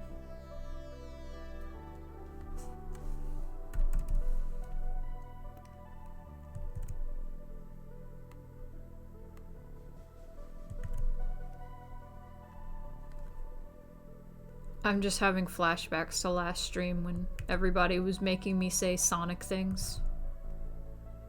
With my bad Sonic impression.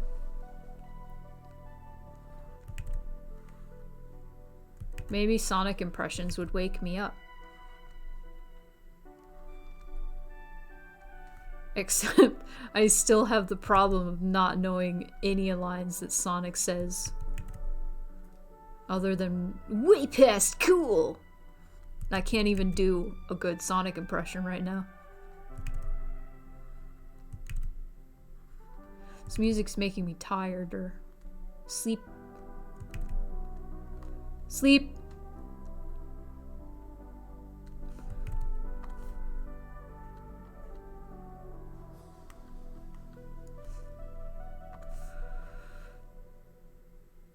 Sleep.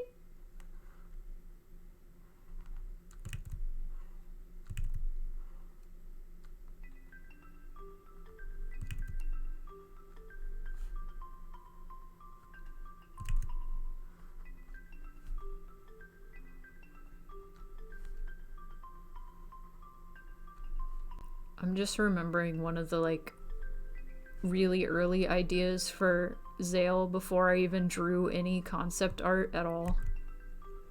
Was, he just really liked Bionicles. Just had a really big Bionicle collection. And it's funny because, like, I feel like I've gone, like, all over the place with, like, this character. Like, I went from pretentious surfer dude you want to punch. Dude bro. Dude bro. That's a better word. And then went to, like... Oh, how about, like, a cold, maybe brutally honest, but actually really, like, nice guy. But not, like, a nice guy TM. Then I did that, and then, like, I was like, well, oh no, he's actually a dork. I think I just went full circle, and now he's back into Bionicle. He's back into Bonkle! Did Bionicles really last that long? I also remember when they first came out.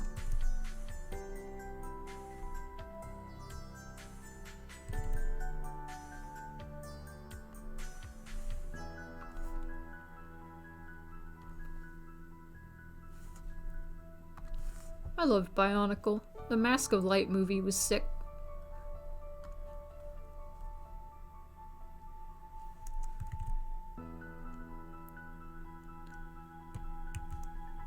$10.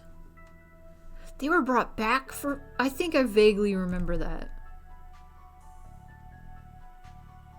Used to get Bionicles for Easter. Damn. Easter's coming up. I had so many.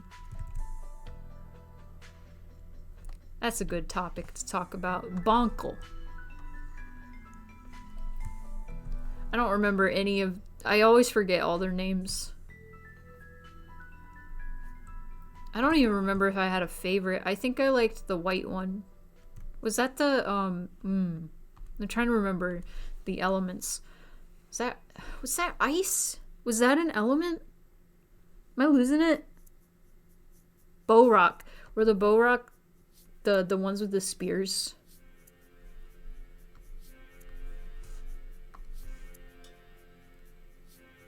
Oh, no.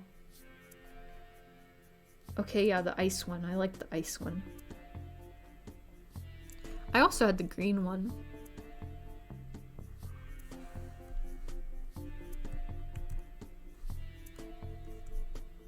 Oh, so wait, no. Okay, the Bowrock were the chicken ones. The ones that hang. Okay, wait. No, I want this face. That's a singing face. That's a singing face. Okay. I also need the mouth to be open, you silly. Yeah, stone, earth, and ice. Okay. Which one was wind? The green one?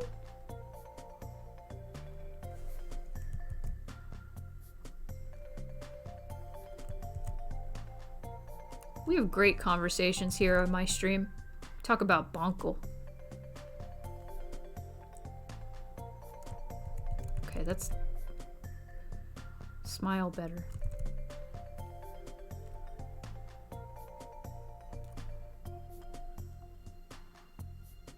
That's a good enough face. Okay. Yeah, green was wind. Okay, cool.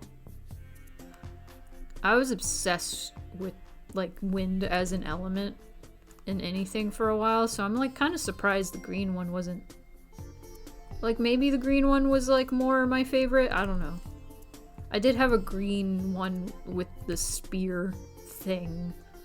That one was cool. sent a peek of the thing you're drawing on Discord. I can check it after the stream. Heller. Okay. Zale is breaking his neck.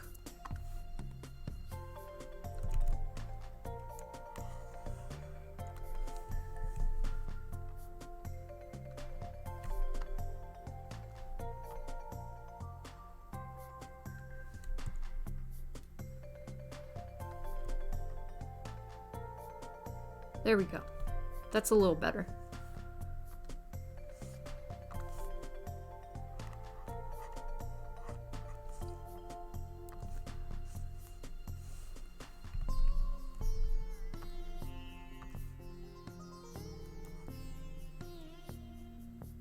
The distinction between stone and earth always stuck with me.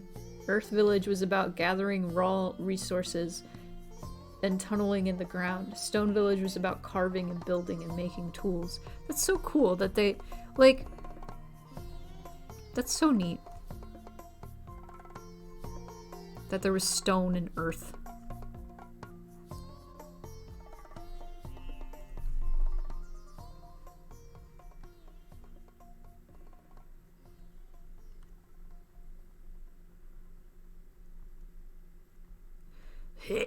Okay.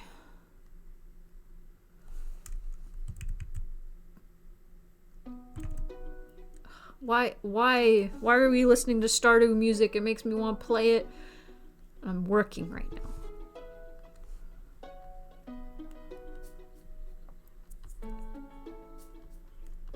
Maybe that should be another thing I give up for Lent is Stardew Valley. I think I would die, actually. I can give up coffee. I can't give up Stardew Valley.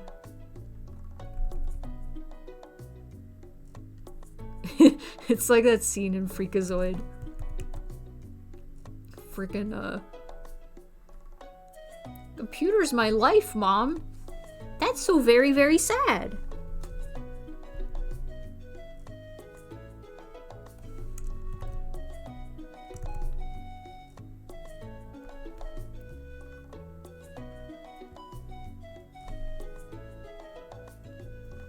I just wanna cut that clip of his mom going, "That's so very, very sad."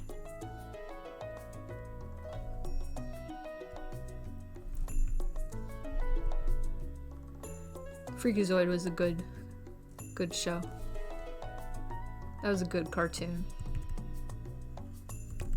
That was like my favorite show when I was a kid. For like a very, well, I was very young. I was like 3. My dad would do this thing. It's so dumb. But he would like go into the bathroom. Like, I was obsessed with Freakazoid. I was in love with him, okay? He'd go into the bathroom and flush the toilet and run over to me and go, "Freakazoid's in the bathroom!" And then I would run to the bathroom and just see the toilet flushing. And he'd be like, "Oh, guess he got away."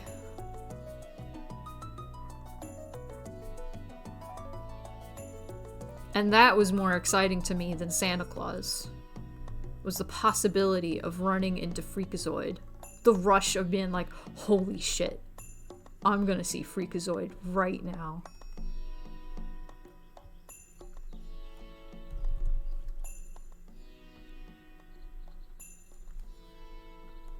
But I never did.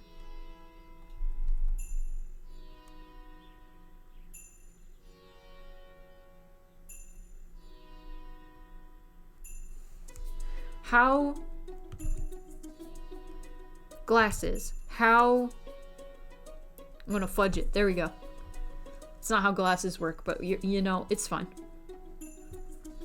I don't think they would fit right anyway, but wait. Are they not? I don't think they're that angular.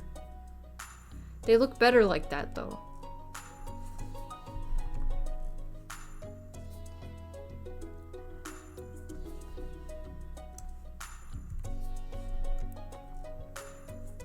Oh,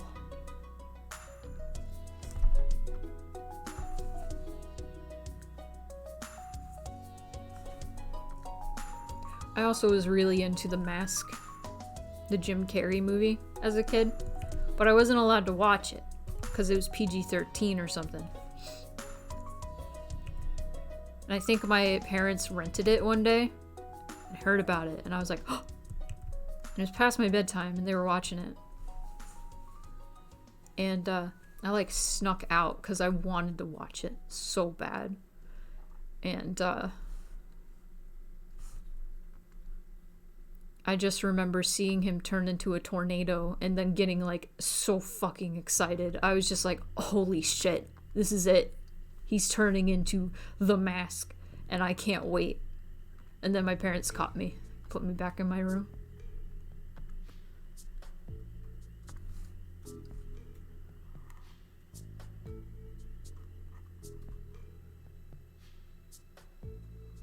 It's wizard theme time.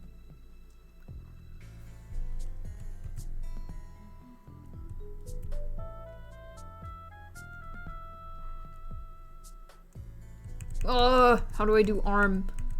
Let me draw the hand first. Where? There.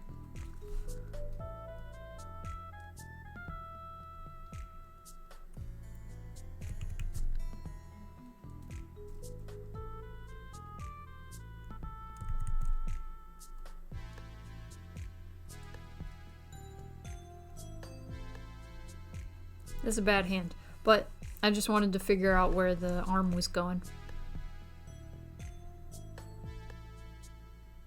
I had no idea The Mask was supposed to be based on a comic book series until much later on. Oh yeah, I don't remember when I learned that, but that was really exciting to learn, honestly. I kind of want to check out the comic. I think I heard it was dark. Hang on, I gotta look this up.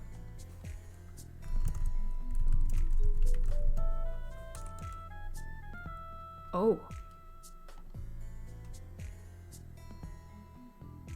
Yeah, you know, it looks kind of fucked.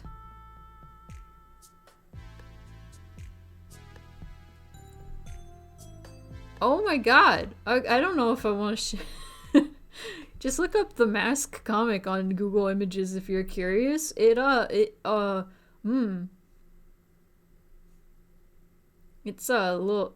something. I want to read it more now, honestly. It's pretty disturbing.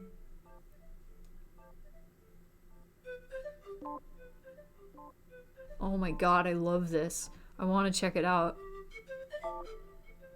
Oh my god, I love The Mask. Listen. I'm sorry I'm not showing anything. That was a fast diagnosis? Listen. Is it? Sure is, apparently. I'm on autoplay right now, so hopefully nothing that's DMCA-able will play. That's something I gotta play.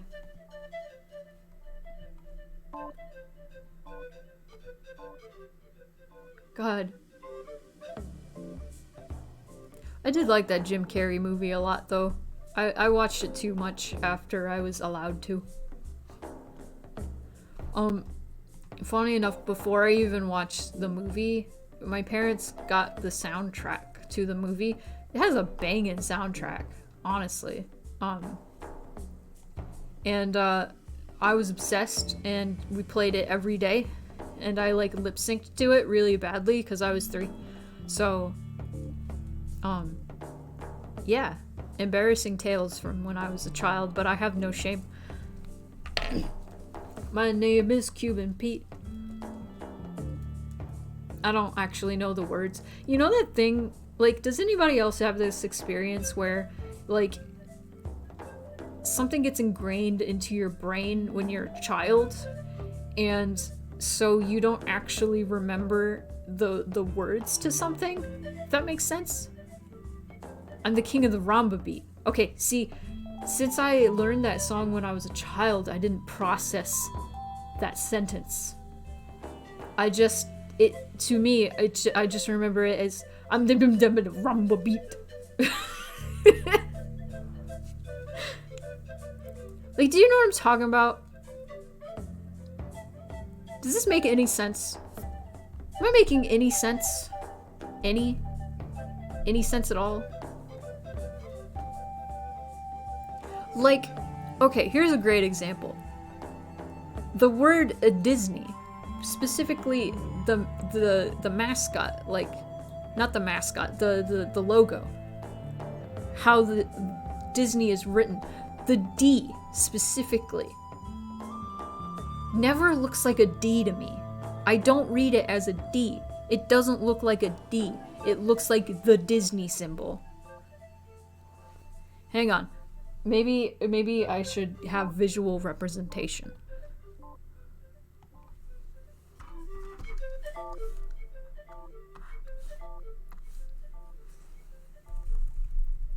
I can't even recall how to draw the Disney symbol.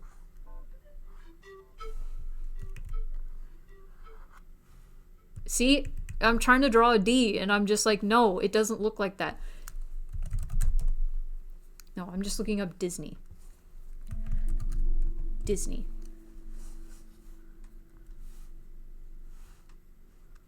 Listen. Listen. Right? Wait.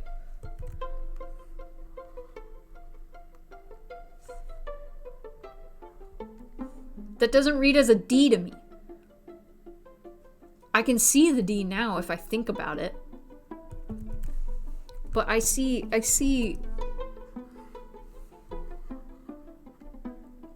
this and I'm like, Disney symbol. It looks like a backwards, like, weird G to me, honestly. I don't look at it as a D ever. I just see the Disney symbol. I can't explain it. I can't explain what my brain is telling me right now. Totally, Mars understands it. And Rhett gets me. I still, to this day, look at it and I'm like, Disney symbol. I'm not like, D.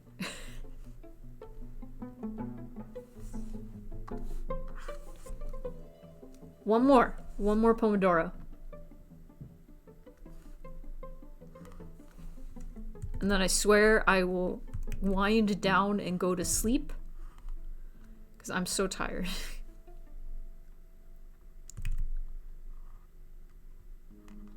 But, hey, we've made, like, significant progress on this so far, so, you know. CGs take a bit. Especially, like, ones with big backgrounds like this. Took me a long time to realize it was supposed to be a D. You know another one that, like, because I interpreted it weird as a kid, I have to really think about it. Thank you, you guys. Definitely need to add, like, a lot of details to the tents and stuff to make it really come alive, but also JG7NA, hello. I missed you. As in, I missed you in the chat, but I also missed seeing you in my chat.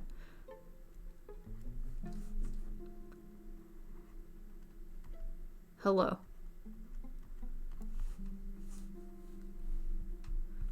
Ugh.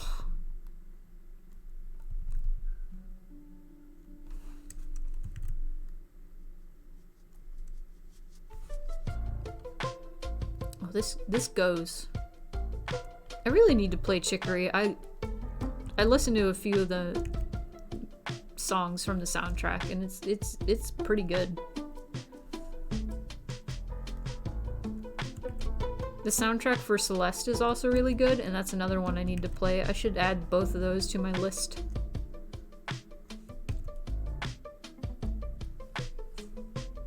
Maybe I can have a designated indie game day. Or not day, month, maybe. I don't know.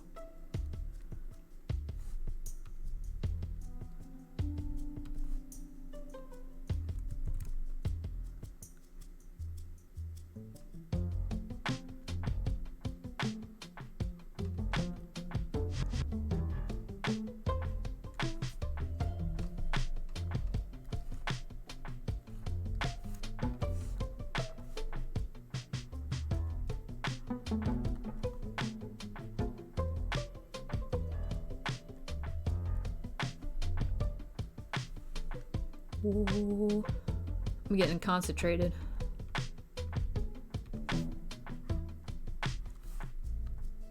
Oh.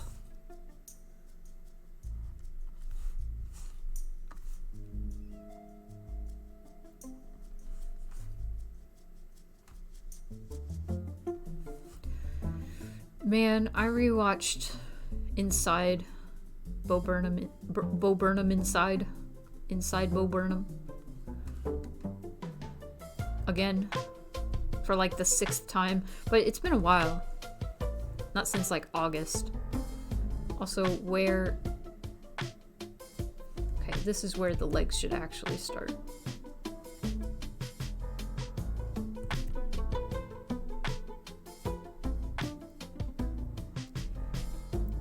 And I thought maybe it started to age a little bit. And yes, the answer is yes. Like fine wine. It's even more relevant, I think. Because I thought, you know, maybe in a few years this the special won't be relevant anymore. But every time I watch it, I'm reminded it's not so much an art piece about COVID specifically. It feels way more like it's about mental illness. And I appreciate that. I don't think I've ever watched anything that so accurately portrayed what it's like to have anxiety and depression. I have more experience with anxiety, but I've never seen it portrayed better. And it's honestly, it's art. It's the most art thing. It's great. He really did. He knocked it out of the park. I know this is something I've talked about quite a bit, but oh my god. It is definitely like one of my favorite things I've ever watched. Not just like movies or whatever. No, just in general. It's almost been a year. It'll be a year and like 3 months since I first saw it, and I'm still thinking about it.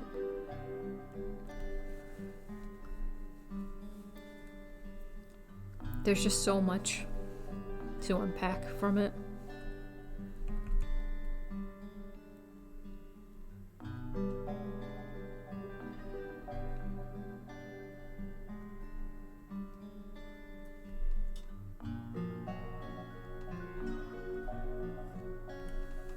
Okay, legs are kind of better. Okay.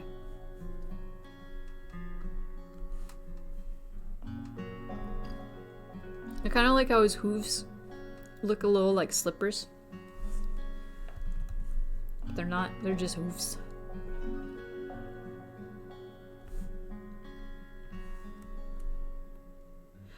Oh.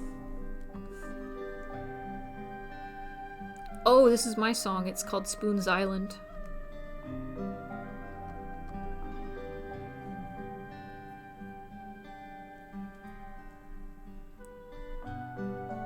Definitely need to rewatch it, but in a mood where I feel like I can give it my undivided attention. Yeah, there was one time where it was just kind of on in the background. But every other time I've watched it, I've just given it my undivided attention. And that's kind of how I have to watch things most of the time. I used to be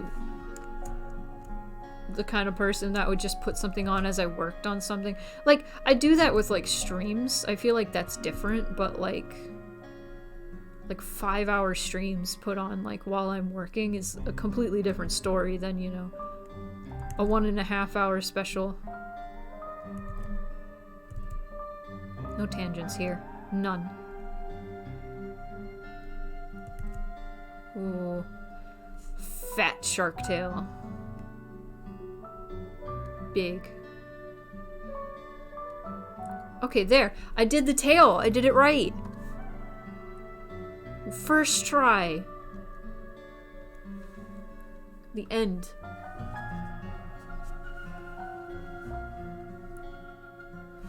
Actually, this dorsal fin being here doesn't make sense. You probably wouldn't see either of them.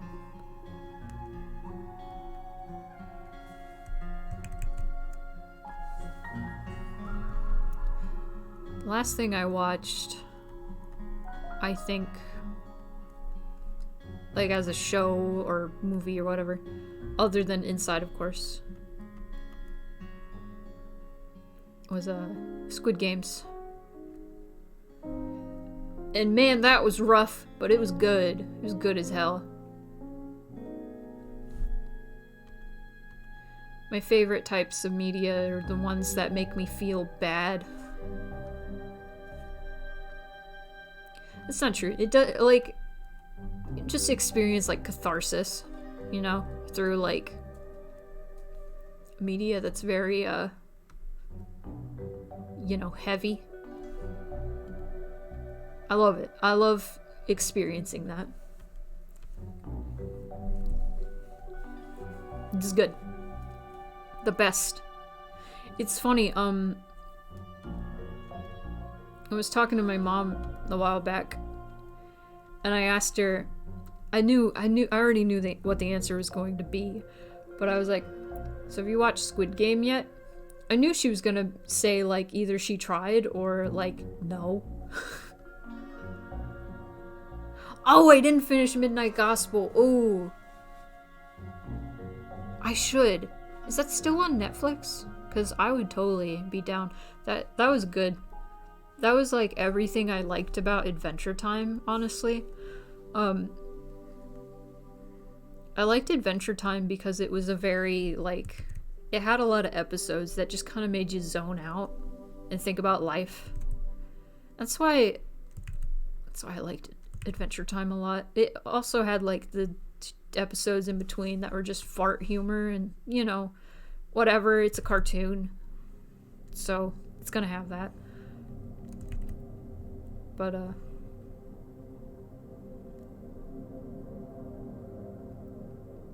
we're on the sleepy playlist. Welcome, we're at Silent Hill ambient relaxing music. We're in the void now. Last episode is real heavy. Ugh, can't wait.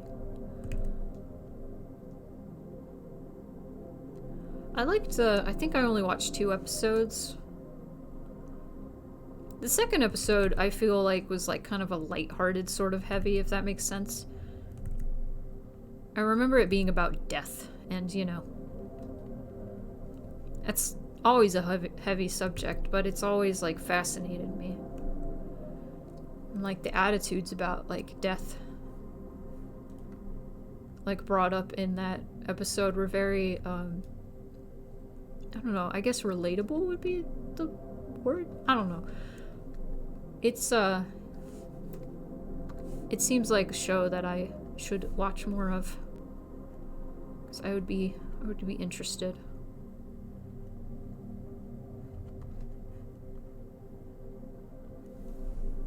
Maybe I should look up what the inside of a guitar case looks like.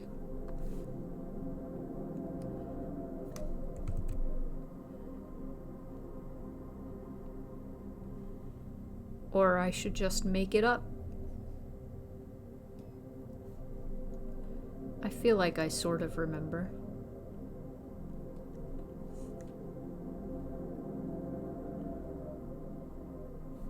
Yeah. I don't think it, I think the top would be, like, right angle in it and not be, like, on the floor next to it, the way the hinge works. I'm pretty sure. Yes.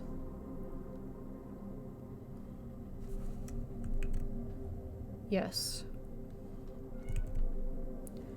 Moonpie says, "Meow."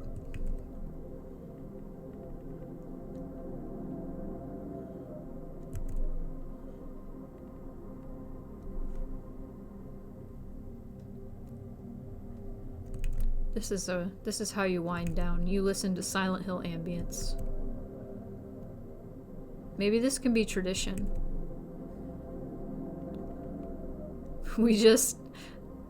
The last like 10 minutes of the stream, we listen to Silent Hill ambience and just zone out.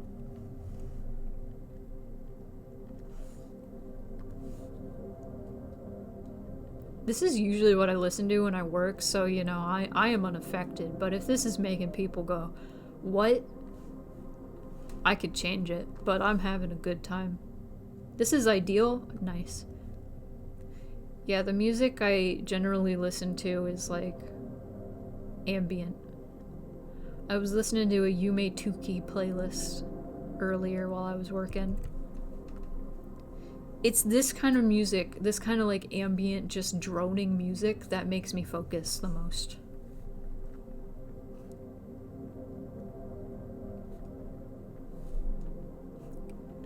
Check out that fucking tail. Wow. See, I think that's what I like the most about the CG, is you actually get to see Zale's tail. It's so big. It's so good. Cap is very small. You are very small. Thank you. I have hidden the tents. They return. Meow. That's Moonpie again.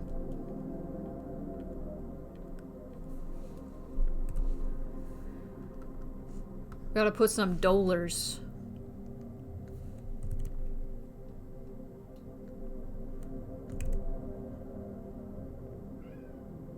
She's yelling. This one's crumply. And, got a coin. Got a coin.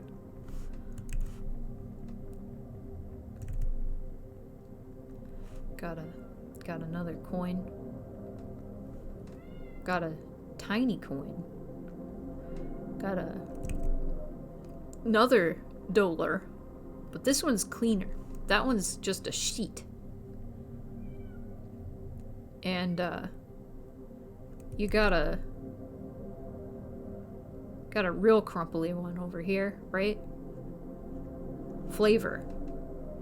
And, I don't know what's on these bills. It's fantasy money. It's dream money. It's not real. That's like a $50. It's thick. And, let's give him more coin. Yeah, there you go. Check it out. Flavor. Spicy. It's not spicy, but there's flavor.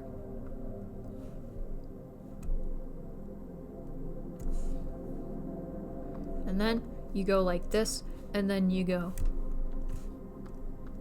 Wait. Wait. Wrong layer. Nice. Nice. And got that. Look how cute this is. It's actually like turning out into like a scene.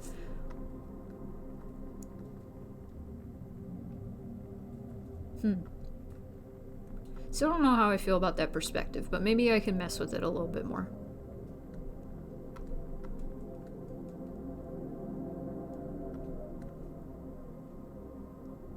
It's a very wonky perspective, but you know. Can't have it all. Maybe it's... I don't know. I don't know. I like it. Like, once I start adding the booths and stuff and putting, like, details and the bubbles. Oh yeah, he's real tall.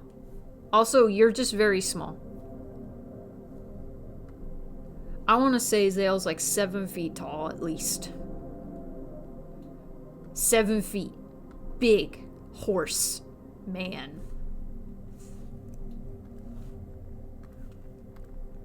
Also.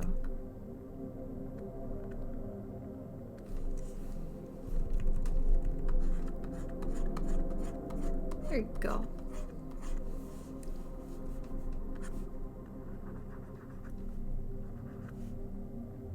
Yes. Good. Oh.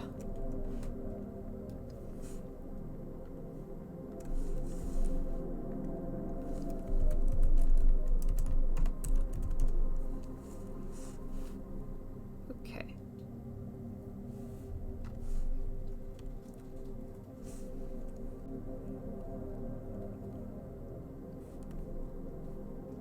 I want to do some sort of pattern on here.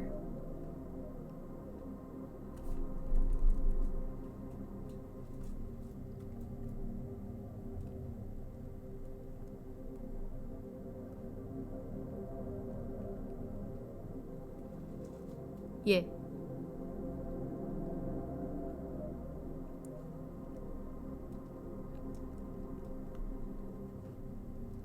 Yeah. Wait. Yeah. It's kind of like bird-like, but also not. More bug-like. That is the intention. Wait.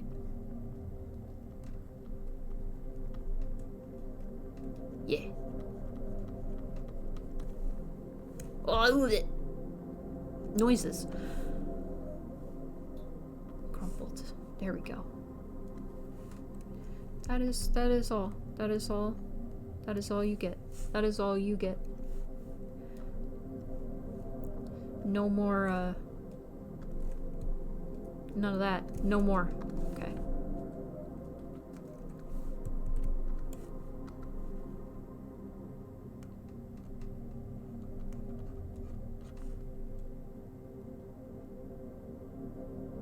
Playing a sang with the bad hand that I didn't draw. Dang it. I was like, yeah, we're done. We're done with Zale's line art. Oops. Forgot the face.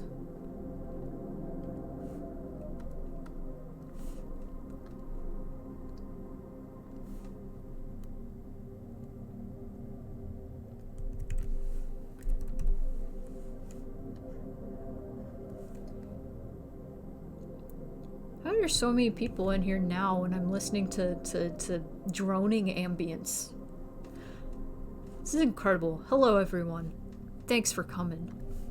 I have like 2 minutes before I head out, but I'm glad you all enjoy the ambiance. The sleep noise. I don't even know what game this is from. I know it's the Silent Hill game, of course, but I don't even know which one.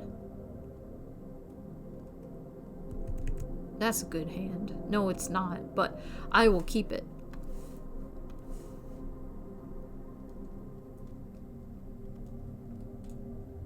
Memories of Minmo.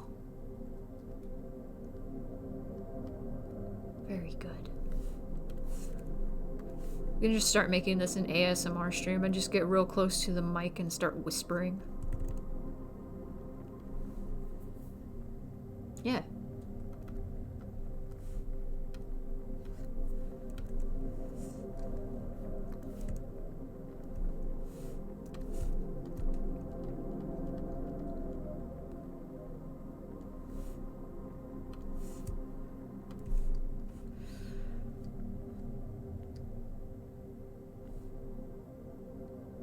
I can just give you ASMR, yeah, ASMR Silent Hill trivia.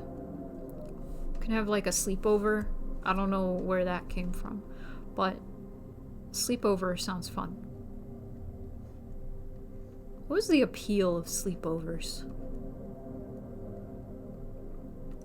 What was so exciting about them? Just like seeing your friends? But like specifically just all like crashing on a couch and sleeping, I guess. I don't know.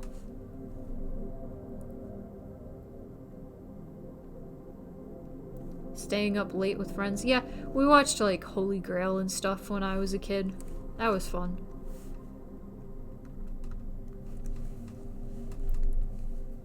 Stayed up late watching Holy Grail.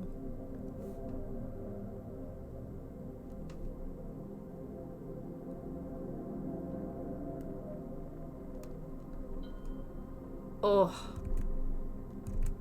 Oh. I've made it so far.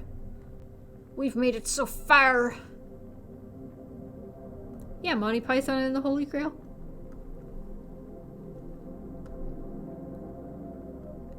Yeah. Not the Holy Grail. That Holy Grail. That one specifically. The Monty Python one. I don't think we should have been watching that at that age, but you know. Anyway. This has been fun. Even though I didn't get it done, I got a considerable amount done. Like I said, these CGs take a bit. It depends on the context. This one's gonna take a bit. Ezra's might also take a bit. Dandy's, maybe not so much. But I wanted to get these done because I want to get them done for the demo. I'll see if I can get them done. The demo is gonna come out for patrons, hopefully sometime this month. I want to aim toward the 20th because that's spring equinox, baby. But I will try to get this done soon. Perhaps. That'll be cool. But, yes. I'm glad you guys are liking it. It's kind of, like, still pretty bare bones to me, but, like, once all the details are in... Because, like, this jam and stuff, this is great. I love this. This is awesome. That's just awesome. I love it. But once I add booths and details and signs and bubbles and confetti and all that... Yeah, spring is around the corner. It's 21 degrees. Spring better get its shit together, or I'm gonna lose it. I'm gonna lose it. Anyway, who's streaming right now? Let's find out.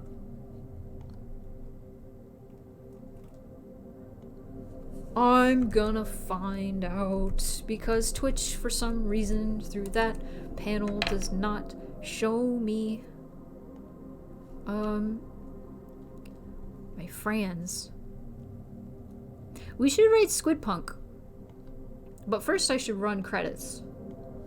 I just wanted to figure that out first. Let's do that.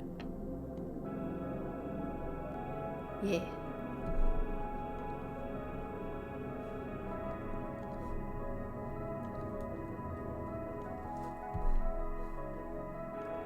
Hell yeah. Thank you everybody for coming to this chilled out stream. Oh, Casey was here and I didn't see her. Dang it. But thank you all for coming to this chilled out stream. Thank you for all the subs, all the raids, all the donations. We got to spin the wheel. I hope Vavi is able to get to stickers, because that would be great. But let's see. Let's see. I can send you all to Squidpunk, because they are playing Pokemon Legends Arceus, however you want to say. Squidpunk. It's intended for mature audiences, so if you are under 18, get out of here. You're not allowed in. Get out of here. Alright. Have a great night, everybody.